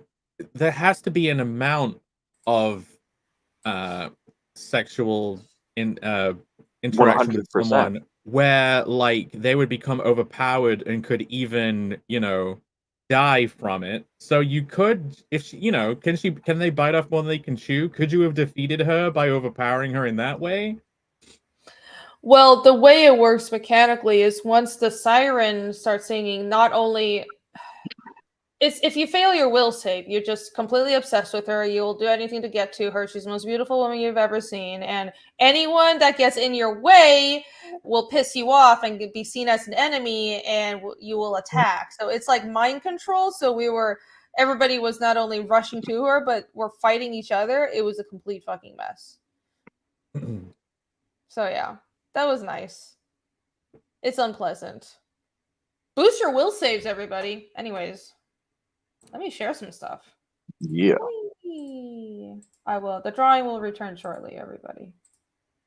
Please be patient. I would normally do it. I can't. It's fine. Judex! Yay! Oh, so there's What's this book about? Judex. We've got 12 days left. Beautiful black and white book. It's good stuff. Oh, as I had said earlier, the whole point is we kind of reworked this old silent film character into a cultural defender of Paris during the Nazi occupation in the 40s. So it's really, really fun stuff. We also have a really low entry for $10 for a physical book, and if you're in the domestic United States, this covers your shipping. Oh, that's very cool. Free shipping. There you go, guys. Who doesn't love that? That's really good. Who doesn't love that? Yeah, that just gets you the book. You don't get any of the stretch goals or what have you, but you get a physical copy of the book, and it effectively, as I said, brings your shipping rate in there. So you're paying $5 for the book, $5 for shipping, and that's included. That's all in your $10 package. Might Mhm. steal that idea. That is a good idea. So you don't get any of the stretch goals. It's just a book, nice and simple, and you can bump the price point down. That's smart. Yeah, I worked with the folks over at Global Frequency, Aaron Neff and Kim, and they are stars at this. And the amount of cool stuff that we're offering on this campaign is pretty insane. Oh, Uh, it is. Yeah. like, First of all, these. Oh, sorry. oh, go on ahead, Rini. I was just gonna compliment the interiors again. Your artist is Yeah, amazing. I love these interiors. Fabrizio does phenomenal work. Yeah.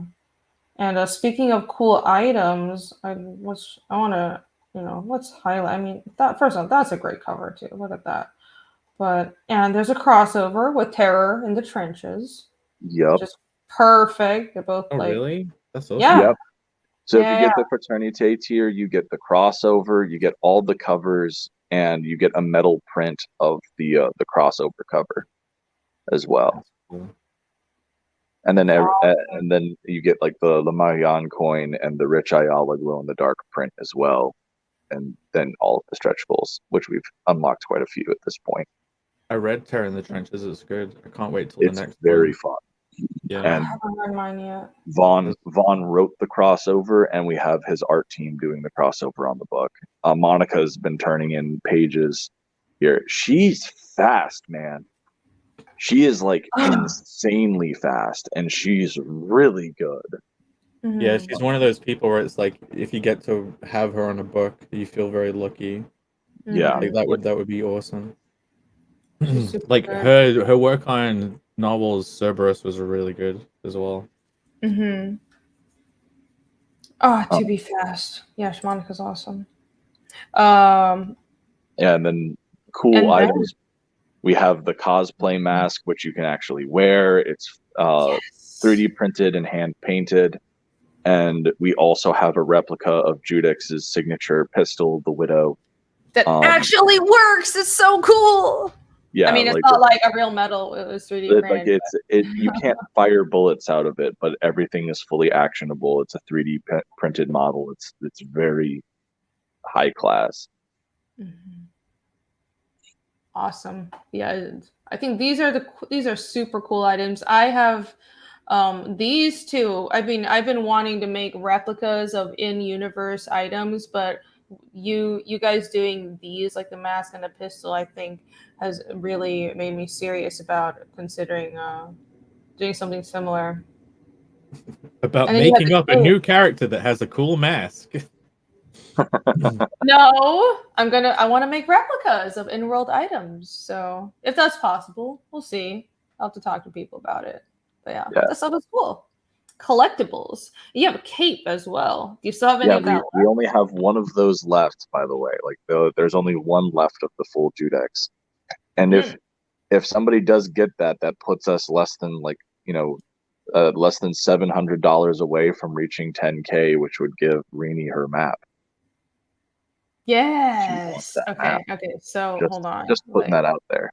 We Look at also this. have new sketch. We added recently. We added sketch cards from Skunk Artworks, and his piece that he did for our stretch goal that we unlocked is now available for purchase. Awesome. So Yeah, these are new. yeah, Nice.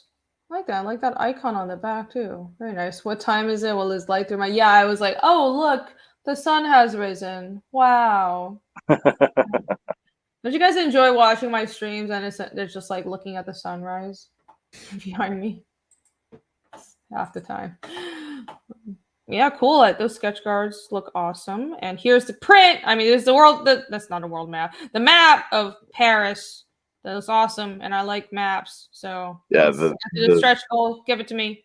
The stretch goal will also have glow in the dark secret passageways through Paris and everything that Judex uses, which is really cool. Oh, that's really cool. It's a glow in the dark part of the map that's like under the. Yeah. That is so good. Yeah, like That's awesome. It's pretty fantastic. Neff thought of that, and I was like, that's freaking brilliant. That is such a creative use of that. That is very imaginative. Mm-hmm. But yeah, so that's Judex. We have 10 days left, so help us get over 10K. We got shadow banned on Indiegogo in the first 48 hours, so we've been fighting with them ever since. So please share around. Yeah. But Share this, back this.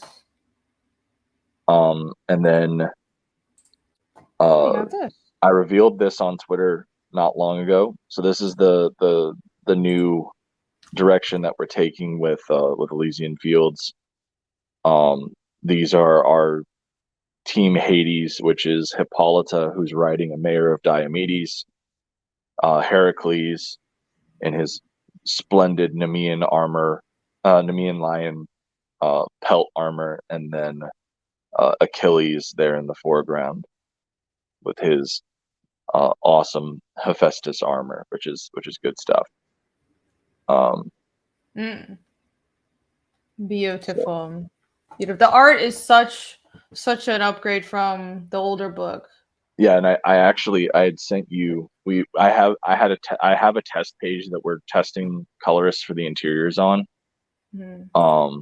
Because the colorist that's done the character sheets and the covers, he did the page and we weren't quite happy with it.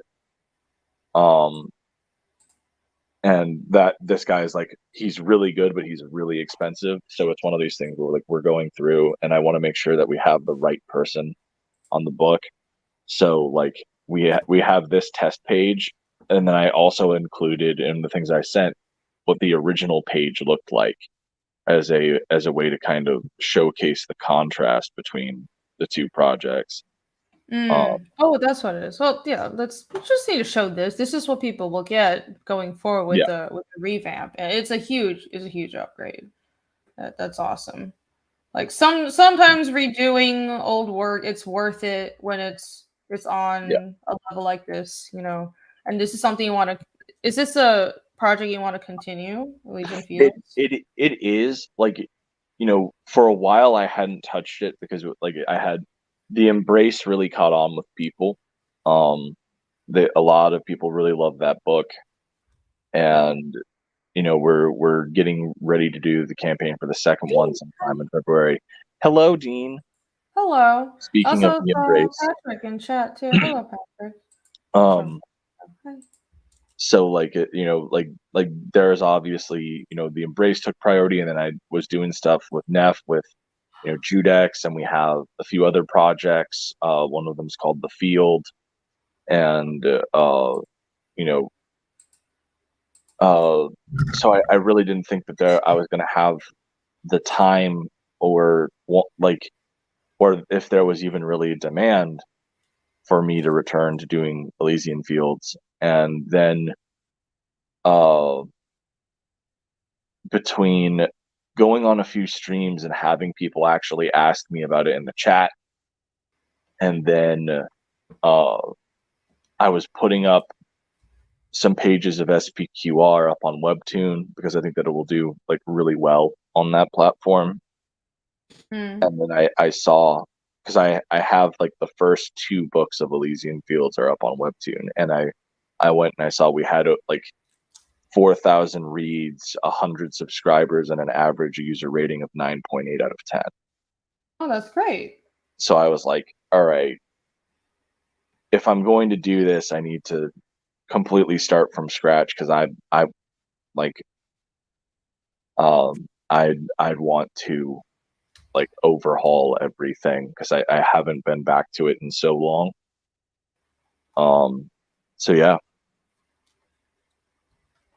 Cool. Well, thank you for sharing that. That looks beautiful. I'm looking forward to the remastered Elysian Fields and Judex 1. Go back it now. What's this? Oh, Jake's drawing too. Yay! I'm just doing some character design stuff. So like I mentioned before about wanting to do an angel character and using the like eyes on the ring is like over one eye. She has like a crazy eye and a different eye. But yeah, I'm gonna try and move away from doing just humanoid things and just start doing some actual monsters. So I'm like doing a snake thing that has like a rock tail. I don't know. It's gonna have a freaky face here, and then it can like hit people with this. And I'm thinking maybe it would put like its venom or acid on the rock, and then when it hits people with it, it can do extra damage. It'd be like a battle aspergillum. What? A battle aspergillum. What's one of those? It's like a light mace that you can put stuff in it, and when you hit people with it, it's like it splashes stuff out of it. Cool. Yeah, like in the inside, like it's hollow in here in this honeycomb thing. That's what happens when you play D&D. You know weapon names really well. This is what happens when you don't do any of that and don't know about any of those worlds. You start making stuff that slightly already exists, but it's like no, but it's like attached to a actual creature. It's pretty. That's cool. It's very cool. Dago Solo for 10. Thank you so much, Dago Solo. Are you showing any of Michael's interiors for 2.5 yet? I posted a sneak peek on the website. So if you're a subscriber on the Fiendish website, I guess you guys don't mind. Let me pull it up. Let me show my own stuff for just a second. Just one split second. I think hopefully everyone here is already following the Fiendish website. But yes, am I logged in? I have a blog, and here is I post like updates and stuff on the blog, but there's a subscribe section. You can subscribe for like as little as $1, but no pressure. But I'm essentially using it like my Patreon. I have an old Patreon. I've totally neglected it. I need to shut it down because I want to move everything to the Fiendish website. This is like the center of operations, and this allows me to be independent and control everything. So there's a subscription thing. I did post some interiors as a sneak peek just for subscribers, but even if not, I post like public updates on the series all the time here. So this is what I feel the goal for everyone should be in this, is you kind of start off doing on like crowdfunding platforms, and then once you've built up a strong enough base that gives you the ability to create an actual site hub where you have your own store and you no longer have to worry about platform fees and everything like that. You just have an awesome site like this.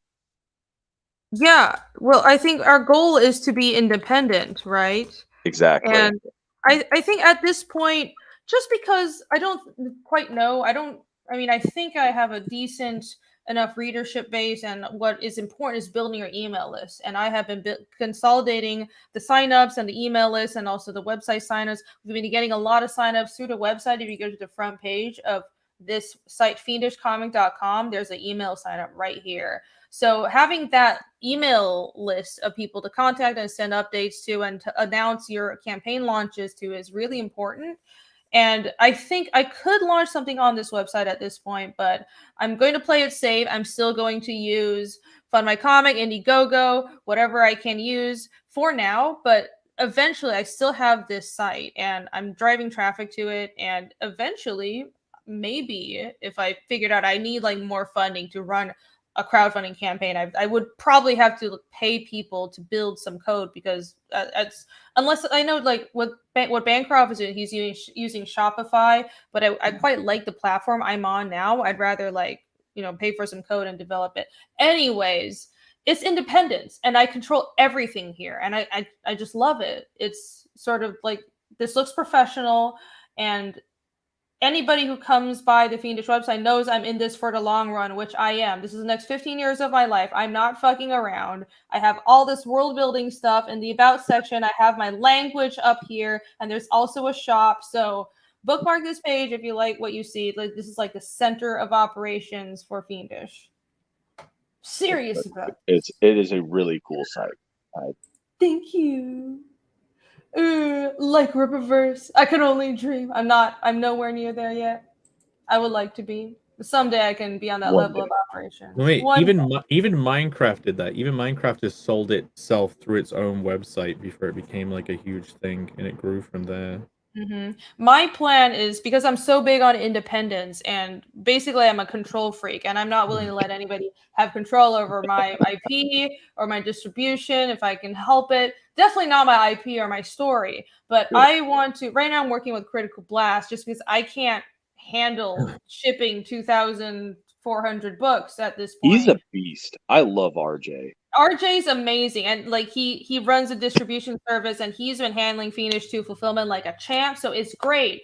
And that's what I want to collaborate with small businesses and distribution businesses, but as far as the actual IP ownership goes, that's all me. And I think that's how, because I don't, if you treat it like that's, I don't know, if you treat it like something, like a lot of comics now, I'm going to go on a rant about people treating their comics like Netflix pitches. Well, it waters down the product. There's no investment, but I'm invested in this. I really care about this. So this is just something that I'm big on, being independent, and anything that I do hire out, it's like I just can't physically do this. But at the end of the day, eventually my dream is I want to go international. I would love to be in bookstores, but I will still always be in control. I will be in control. That is my plan. And here's a gallery too. Look, hey, here's a pretty Dan Lawless piece, and here's the covers. Here's a piece by Matt and Matt. Oh, it's the Matt and Matt piece. That's what I call it. Matt Barr, Dan yeah. finally found that. He spent on the stream yesterday. He spent ages looking for the original art of that Dan piece. He finally found it. Yeah, look at this piece was. I didn't know he did it traditionally. He has like a pencil piece, and he's gonna send it to me. He didn't even tell me he drew it in pencil. I thought it was Photoshop. I thought it was just like a pencil brush in Photoshop. But this fucking exists. So he's gonna send it to me, because I was like, let's do a trade. Let me send you some goodies, and I would like that on my wall. So I'm gonna get that on my wall. I'm gonna be very happy. Do you want to? I could pull it up right now if you want me to show the original. Just saying. Sure. Yeah, I have it saved somewhere. But stop sharing. Check it out. Website. Go look go. now. Show my screen. Look at that. That's the insane. original pencil piece. Yeah. Oh, it's so cool. Oh my gosh. Beautiful. Yeah. That's really good. He's so good. He's everywhere too. He's done pinups for like, it's like 50% of all the campaigns that I've seen. He's like, do you need a pinup? Do you need a pinup? It was so good. He nailed it too. Business is good for Dan. I didn't give any art direction. I was sort of just like, oh, like a cold landscape, and I was like, well, something that probably would. I don't remember what I said. I was like, probably with the cat, but I didn't really have any direction. I wanted to give him creative freedom, and he was just like, oh, I know, cold landscape, like kind of like Icelandy, and then like I'm good at drawing beautiful women, so Yomi will be in there, and it was just like fucking perfect. Yeah, it looks wonderful. Awesome. Anyone who gets one of these pieces of their characters is very lucky. Looks so good. I'm very honored to have Dan on the book. Whee! Dan is a beast. That's right. But yeah.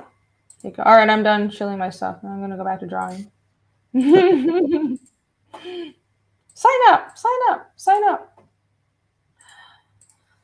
I will finish these figures. I can do it. I just have Yomi left. I'm done with Ragnar. What was that thing you called the bowl thing? A battle something? A battle ass or something? A what? Battle aspergillum. Okay, I'm gonna call this creature a battle asp because you said that. It's a battle asp because an asp is a snake. There you go. Oh, right. Oh my gosh. No, he's a battle asp, and that is the creative process. So creative. Words together. I totally help with that. I totally get credit for that, guys. I'm so creative.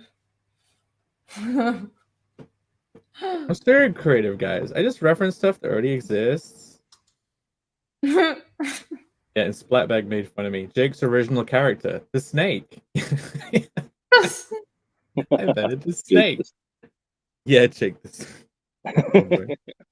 Jake, you and your monster designs are so creative, dude. Well, so far you've only seen just fun. Like girls with an aesthetic plastered on them, but yeah, I need to design more actual creatures. Well, yeah. Because both Oh. your series are about these main characters that have monster harems. I mean, you might have a preference for like. I mean, not a why? fan. Why make anything else? I mean, you could be cerebral, intelligent, actually creative, or you could just draw like babes with, I guess, horns True. and claws. Yeah. I mean, it's you know, true. there's nothing wrong with that. It's good stuff. Yeah. Michael's like, I am interested. I mean, well, part of it is just like every time you get a really fan servicey thing, like, you know, all the booby books on Kickstarter, you get Oh. them and you're always like, man, there's nothing. There's usually, this is not insulting anyone, there's usually hardly anything there story wise. And it's like, why can't someone just do both? Why can't someone have the fan servicey stuff and try their best to actually write it well? And like that's what I want to do. I consider that like a gap in the market. So That's what I'm doing. true. I agree. I was just mentioning this other day on Patrick's channel. Like, what that's what's so annoying about it, especially a lot of projects that I see on Kickstarter. It's because Kickstarter allows more boobage, and Indiegogo is run by prudes. But you have these awesome looking comics with really good art. But then when you get the book, there is no story. It's all just porn. And I'm Yeah. like, I want Dude. something that's just, it's daring, and I don't care if it's sexy. That's great. It's expressive. I think that's how art should be. But a story should be there. Like, why? Does everything just have to That be is like porn? the key to success to so many Kickstarter campaigns. Is like, oh yes, we have boobs here, and then Yeah. instant 20K.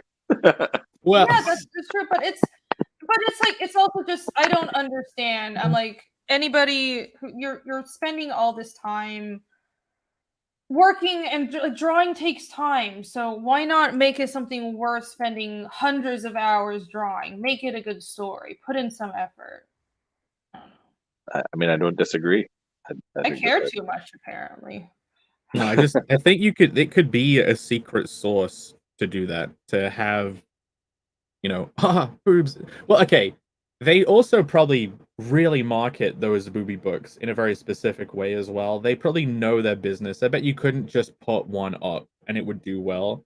I don't know, man. Like obviously you have like there are definitely like pockets where you need to promote if you're on Kickstarter. Like they're like like it has its own marketing space. It's not the same as like Indiegogo. Like there are different promoters that like specifically key on to Kickstarter and what have you, and that's where you would be going. But like I've seen books that like they're first time creators and everything, and so what ends up happening is they invest in a person with a large enough Kickstarter following, because that's the thing. Yeah. One of the things that Kickstarter does very well, as opposed to Indiegogo, is it's run almost like social media, where if you back something, anybody Constantly that's hear in about your, it. yeah, like anybody that's in your like sphere of influence, anybody that's like following you on Kickstarter or is friends with you on Kickstarter, they see that as well. And so you will have you'll have a first time creator who will invest in a cover uh from one of these guys that's been on multiple Kickstarter campaigns. And they're known for doing NSFW covers. And so they'll do an NSFW cover for this first time campaign, and then it'll get shared out to that entire network.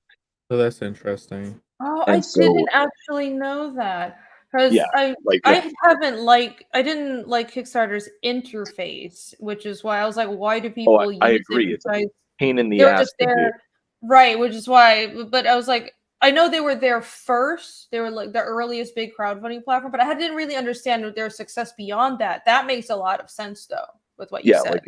like that's the whole thing. Is like you don't even have to back for a large amount. You can literally just throw a campaign $1, and now every single person in your network knows that you backed that campaign. They get a notification. And so like that's one of the things that Kickstarter does very well, is you get a lot of visibility. on that, especially if you have, the quote unquote right people working on the book. Mhm. Like I'm trying to think of some good examples, but like I'm blanking right now. But I've seen first time creators, they come in, they get an artist that, like, let's say they save up and they get a cover artist that's worked with Brian Pulido on Lady Death, right? Well, now you have access to that entire network, because when they post about it on their Kickstarter and they throw like even just $1 at it, now all of the people in that person's network on the crowdfunding platform know about it. I need to That's look wild. into this. That's This sounds nicely exploitable. This sounds interesting. yeah. Like, yeah, Nicely okay. exploitable. Yeah. Definitely it's I mean your book would probably do well because it's I wish Indiegogo wasn't so prudish. It's rather annoying. It It is is what it what it is. is. It's good that the world has variety in things we can do. Maromi says that sounds like pay to play, and he's not wrong. Like, Right. Get the right mean- artist and I mean, like if you're paying kind of more is. money for better artists and better writers to create a better project, that's like the world itself is pay to play. Like, that's just Exactly. business though. That was exactly what I yeah, was about It's to like say. that's capitalism, It's- but like yeah, capitalism is pay to play. it's just But literally but it's if your idea needs to be good for longevity, you need to actually have a good product. But it's like if you can invest, if you're smart and you hire good people to work on your idea, then of course you do better. It's just yeah, it's being smart. It encourages good competition. yeah, and that's ultimately what it comes down to. Is, as I said, you see this in a lot of first time people, but whether or not they're able to pull it off a second because the book sucks Yes, is a yes, whole other thing. exactly. I don't Like, think I backed a single book on Kickstarter twice. And I've backed probably only like 5 Kickstarter books ever. And there all of them are have been like, what the fuck is this? This is there are completely 3 Kickstarter Yeah. books that I have backed multiple issues of. One is We Are Scarlet Twilight. I really enjoy. Gage and the Dragon's Tear is the other one. Is one of the other ones that I've backed multiple issues of, and then Luke Stone's Hybrids. Back when he was still doing Kickstarters on those. Never heard of any of them. I haven't none of those I've backed. I don't remember what I backed. They're all a long time ago. So long ago. But most everything else I've gotten from Kickstarter, I've read it once and I was like, well, that's That's nice. $20 that I'm not getting back. Yeah. No. and that's been my experience of a lot of crowdfunding in general. Sadly, I think that even on Indiegogo, there's a big focus on making sure that we have like big flashy art, but not a lot on telling good stories. Yeah. I agree, which is why I take learning to write very seriously. And Same. but it's like I don't know, and we need more editors, more writers, and even if you're not like writing, just because you can put text on paper doesn't mean you're a writer. It's a whole fucking discipline. Writing is hard, and it's more than having just a cool idea for a character that has cool powers or even a cool setting. Or like a cool plot line. It's the execution. It's exactly how you do it. It's the structure. It's writing dialogue. It's characterization. And you need practice and you need feedback. And this shit should be taken seriously because I am of the opinion that we in the indie space, we have to be better than the mainstream. Like the mainstream sucks now, but if we're not better, we're not gonna win. Or whether or not you're viewing it as we should win. I want us to survive, and we have to be better to survive.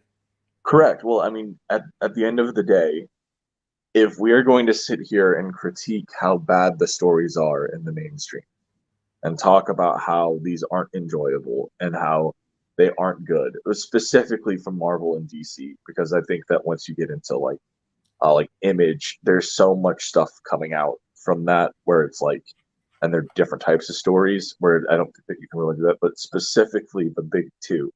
If we're going to sit here and talk about how all of their books are trash, then we have to hold ourselves to the same accountability. Like the fact that I don't see people talk about how how these books aren't good, and everyone's just kind of going, "Oh, I loved this." It's like that doesn't help us, because if we don't know where we're failing, we cannot go back and fix stuff. And we need to set our egos aside and realize that the goal should be for us to be able to put this on a shelf in a comic book store next to these premier titles and have somebody pick up our book and choose it over the most recent issue of Spider-Man because they fucked up the character that bad. Mm-hmm. That's what the goal should be, is to be able to take the customers that the mainstream is losing and bring them in. That's what that's how I see it anyway. Because at the end of the day, that's how you end up getting bigger distribution deals. That's how you end up getting all of those things to grow us to a point where we can truly be competitive. Right. It's about longevity as well. I like to exactly. I want to, there's so much that I've learned over doing just 2 books of Fiendish, and I'm still learning. But my goal is I want to do my best to create something that'll be remembered 50 years from now. I don't know if I can do it, but that's the only view that I have to have, that because we're starting at a disadvantage. And I feel like we have to have that sort of, you need to have that kind of approach. We can't rest on our laurels like somebody that has like a publisher to fall back on or an established IP to fall back on. We're building all this from the ground up. Imagine building Spider-Man from the ground up. That's not easy. That's like years and years of history. Spider-Man didn't even have to build Spider-Man from the ground up. At the end of the day, Marvel was already a big company by the time Spider-Man appeared in Amazing Fantasy, right? Mm-hmm. Like Spider-Man had a foundation that none of us do. That's true. And that has its own advantage. No, don't get me wrong. Spider-Man became Spider-Man because of iconic design and good storytelling, and that happened instantaneously. But the ability to get that out to a mass market is an advantage that it had over all of us. And they also had the advantage of starting off and sucking from the very beginning of time, like of making them, to get better and better and grow, right? Exactly. I'm sure if you were to take the very earliest books and criticize them the way you would be like comparing someone's first book in this scene, it would probably be hard to compare. Like, it probably wouldn't receive amazing criticism. Well, so Maromi's pointing out that Spider-Man's first appearance was a poor-selling book. Technically, yes, it was Amazing Fantasy was a book that was about to be canceled, and so Stan Lee put it in there because he had pitched the idea to Martin Goodman, who was the editor of Marvel Comics at the time, and Martin had rejected it. And so he put him in there as a throwaway character, but that single issue sold out of its first print very quickly and impressed editorial, and that's when they gave him the Amazing Spider-Man run, and that did well and built an very obviously successful audience over time. And especially once when you bring in, John Romita Sr. came in and took over the art and everything. Not that Stephen Ditko did anything poorly, very good artist, but Romita Sr. really defined what Spider-Man's world was through the Silver Age, I would argue. I got no input, know nothing about the history of Spider-Man. The Iron Age cometh. Beastman said if you indies were smart, you'd be cracking 4-H's per year. People want cereals. Some people want cereals. There is definitely, in my opinion, there is a market for replacing what the traditional publishing model for American superhero comics is, which is like monthly or at least like multiple times a year serials, like you said. But at the same time, I don't think that's the only way to publish comics, and I'm glad what we're doing here is different. That's not how I want to publish my current It's project. also I not might do that realistic. in the future. It's not. It could be because, for If example, what Alterna is doing is closer to that. But you need yes, to compromise. You need to, like with the print runs and the simpler art style and the smaller books. Well, like for example, what I want to create, I want to make larger books that take about like a year or year and a half to do, and I have like the 0.5 chapters as well. But anyways, it's because my story is better told in like 80-page chunks, and I believe there's a market for that because that's how European comics are published. But yeah. if people want to do series, absolutely, there should be. What I think we should be doing is diversifying the genres in American comics, but also the flexibility in increasing flexibility in publishing models, because that reaches a wider audience. Some people want a book every month. Some people want something that's more polished, like a European comic album every year. So what I will say to that is, I think that for a indie creator who is starting off and is building everything on his own and is doing this on their own dime, expecting them to be able to produce 4 books a month, 4 books a year, is not realistic. It's insane. Like unless they are able to handle the writing and art duties entirely by themselves and they are not having to pay for anything outside of print, that is not a realistic goal. And I don't think that you're going to have that. You are going to have people like people on that kind of budget might be able to do 2 books in a year. Might. Yeah, like 2 would be actually, if someone was managing to put out 2 books a year and they were bigger than like 20 or 30, like that would be massively impressive. And for me as a reader, that would be enough. I wouldn't really want to be able to, I wouldn't expect more than that. I probably wouldn't be able to keep up with more than that. You know, it's not like a manga Exactly. chapter that's going to come out every week. But yeah, if you put out 4 a year, you got to think, okay, how are you doing it? You really, one artist isn't going to be able to do that, especially in this space. So you'd actually, that's maximum. You need you can't just have like one artist that's been like driven into the ground. If you're a business person, I'm thinking like you would have to almost have each issue drawn by a different artist and have them straddled production.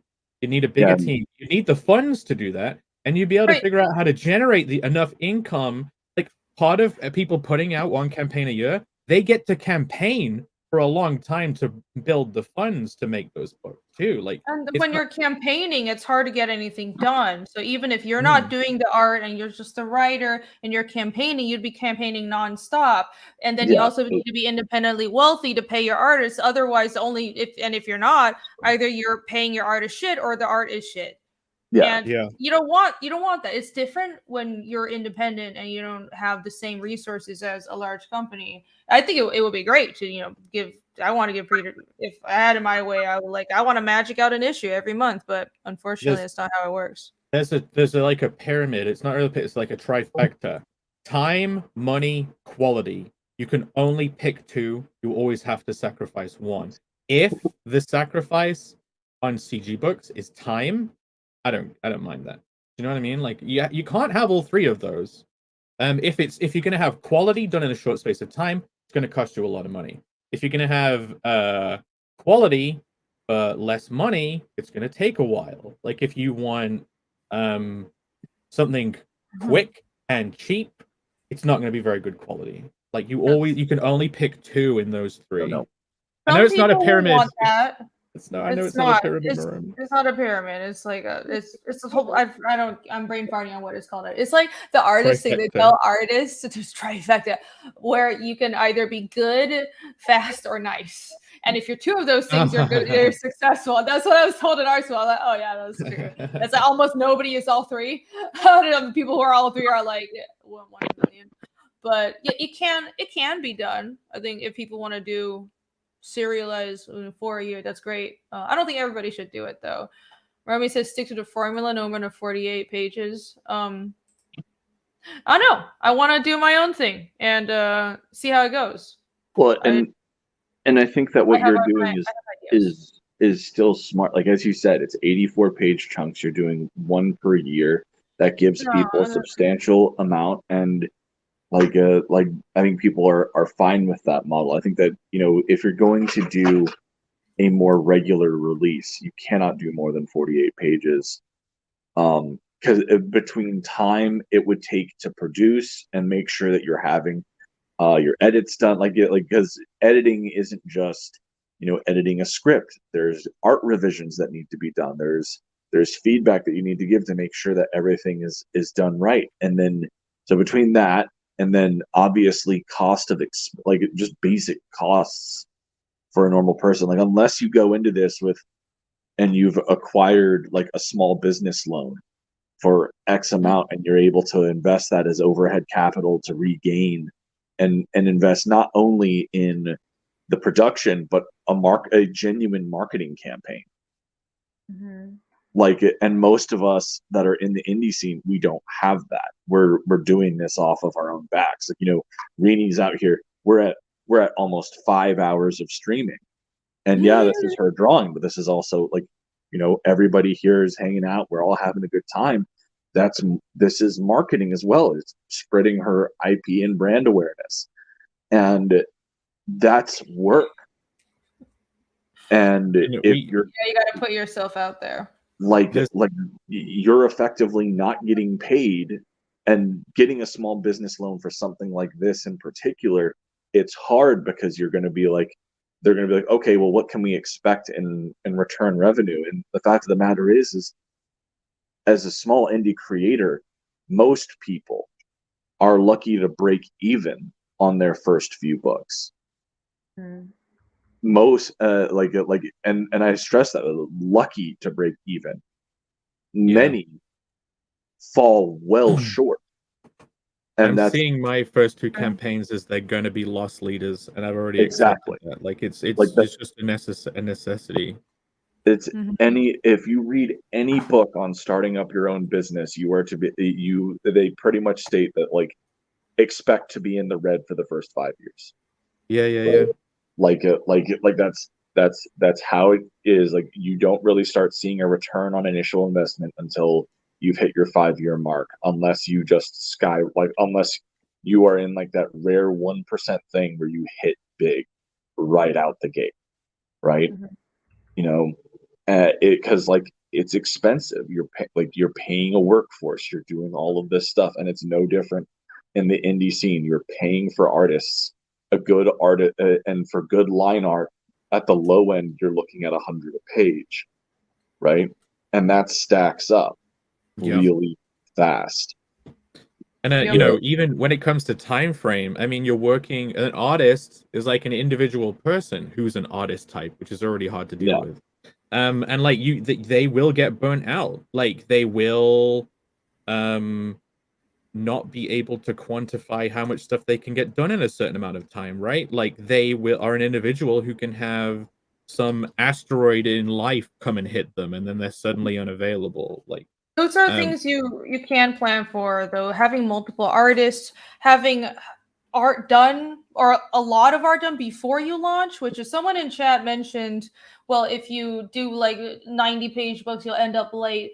Well, I think 90 pages is too much, at least for what I'm doing. But I'm talking about my own business plan here. I'm thinking 60 to 80 pages. But the key is I plan for a deadline that's further out. And I also am not going to launch until I have like a lot of the work already done, because it's a balance between keeping interest high and also not making people wait too long from the point the campaign launches until they get the books in their hands. It's a balancing act, and you can think about things to launch in between that, supplementals, art books, all kinds of stuff. And if you're trying to do something that's serialized, you absolutely need multiple artists, maybe multiple IP spin-offs.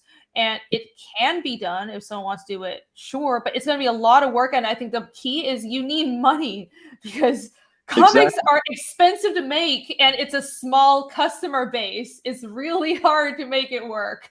Well, speaking of small, 100%. Speaking of Going small customer base, that's the, and I mean, we talk about marketing, like CG's done this amazing thing of building a marketing network and promoting for YouTube. Like they've kind of like cracked that nut. But there's also the element of like prospecting for unsolved problems, which is like the whole top of funnel thing is how do you constantly bring in new people who don't know about this? Like instead of just thinking they'll come, like there's got to be ways that people can figure out of how to bring in new people that isn't just like let's go to Walmart, let's do that, you know what I mean, like old ideas. There's got to be a new idea for bringing in new people. I think that it could be crackable, but Could be, and it could be different for everyone. But I think creators Yeah. should be reaching out, and the important thing is, of course, we're all of us are crowdfunding our books. The crowdfunders come first, and these are like the original customers. That's why for me, I make sure the campaign covers are always campaign exclusive. So the people who back the campaign, the price point will always be lower than the market price. And these are collectible items. Like these are exclusive covers. So you want to make sure to treat your crowdfunding supporters right.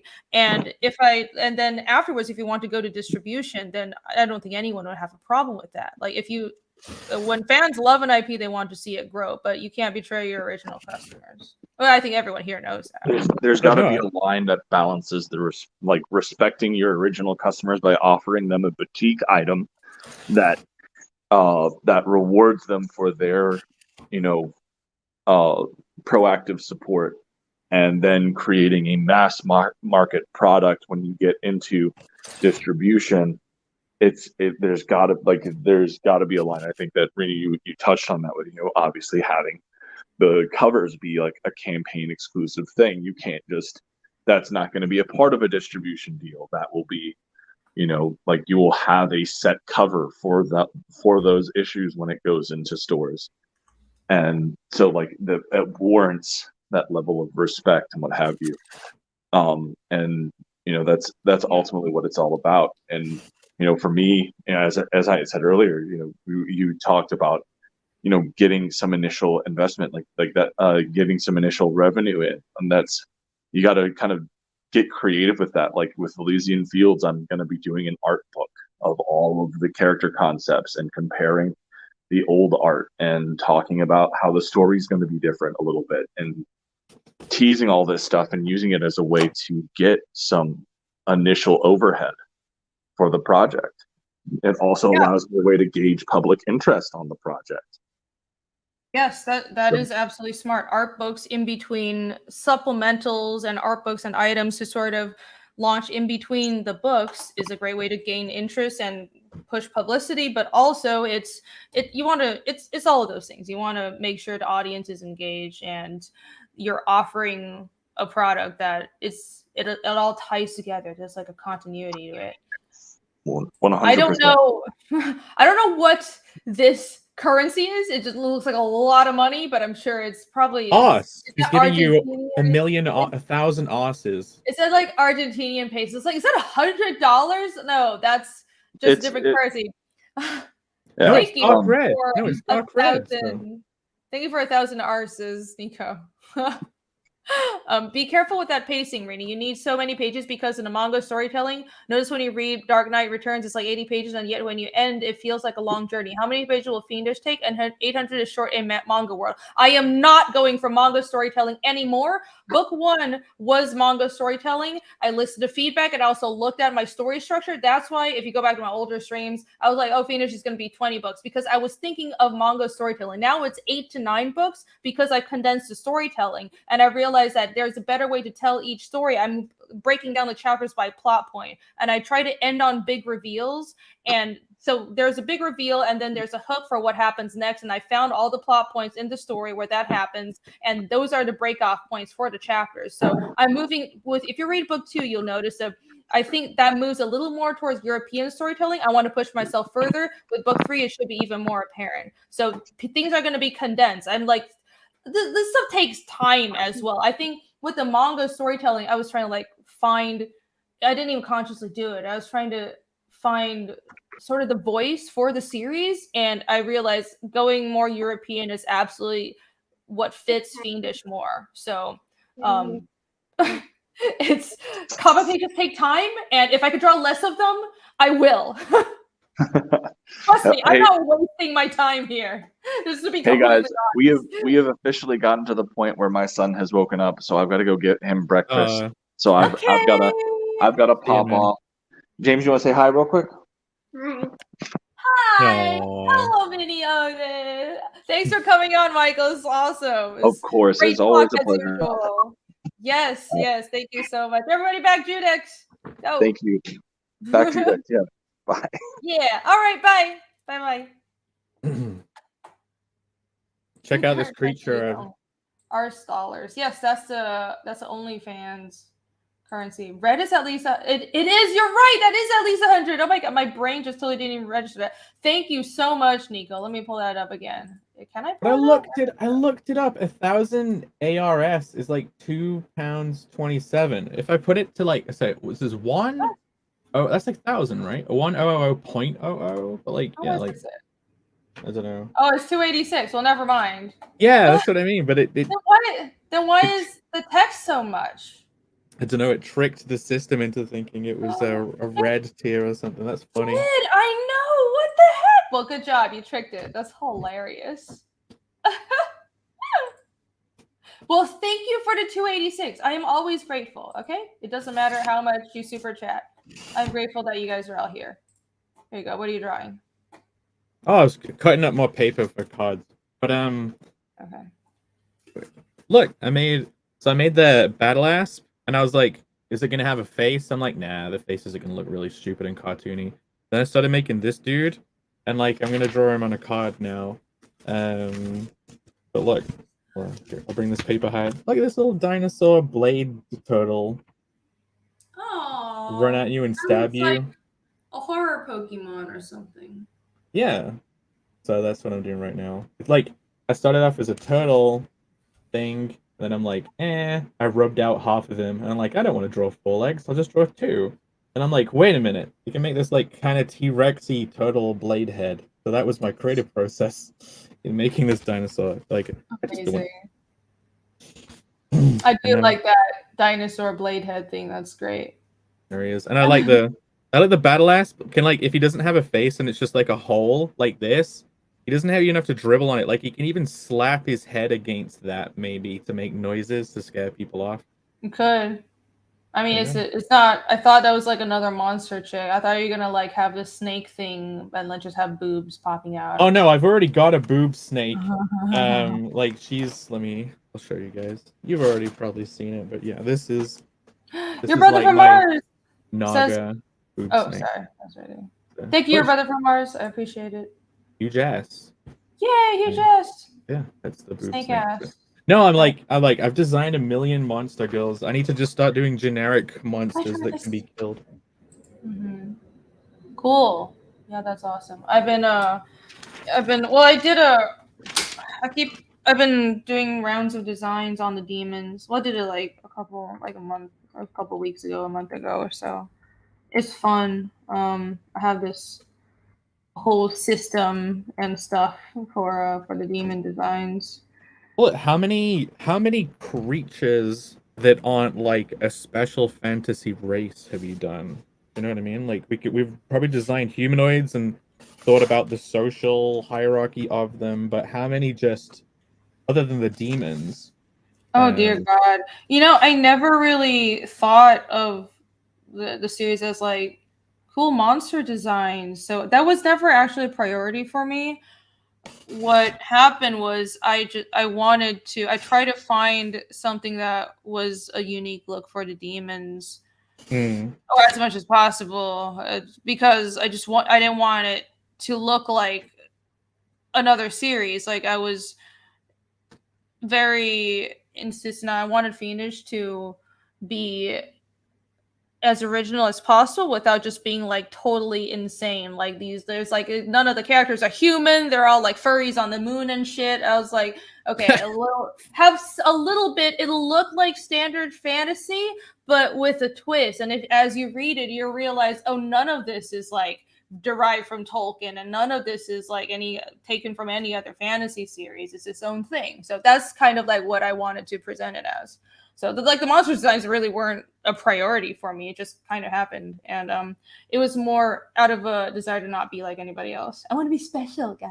You want to be special, yeah. Because there's a guest artist doing my cover, the exquisite cover for the Drake Bristle book, the Hedgehog character book, and there's like, I think it's gonna be Drake going through a portal to another world.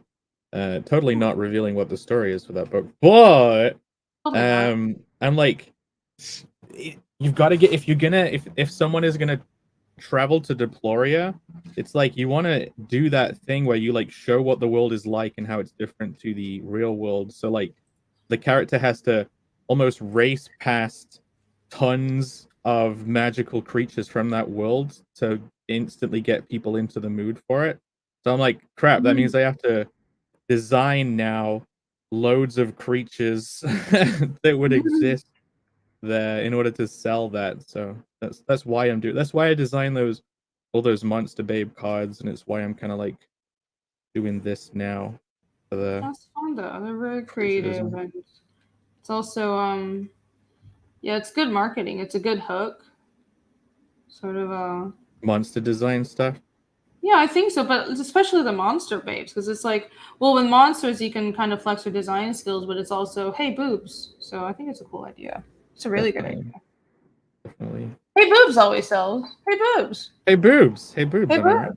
Yeah, hey, boobs. We all want to be. I want to be special. I want to be special. And then it's like any of these creatures, you could totally shove a sentience crystal in them and then just turn them into a humanoid version. Oh, interesting. Yeah. All the I was thinking of the Goblin Girl crossover. We should do like fantasy crossover for all these indie books sometimes. But then fun. I think that would be funny, but then we'll never have the time. Well, you'd have to have one person drawing it who was motivated, and then the other people would just like input on the story. Yeah, just get all your damn play goal to draw it because he's like fast enough, and I'm not. So I don't think anybody's fast. Hey, Stan. Volunteer you. It is hard to fit this character on a card. Like, I'm trying to cram him on this card. Just have like, yeah, because if you just have one part of it, it just doesn't look like the creature. You need to see the whole thing. Yeah. Hey, Bancroft is back. Is he woken up, you think? Oh wait, no, he's not. Where is he? Maromi was adding him. Oh. Where is he? Maybe he left his window open. How about that? Yes. Boobs with nipples. Right, Michael's very offended right now. He's spinning in his grave, aka his bed. Yes, it is his evening. I think Australia is like opposite time from us, right? Just about. Your brother probably is. Rini, do you draw on paper or do it digital? I do both. Right now, I mean, obviously, the piece I'm working on now is all digital. But I insist that Fiendish 3, I'll go traditional. I'll do digital pencils just because it's so much easier. And I'll save a lot of time. It's like if I need to resize something and just transform, there's absolutely no reason to put myself through the pain of traditional pencils. But I will traditionally ink it. And I think part of me is apprehensive just because I hadn't, like, I draw stuff in my sketchbook all the time and auction pieces. I'll draw like my sexy demon girls. So I ink stuff all the time. But for some reason in my head, I'm like, I haven't traditionally inked a comic in years. I'm scared, but there's absolutely no reason for it. I actually think it will look better. I really think so. I'm wondering, I'm already thinking of like, well, do I want to go with a new style? Because I've been looking at some European comics, especially the Elric. What the fuck is that guy's name? The artist. It has like this Germany name, but the Elric comics have this like beautiful flowy fantasy art style. Or do I want to use graphite? Because with the digital inks for Fiendish 2, I developed this kind of graphite-y look. But anyways, I'll figure it out. I'm going to go back to traditional. You could get a similar look with like a dried out brush pen, potentially. It's like Yeah, but those are so unstable. I know what you mean. true. Like yeah, like it's hard to like I try and use this one as one, and still you end up getting like too Yeah. much ink sometimes, so it's It- not exactly reliable. yeah, it's still like kind of is unstable sometimes. And it's like, well, I have like 5 like half dried. I think every artist has like 5 half dried brush pens just Hmm. for doing dry brush effects. But they run out so quickly. It's like there's a short period of time where they can, because I'm using this sort of like brushy graphite look across large areas of the page. I'll figure it out. Have you experimented yet with refilling?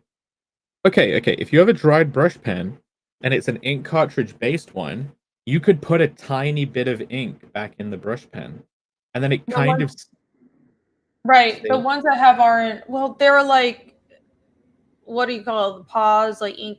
They're not ones where I can control how much ink goes in. Hmm. No, Like I the mean like pencil. say, like yeah, if say like this brush pen, it's like got a cartridge in. You know what I mean? And like you could put a tiny when it dries out, you could put like the tiniest bit back in, but it would still be unreliable.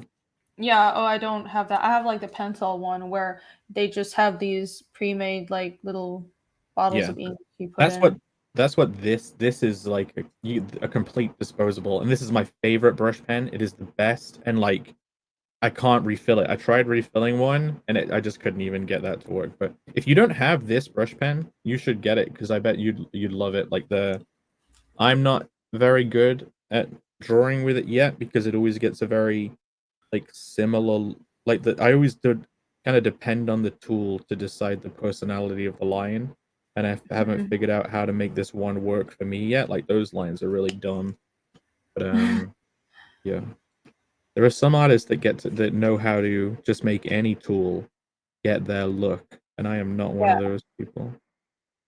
Yeah. It's magic. Magic. Mark the Muse. What's the blue ink pen you use? Blue ink pen?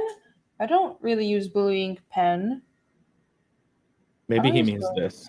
This is well, this one is a Shunpitsu or whatever. It's like a pilot brush pen.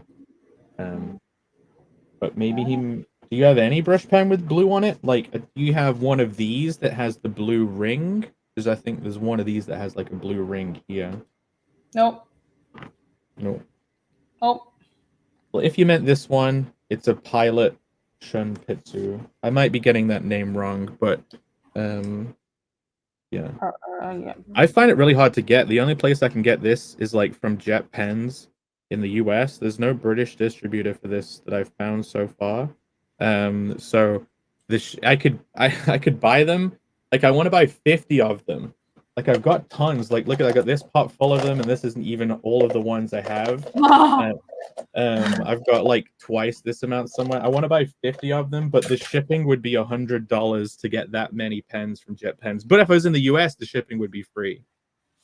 Mhm. So Oh, that's expensive. Oh, Mark to me. That's the pen is blue. Ink is okay. There's one that's kind of dark blue. You mean the Tombos? You mean these? Yeah, it is like dark bluish. Hold on, let me full screen. Me. Here, it's a Tombow. is that the double-sided one or not? No, the ones. These are the Tombos that are not double sided. Look at these. This is the ones because I have the double sided ones too. Those are fine. I don't use those for like permanent art. I never use those on pages. They're good for sketching, and they're good. It's just the ink isn't great. What Tombow do you use?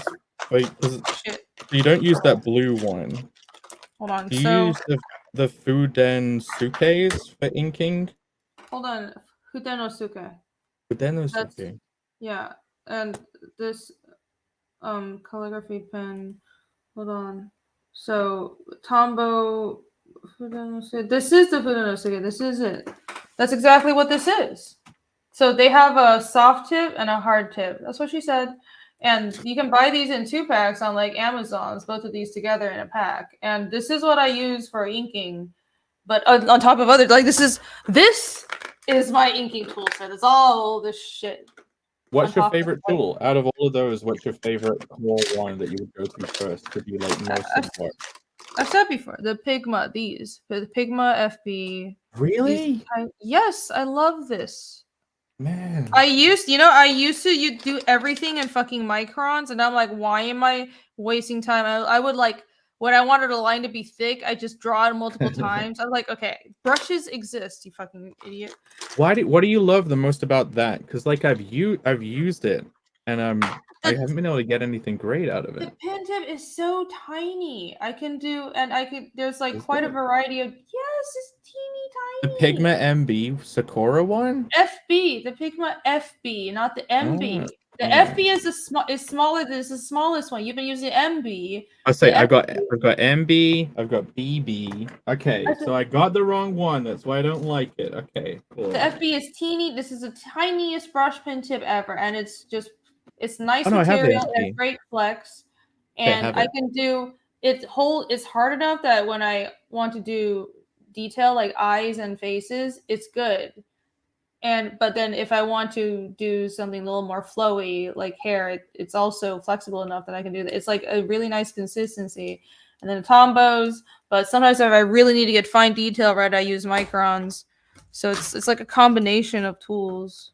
Okay, I have it. I'm using it. I am enjoying it. Yeah. Good. Yeah. Okay. I gotta get that brush pen you just mentioned too. Yeah, try and get one. I've sent you the link before, so you'll know what it is. But Yeah, I'll try it out.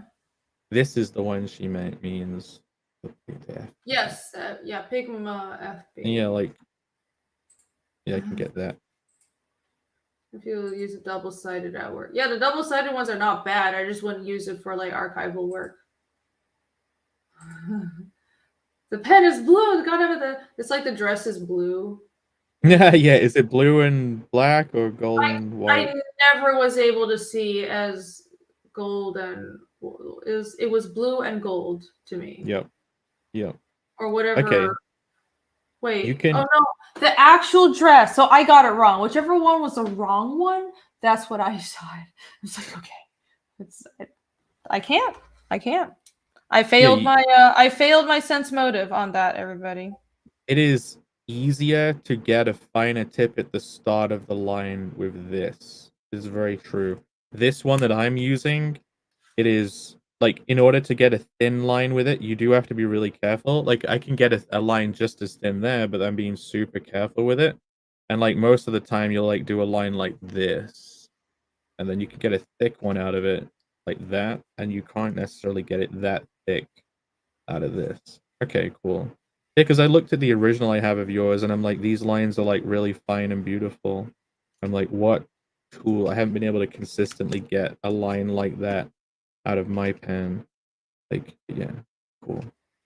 Nice. Sorry. Just mumbling to myself about brush pens now. That's fine. Quintessential artist mumbling. Well, a lot of the lines, it depends. Some days I have better control than others, but man, I mean, you know how it is. Sometimes the lines just come out like nice, perfect curves, and sometimes it's just like a complete disaster, and I have to go over it multiple times. It's kind of my problem. I'm a lot less perfectionist with my lines than before. That's why I try to use textured brushes for inking, and I've switched to brush pens because I think that helps me loosen up. But I have a problem with being too perfectionist, so I'd like go over lines multiple times until it's like perfect, and I'd be like, "Oh, your line art is so clean." I was like, "It's not perfect yet. It's not clean enough." These are like the holy grail for me for inking, these Winsor & Newton Series 7s, and I just have these away just in case one day I'll go back to it. But yeah, I would become super perfectionist if I did art with this. I'd be like, this has to be perfect. At least with a brush pen, you kind of like, you're jumping straight into it. There isn't like this preparation or ceremony around like getting the ink ready and the pot to wash your brush off in, like that kind of like ceremony. But yeah, it's a whole ceremony, especially with those. Oh, those are the Winsor Newtons. yeah. Oh man, yeah. Winsor Newtons and the Kolinskis are good. I think I got the Kolinsky. I think I just got got a mentioned on set, Pages. a whole set of Kalinskis, like the tiny, like a whole set of mini Kalinskis, in anticipation for having the ink shit. I'm so Whoa. excited. You're gonna Honestly, brush ink some of it? That's gonna be amazing. Sorry that you guys have to look at my desk this whole time, by the way. Oh, how dare you! Hold on. Sorry, guys. Got this whole set of like Kalinskis. Ah. So I mean, I don't know. I think I'll try. I was like, should I use nibs? I think I'll. Honestly, I got so excited. I ordered a bunch of stuff on Amazon, like all these nibs and inks, like a giant bottle of Speedball ink. And so I think I'll just, because I always mix up my inking tools, so I won't stick to one thing.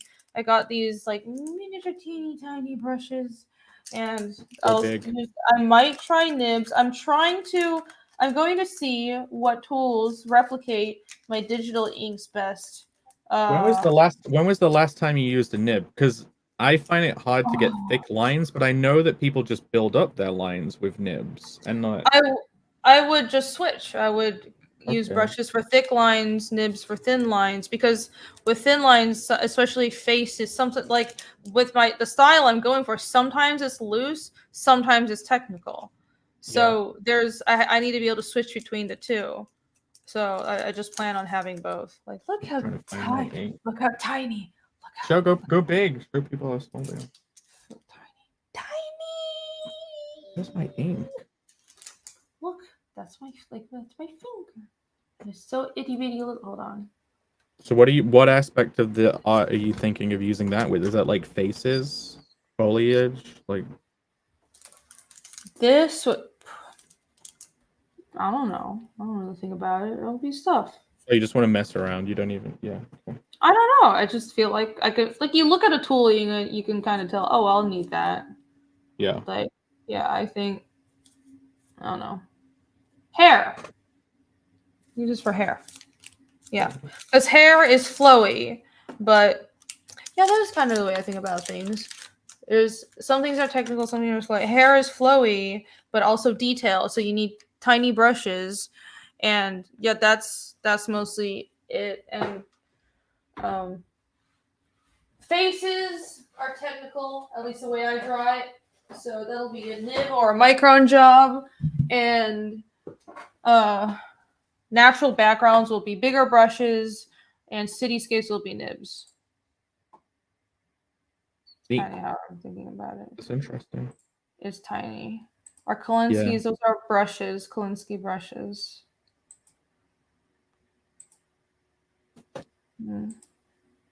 Oh, so many fucking trees.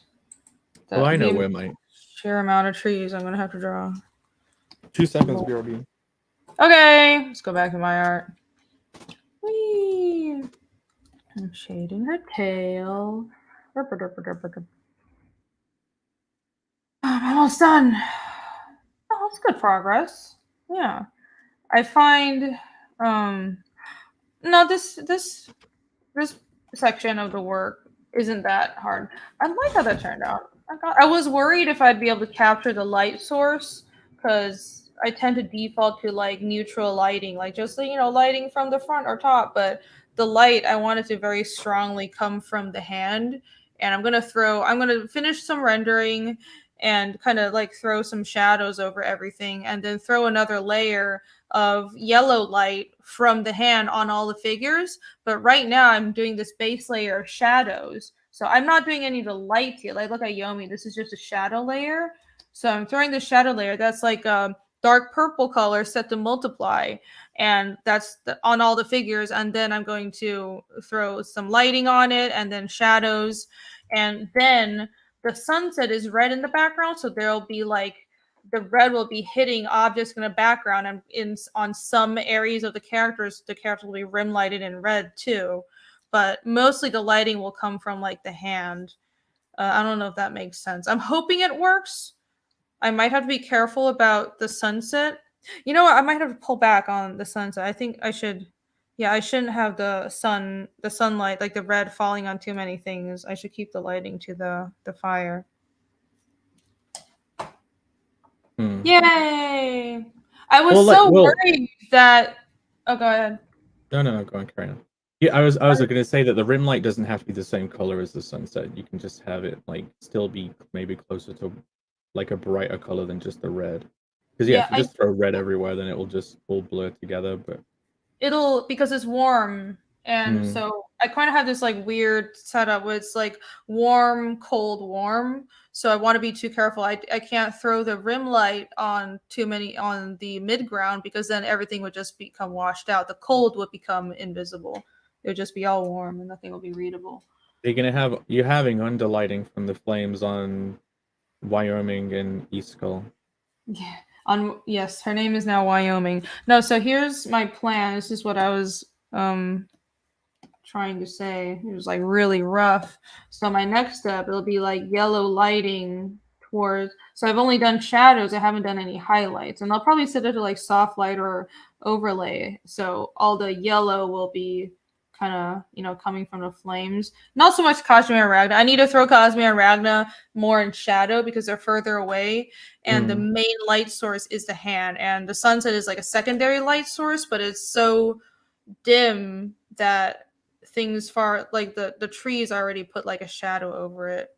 So the focus is like Iskil and Yomi, and then of course some like fire on the reflection on the ground as well, and there'll be like a glow and all this stuff, and I'll have a lot of fun texturing that hand, that like burning hand.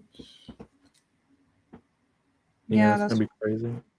That hand needs to have so much energy in it. yeah.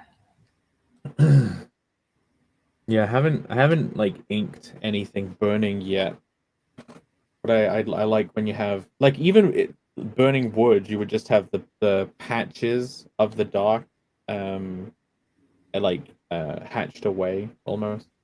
Like you do the same thing. Anything burning, it has that like black area of massive lines on each segment of the thing that's burning. But what do you mean? The patches of black all over his hand. Oh, right.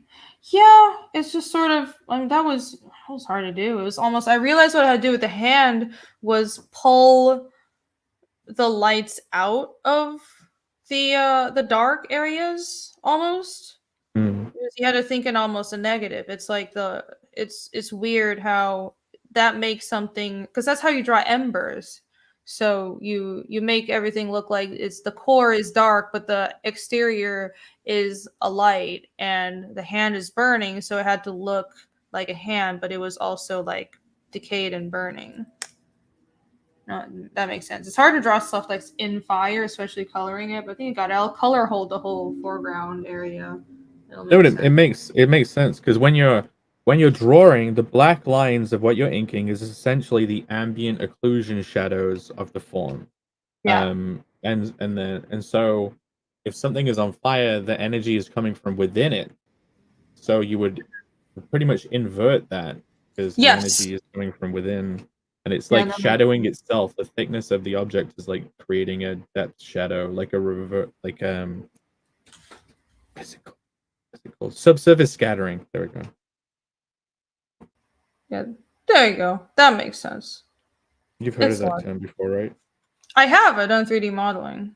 It's Yeah. just it's been a long time, so I know. I can't roll it off my tongue anymore. Mention subsurface scattering to Bancroft. He's like, you're just making up terms at this point. I'm like, no, it's real. No, it's not. These are 3D modeling terms, guys. We're not just trying to sound hoity-toity. Mark Demuth says, Rini, I got an email saying my Phoenix is going to arrive this month. Is it going to be a shipped email letting me know? I'm out of state now. You should be getting an email from Critical Blast. If you want to check with me, I can let you know if your backer number has shipped yet. But RJ from Critical Blast, he's also he's swamped in emails now. Poor RJ. But yeah, if you want me to check, let me know. DM me on Twitter or email. My email's on my YouTube channel, but it's you can email HELLIONcomics@gmail. So that one's easier to remember. I'll look it up. But yeah, we're working through the fulfillment. I know we've processed over 1,000. Let me see. That was like 300 first, 800 Bajo Sushi. So it's over probably like 1,500 now. Am I wrong? It's a lot of orders. Out of 2,400 orders, we've processed 1,500. Not all of those have shipped. All that means is they've processed. The labels are ready to print. So and I paid for them. But so a lot of people have gotten their emails, but give it like a week or so to get to you after you get an email from Critical Blast. And thank you, Mark the Moose. Hey, it's Chris. Sugar Chris, what's up? Good morning. Ohayo gozaimasu. Hi. It's look, it's sunlight. I do exist out of it's in the absence of a dark night. I don't actually live in a dungeon.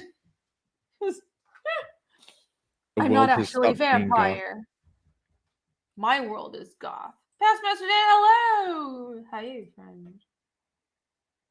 Just got here. Something sounds a little hoity-toity. Very hoity-toity. Hi, wise guys.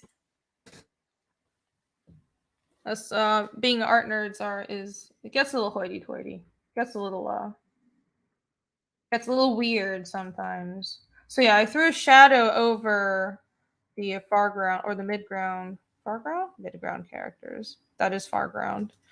So that's what I'm going for. I'm making them all red because you want them to be knocked back but not invisible. Yeah. There you go.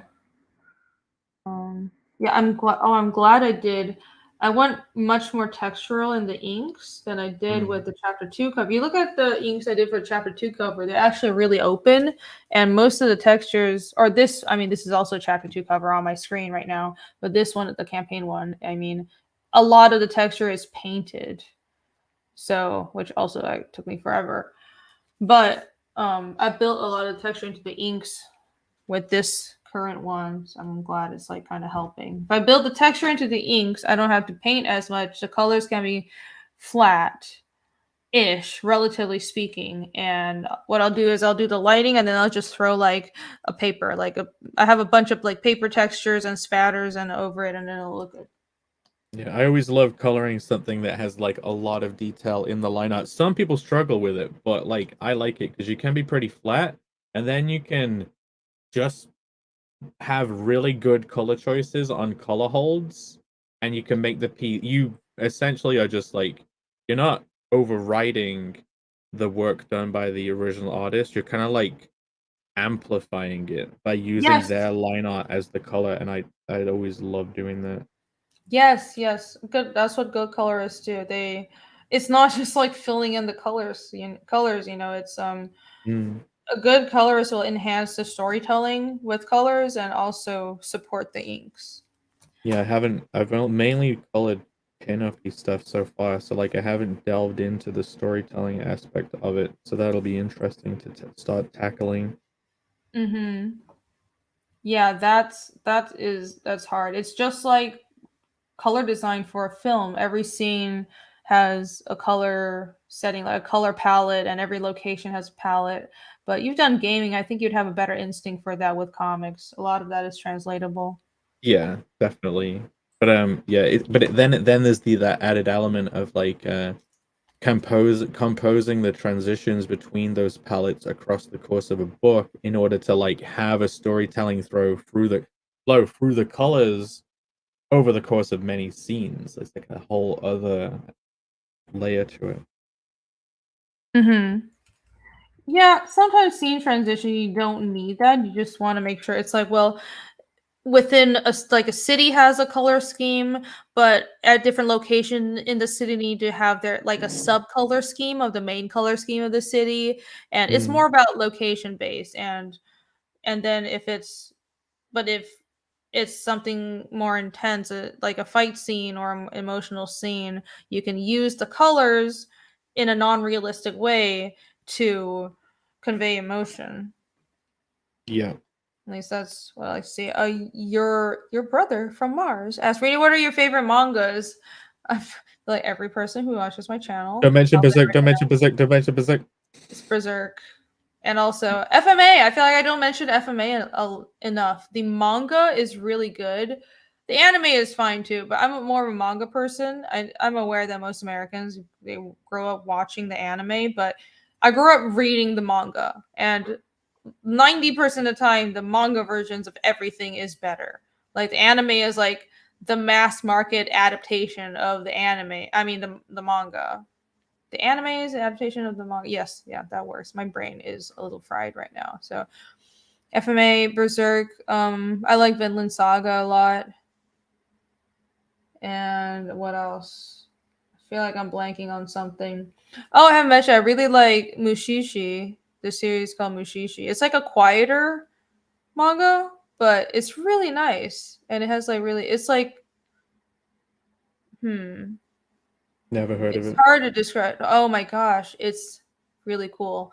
So it's very atmospheric and quiet, and it's very episodic. Actually, if you keep reading, there is like a through line. There is sort of, but it's very just like quiet, and it's like a quiet countryside mystery kind of setting. I've heard people describe it as horror. It's not horror. It's folk tales. So the premise is it's set in like ancient Japan kind of, and there's this guy that can see life forms that are base life forms called mushi, and they're they're like Shinto, they're like an interpretation of like Shinto spirits, but that's not what's explicitly said. They're just in the world. They're like in the manga. They're just called mushi, which means bug in Japanese, and they're these floating ethereal, almost like whatchamacallit, bacterial or whatever, kind of like little wispy beings that are all throughout nature, and sometimes they interact with humans, and they're like a baser life form than even bacteria um and like single cell organisms and stuff. But most people can't see them, but mushishi are these trained professionals that can see them and know all the categories and how these little beings and these little creatures work. So to go around, there's this guy called Ginkgo is the main character, and he just goes around solving people's problems with mushi. Like some mushi will like accidentally take over somebody's, I don't know, kitchen, which is like, it sounds silly, but it's played kind of awesomely in the comic, and he'll know exactly how to like draw it out and placate it. But it's also presented in this way where the mushi are not evil. They're just existing. It's very neutral, but sometimes they just clash with how humans live, and that's what Ginkgo is there to fix. I don't know if I explained that well. No, it makes sense. I was comparing them to like yokai in my head, like yokai cause trouble But it's on purpose, but like these are just basically like amoeba, like spirit amoeba. That's the word. They look like spirit amoeba. That's exactly what it is. I'm not having sleep deprivation. Right, Vagabond again. Vagabond was good. It's not my favorite, but I know a lot of people like it. What's not so hot about Vagabond then? If it's not, because it looks, I've got it over there. It feels super atmospheric, but if you compare it to say Berserk, is it just not high octane enough? Like, yeah, for me. Yeah. But it's also, oh, like I like some stuff that's not high octane. Mushishi is very, very chill. But Vagabond, it's like, yes, the art is amazing and it's always so philosophical. I didn't care about the characters.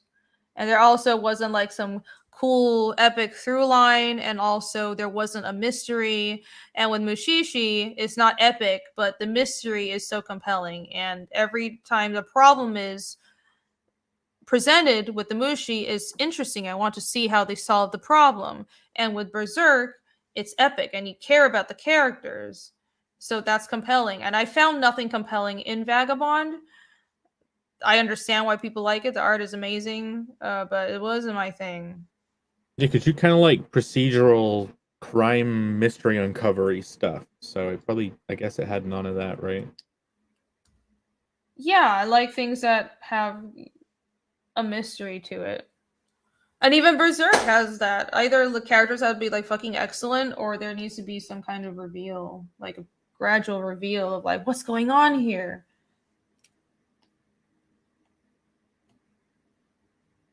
So Yeah. I've never figured out why I like certain things.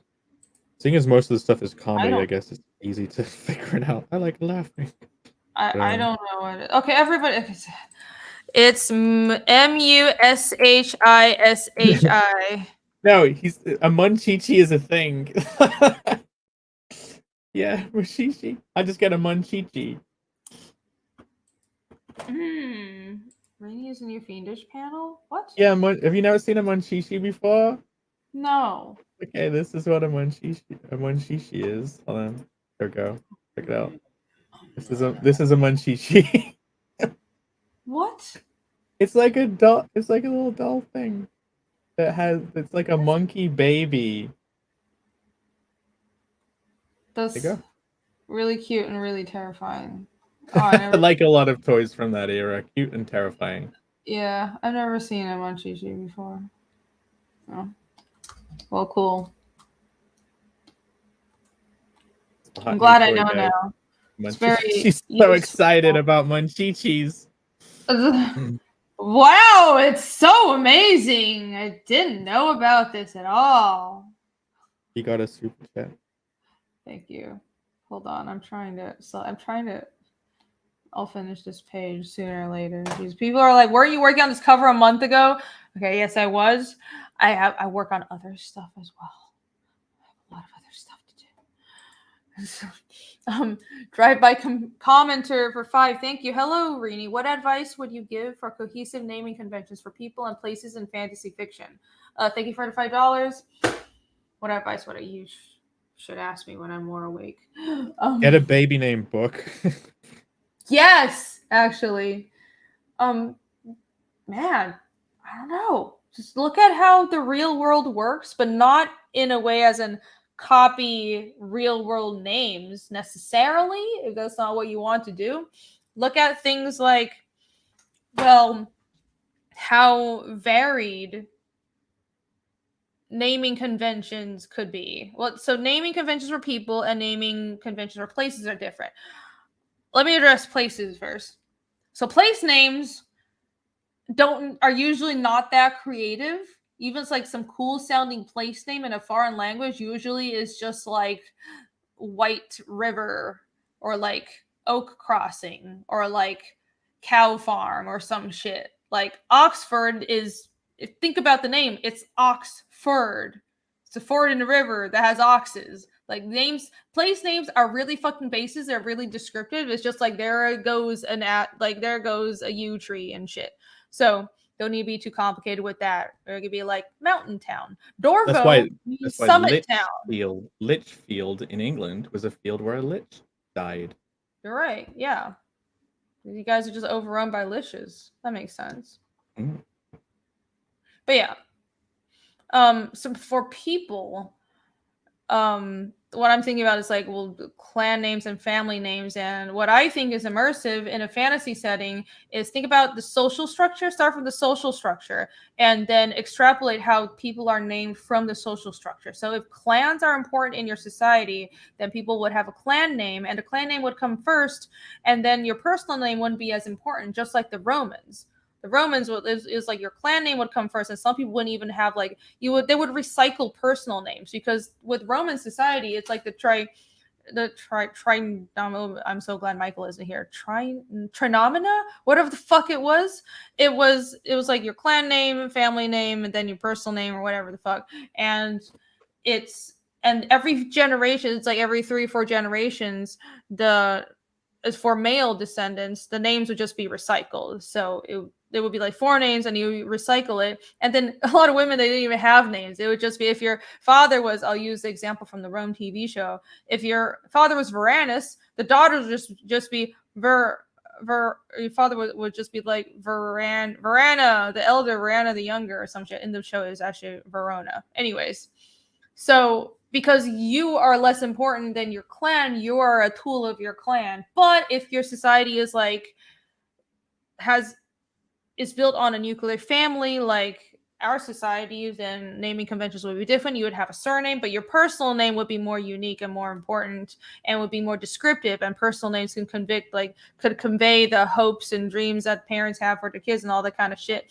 And then in perhaps a society that's nomadic, that doesn't have a lot of centralized structure, maybe people don't even have last names, which is a lot of the world, and a lot of Europe didn't have surnames until quite recently. A lot of Europe used patronymics, and a lot of places still do. Iceland still only uses like patronymics, and Europe still uses. I mean, Russia still uses patronymics, but they use it kind of like as a middle name. So think about the societal structure and start from there. The Romans got lazy and used, yeah. Roman names are like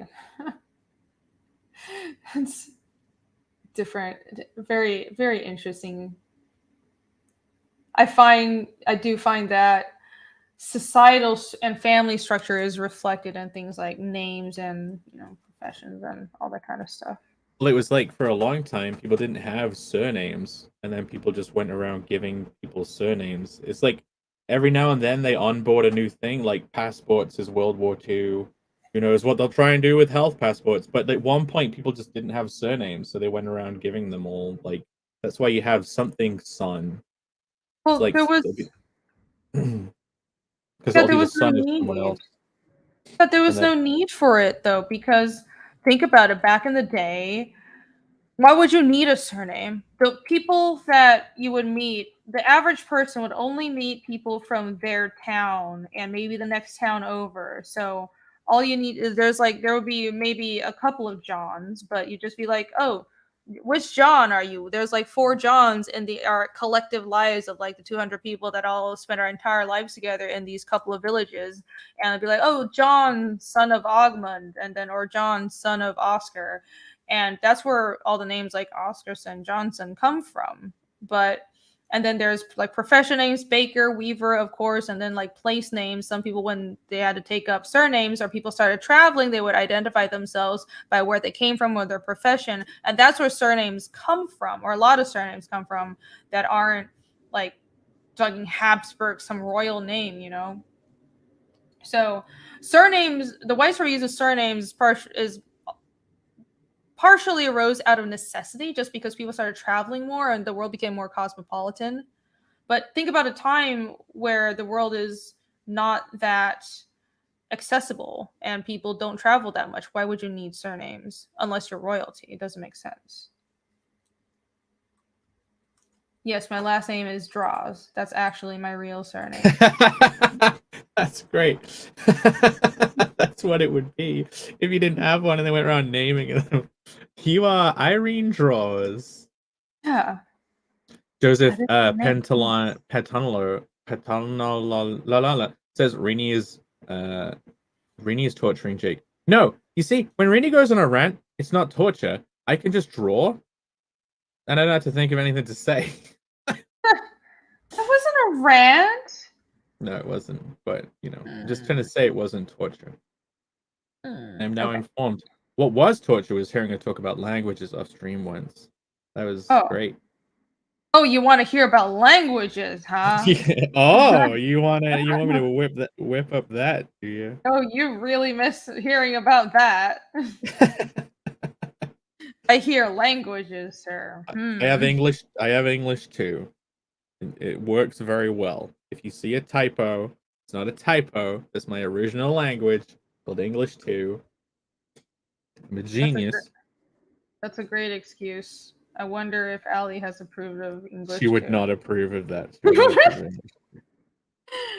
Oh, she'd be so mad. Sorry, Allie, that's just English 2. No, you've made many typos. No. That's called world building. It's like the boiling anger. I can already imagine it. Blaspheme the English language. Anyone to protect themselves from Allie's criticisms can just say they're using English 2.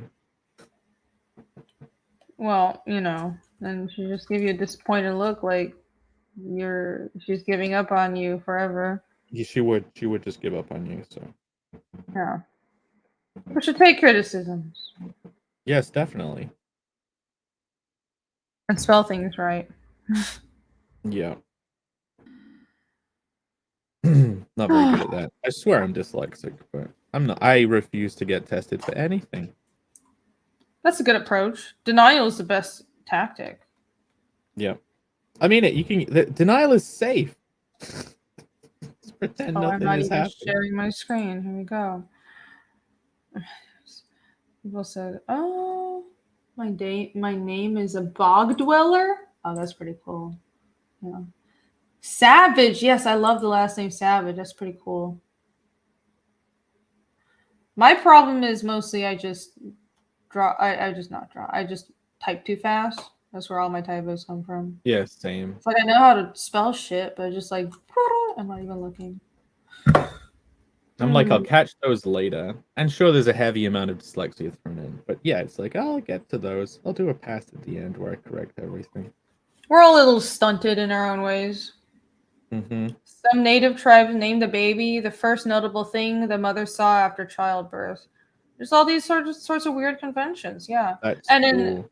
I mean, sort of studying. Okay, especially if you're doing fantasy, studying anthropology and history is really useful. Even if you think history is like it's a lot of just memorizing dates and stuff, we'll study anthropology. There's so much fascinating shit, like how different human societies can be. I don't understand how that could be boring to anybody. Anthropology is fucking fascinating. So just look at all the different ways humans can structure their world and how much that affects every part of society. And for example, like family structure influences the character of an entire nation, and that influences business and how people name their children, what predominant careers are in a society. Is fucking fascinating.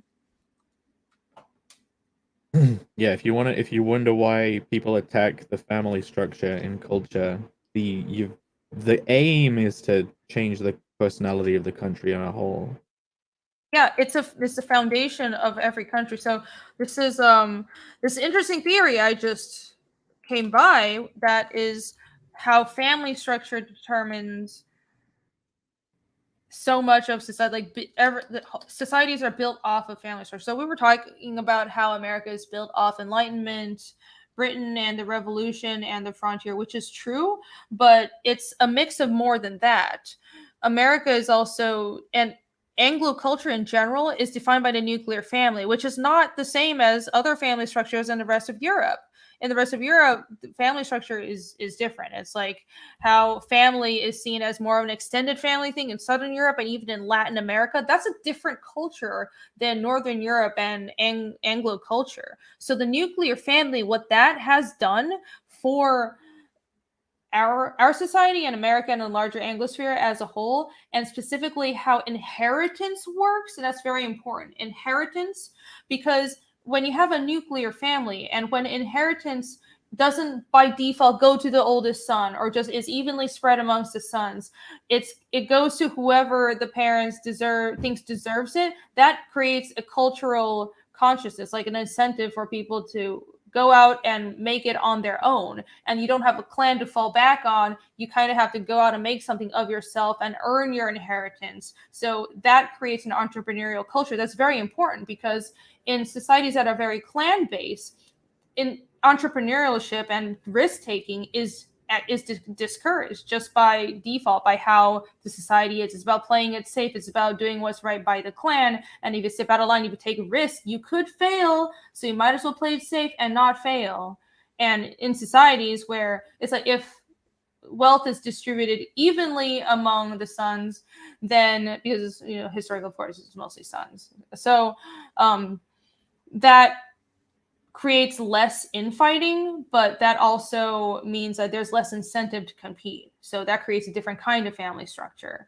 And marriage also affects how society works and the character of a culture. This stuff is really fascinating. Mm-hmm.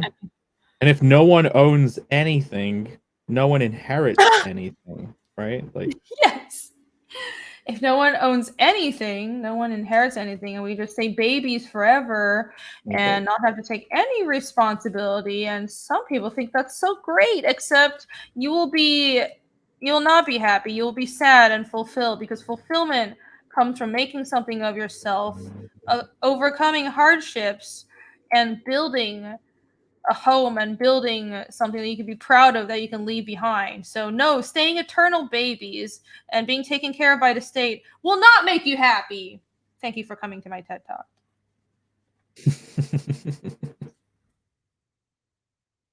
And also that whole you won't own anything, that whole line. I know I say this all the time whenever I bring this up. There's so much packed into that. If you don't own anything, what does that mean?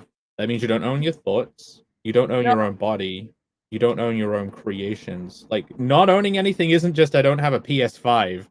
Like, yeah, you don't own yourself. What no does that bodily mean? autonomy. Yep. It's so much There more are all these insidious. questions that people don't really extrapolate from ideas like, well, it's just everything is central. So you as a being are also centralized. Like, you don't have free, you want to give up your free will. Why? Because it's easier. That's essentially what ideologies, like any sort of big government ideology, necessitates. You're giving up your own self-determination. Why would you want to do that? This is so easy, Irene. Imagine how easy life would be if I didn't get to have to make any decisions ever. Yeah, some people think that, but it's but I mean, I think it's convincing, and it sounds, it's one of those things, just like telling people that, well, we'll all work together and to each their means by their abilities, what the fuck ever is that, like, that line for selling communism. Except what actually happens, first of all, is the people, and there's nobody is actually equal in the end. It's just some people are more equal than others, and the people in power will have ultimate say. And because there is no built-in structure to challenge their power, then corruption will be rife, and everybody will just be looking out for themselves. But like, just the ability to be free and to be, there is no government that can micromanage every single person's talents and lives and finances enough to make it right. So might as well let people be free and self-determine. And that's also more fulfilling for people. Like, humans need to achieve and overcome and build something to be happy. It's both impossible for a government to control society and every person on that level and manage it right, and also doesn't make people happy. It's like this is not my philosophy class, but I mean, I think it's so obvious. That's why so many people our age are fucking depressed and sad, and like mental issues are through the roof. It's because we've had people that, there's this whole generation of people that are taught, well, you need to be validated all the time, and being validated is the most important thing. And also a lot of them are, straight up commies, but then you spend all day thinking, well, why don't I have enough, and I don't want to do anything, and or they've never spent time and effort building a skill and making something of themselves, and then they hit 30 and they're our age, and they're like, I don't have anything to show for my life. Yeah, like O Snake says that's what AI is for. So here's the thing, like, about a management AI. There is no computer, and I don't think it's even possible to make one. There's no computer more powerful than the non-centralized distributed network of human minds making millions of decisions a day. You know what I mean? Like, there's the collective consciousness of the human race is like one giant decision-making machine, and it's constantly making like suppositions and proving them out and experimenting. Like, that is why freedom is important, is because one centralized small group of minds isn't as good as everyone's minds. But even it's not even an AI doesn't even compare. Even a centralized decision-making AI isn't as powerful. Like, freedom is basically the human race on a whole. All of that brain power is better at proving this shit out. So go prove it out. That's my TED Talk. Well done. No, that's a great way of thinking of it, because I don't understand why.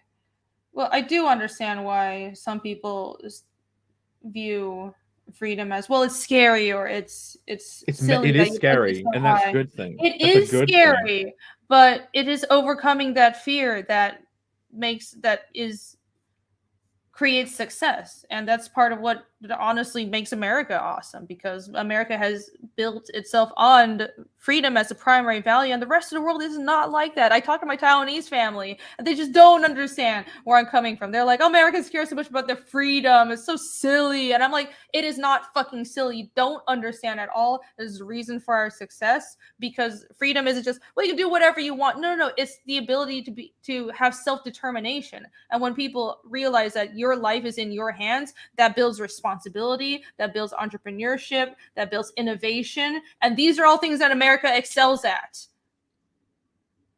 Mm-hmm. Grr. Go America. Woo, go America. Woo. But yeah, I mean, it's just like I see it so clearly having lived overseas and come back. And it's nice being in Asia, having this sort of very comfortable society and everything's very safe and you have a family to fall back on. But it was also suffocating because it felt like there wasn't that burgeoning energy, that dynamism. And I realized I wanted that. And that's why I came here. Mm-hmm. We have that a little bit in England. Obviously, everyone makes fun of England for not being able to have potato peelers and butter knives, but like it does still have a little bit of that personality that America has. But and we all know because of the lineage and everything. But Yeah. It's still the same lineage. It's just, well, what happened is America was an exaggeration of British culture at the time it broke off, and Britain continued evolving into something else. So there are similarities, definitely, but at the end of the day, it's evolved two separate ways. Well, with England, like you're talking about, say, America and Australia, they are like can be a reflection because they left here. No, the thing about England would be England is a result of those groups leaving as well. Like if you take those elements out of our society, then grow from there. That's kind of like what England is. Does that make sense? I think so. Yeah, that makes sense. Okay. Without freedom, nothing else matters. You can't build anything last without freedom, learning, innovation, improvement, creative.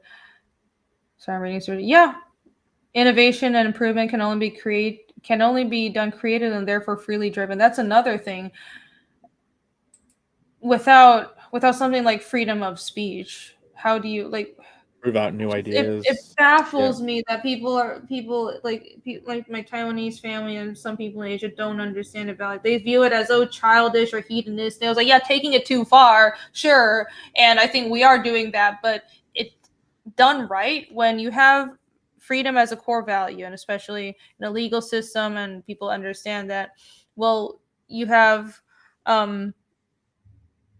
freedom, but it's balanced with responsibility at the same time. And that's why I think having cultural mythos and what we're doing, like cultural mythology stuff like Star Wars, and that's why I think our media and storytelling, it's not just escapism. Some of it is, but it could be almost like the consciousness or the dreams of a society. That's what people aspire to. That's the stories they tell themselves, and that's what unifies us. And at the same time, sort of the mythology and the founding myths that people tell themselves of their society, that creates a story and an ideal to aspire to. And when that is combined with freedom and this idea that I have the trust that if I go start a business, my society won't like try to destroy me, and I will have support if I try to innovate, and I will have the ability to make something of myself. There is upwards mobility. You combine that with an ideal to reach towards, then that's how you build innovation, and that's how you actually progress. Yeah. I feel like a crazy person having to explain this, but it's not everywhere is like that. Sheeple Hunter says, "Stop yelling at us, Jake." I know you're probably joking, but yeah, I do apologize if I got too wound up at any point. No, you weren't yelling. Stop yelling. If anything, I was yelling. Am I angry? Am I too angry for you guys? Yeah, after this nearly 6 hours short stream, you're so amped up. Oh, I don't know. I've gone through multiple phases. Oh, I'm really tired. No, I'm past it. I'm so awake now. I'm almost done. The minute I'm done with this, I'm fucking crashing. But I'm What just is like, fall the done fuck over. currently? Don't worry. Is it just doing the shadows and everything? Is that what done is? Shadows on the figures. That's what I'm trying to get through. If I get a little amped up, everyone, you know, well, I won't apologize. I'm a passionate person. But, it's also some things have been annoying me recently. Ugh, annoys me so much. I don't I feel like I went through a phase in my 20s, especially of like I spent so long denying my own core values, like putting away what I wanted with art and just working in corporate. And also, I moved back to Taiwan and tried to see if maybe I fit in. Maybe it's better here with family because my family wants me to move back. And I feel bad for eventually leaving again, but I just realized like that's not what works for me. And it bothers me when people don't really understand like these are values that are just really instinctive to me and I can't change it. Like I want an environment where people can freely create without fear. That's really hard to come by. Well, what would feel so suffocating if you're over there? Just the familial comfort? I can freely create, but also not, and also feel like I can make something of myself. And that's not really what the sense I got in Taiwan. It's a familial comfort, but I was like, I mean, I guess I can overcome that. Like I moved to Taipei. I moved out, didn't live with family for a while. But it's just it's hard to start. I mean, you can start a small business, but it's partially Taiwan. Nobody pays attention to Taiwan, first of all. There wasn't, I mean, if I would move back to Taiwan now that I know about crowdfunding, I would be able to do it. But physically speaking, there isn't much of a domestic comics market. There's not a lot of domestic art jobs. I was freelancing for American companies and the whole time, like I was living there but earning USD freelancing for American companies. And it's like even if I moved back to Taiwan and I did crowdfunding, it's like I'm still going for this market. This is still like the American market, you know?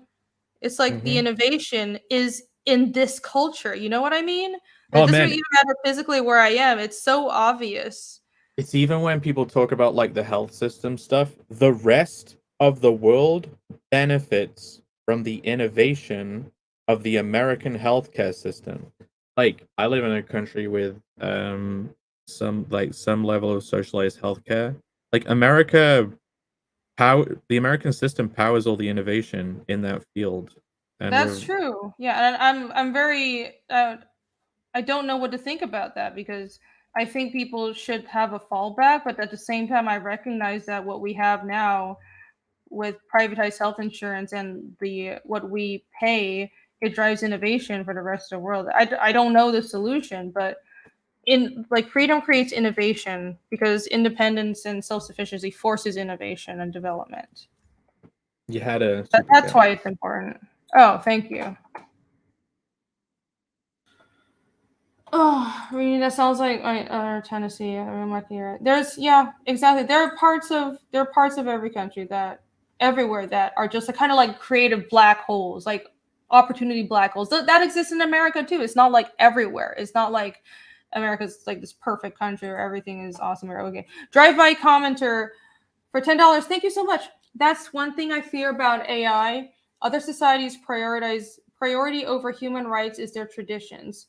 Don't want AI to become the new excuse for the West to forsake human rights.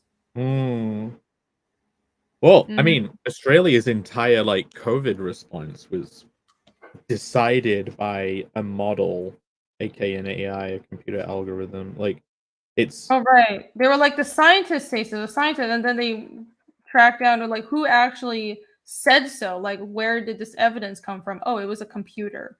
A computer told you this, that you should do this.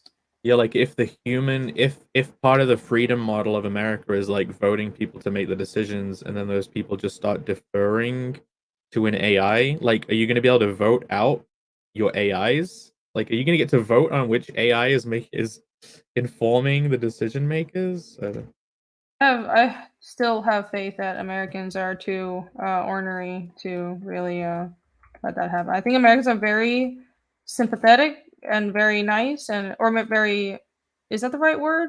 I think so. Yeah, Sympathetic. What do you mean? very tolerant of a lot, because tolerance is also like, because that's part of freedom, live and let live. So they're very tolerant of a lot of crazy stuff, but at the end of the day, like when you're pushing too far, I think we're hitting that pendulum.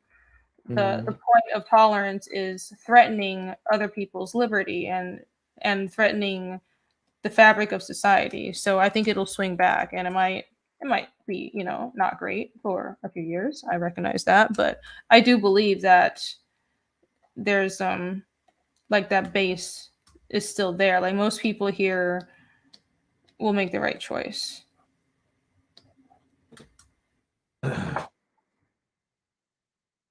Yeah, hopefully. 40% said they consider themselves separate and better from us. We are cattle to them. Life is pain. Take the black pill. He didn't say that bit. He didn't say that bit. I don't. Is that a reference that I don't know? No, I just made it sound like one by doing a voice. Okay. All right. I'm getting tired, guys. I think I'm about done. There you go. That's just the shadow layer for the characters. That was a lot quicker than all of the inking. Yeah, I mean, it still probably took longer because I was yapping the whole time, but it's fine. It's I wanted to hang out and I got through it. Honestly, if I did it when I wasn't streaming. Here's the thing, I do get distracted. I'll like start drawing other stuff, or I'll start like, ooh, there's a cool design that I can do for this monster. So it all averages out the same. I I'll wondered take why. a break and start sketching things in my sketchbook. I wondered why you're like, I'll do a stream to try and focus and get the work done. And I'm like, surely it's one big distraction. But yeah, if you just flip between stuff and keep doing other things, I totally get it. Some days I have excellent focus and I'll just draw for 8 hours straight. Some days, usually when I stream, it's because I feel like I can't focus. And if I have my art on screen, I'm going to force myself to draw. And it's just like, because artists we're human, we have moods, right? But you have to learn how to manage that. You kind of like learn your own shortcomings. But anyways, I'm glad I got through the shading the figures. It'll be easy from here. Like I showed, I'll just do the lighting and then the texturing. The hand would take a while, but I'm almost done. I think I can put the flats on the website, and I'll have chapter 2 on the website finally, so people can start ordering. People have been bombarding me with messages asking for chapter 2 on. I mean, it's great. Thank you guys so much. But I'll be like, it's not on there yet. The reason is the cover isn't done, and I'm not gonna put up chapter 2 on the website and have like this cover that isn't the one they're gonna get. I wanted to have this to show them. So it's like, this is the cover you're gonna get. I have to like be honest about the product. Anyways, there you go. That's what it's gonna look like. Yay, I hope you guys liked it. Yay, I hope you guys liked it. I finished the card. I'm really tired now. Oh my god. I finished She's gonna die now. I'm dying. You did! Well done. I like that. Finish the blade turtle. Awesome. I like that. Yeah, that does read really well. Well done. You're so tired. Well done, Jake. Oh my gosh, that's so good. Is that better? Yeah, that's yeah. They're great.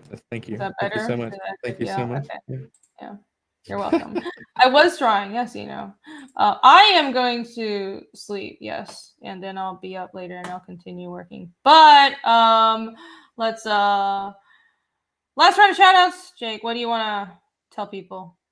Oh yeah, you can go Right? to carnalcomic.com. That's with 2 C's, or click a link that someone might put in the chat. I've got a mailing list up for some future campaigns that I'll do. That like this little creature you could meet them eventually. I'm just gonna check how many signups I have because signups are very hard to get. Which is they're the best thing to get. But yeah, I'm at 153. So like I only need 2 people right now to sign up and we get to 155 signups. So yeah, go to carnalcomic.com. I'm working on a comedy fantasy thing. If you like fantasy because you like Rini's stuff but want to laugh, then go for it. And also it's full of loads of sexy monster babes. But yeah, or you can go and check out my channel, which is Hyperwiz Art. So it's like Hyper Wizard but with a T instead of a D. But yeah, it's full of these types of characters. It's gonna be full of those types of characters. So yeah, go to carnalcomic.com or bluedickaxe.com if you have to. Bluedickaxe.com, everybody, check it out. It's Jake's dear baby. And for me, if you like fantasy and mystery and you don't want to laugh and you want to be really depressed and you want to cry through a really great fantasy story, then you should check out Fiendish at fiendishcomic.com. There will be no joy whatsoever, but it'll be awesome. I'm just kidding. There is some joy. There's a little bit of joy. Chapter 2 is fulfilling right now. This is a book in my hands, but everybody please be patient with my fulfillment agency and me. It's a lot of orders. Thankfully, it's a good problem to have, but the books are going out, and I will have chapter 2 available on the store soon if you missed the campaign, so you'll be able to order that directly from the store. And again, fiendishcomic.com is the website. Give it a look, and you can follow me at Rini Draws on basically everywhere. That's my Twitter, and also, obviously, I'm streaming this on YouTube. Follow my YouTube channel if you haven't yet. That helps a lot. And thank you all for hanging out. I didn't realize how long this stream was. Jesus Christ. New campaign coming really soon, right? Yes! That's right. Chapter 2.5 will be launching later this month. So get hyped for that. Everybody look out for that. I'm very excited to show that to all of you. All right. I'll see you guys sometime. I don't know when I'm streaming next, but I suppose I'll try to hop on Kings, and I'll be on Creative Block again next Thursday, and Ali Rini show is next Friday. So we're getting back on the regular streaming schedule. All right. Have a good night, everybody. Good morning. Good morning, everybody. Bye. Bye. It's a new day. Bye.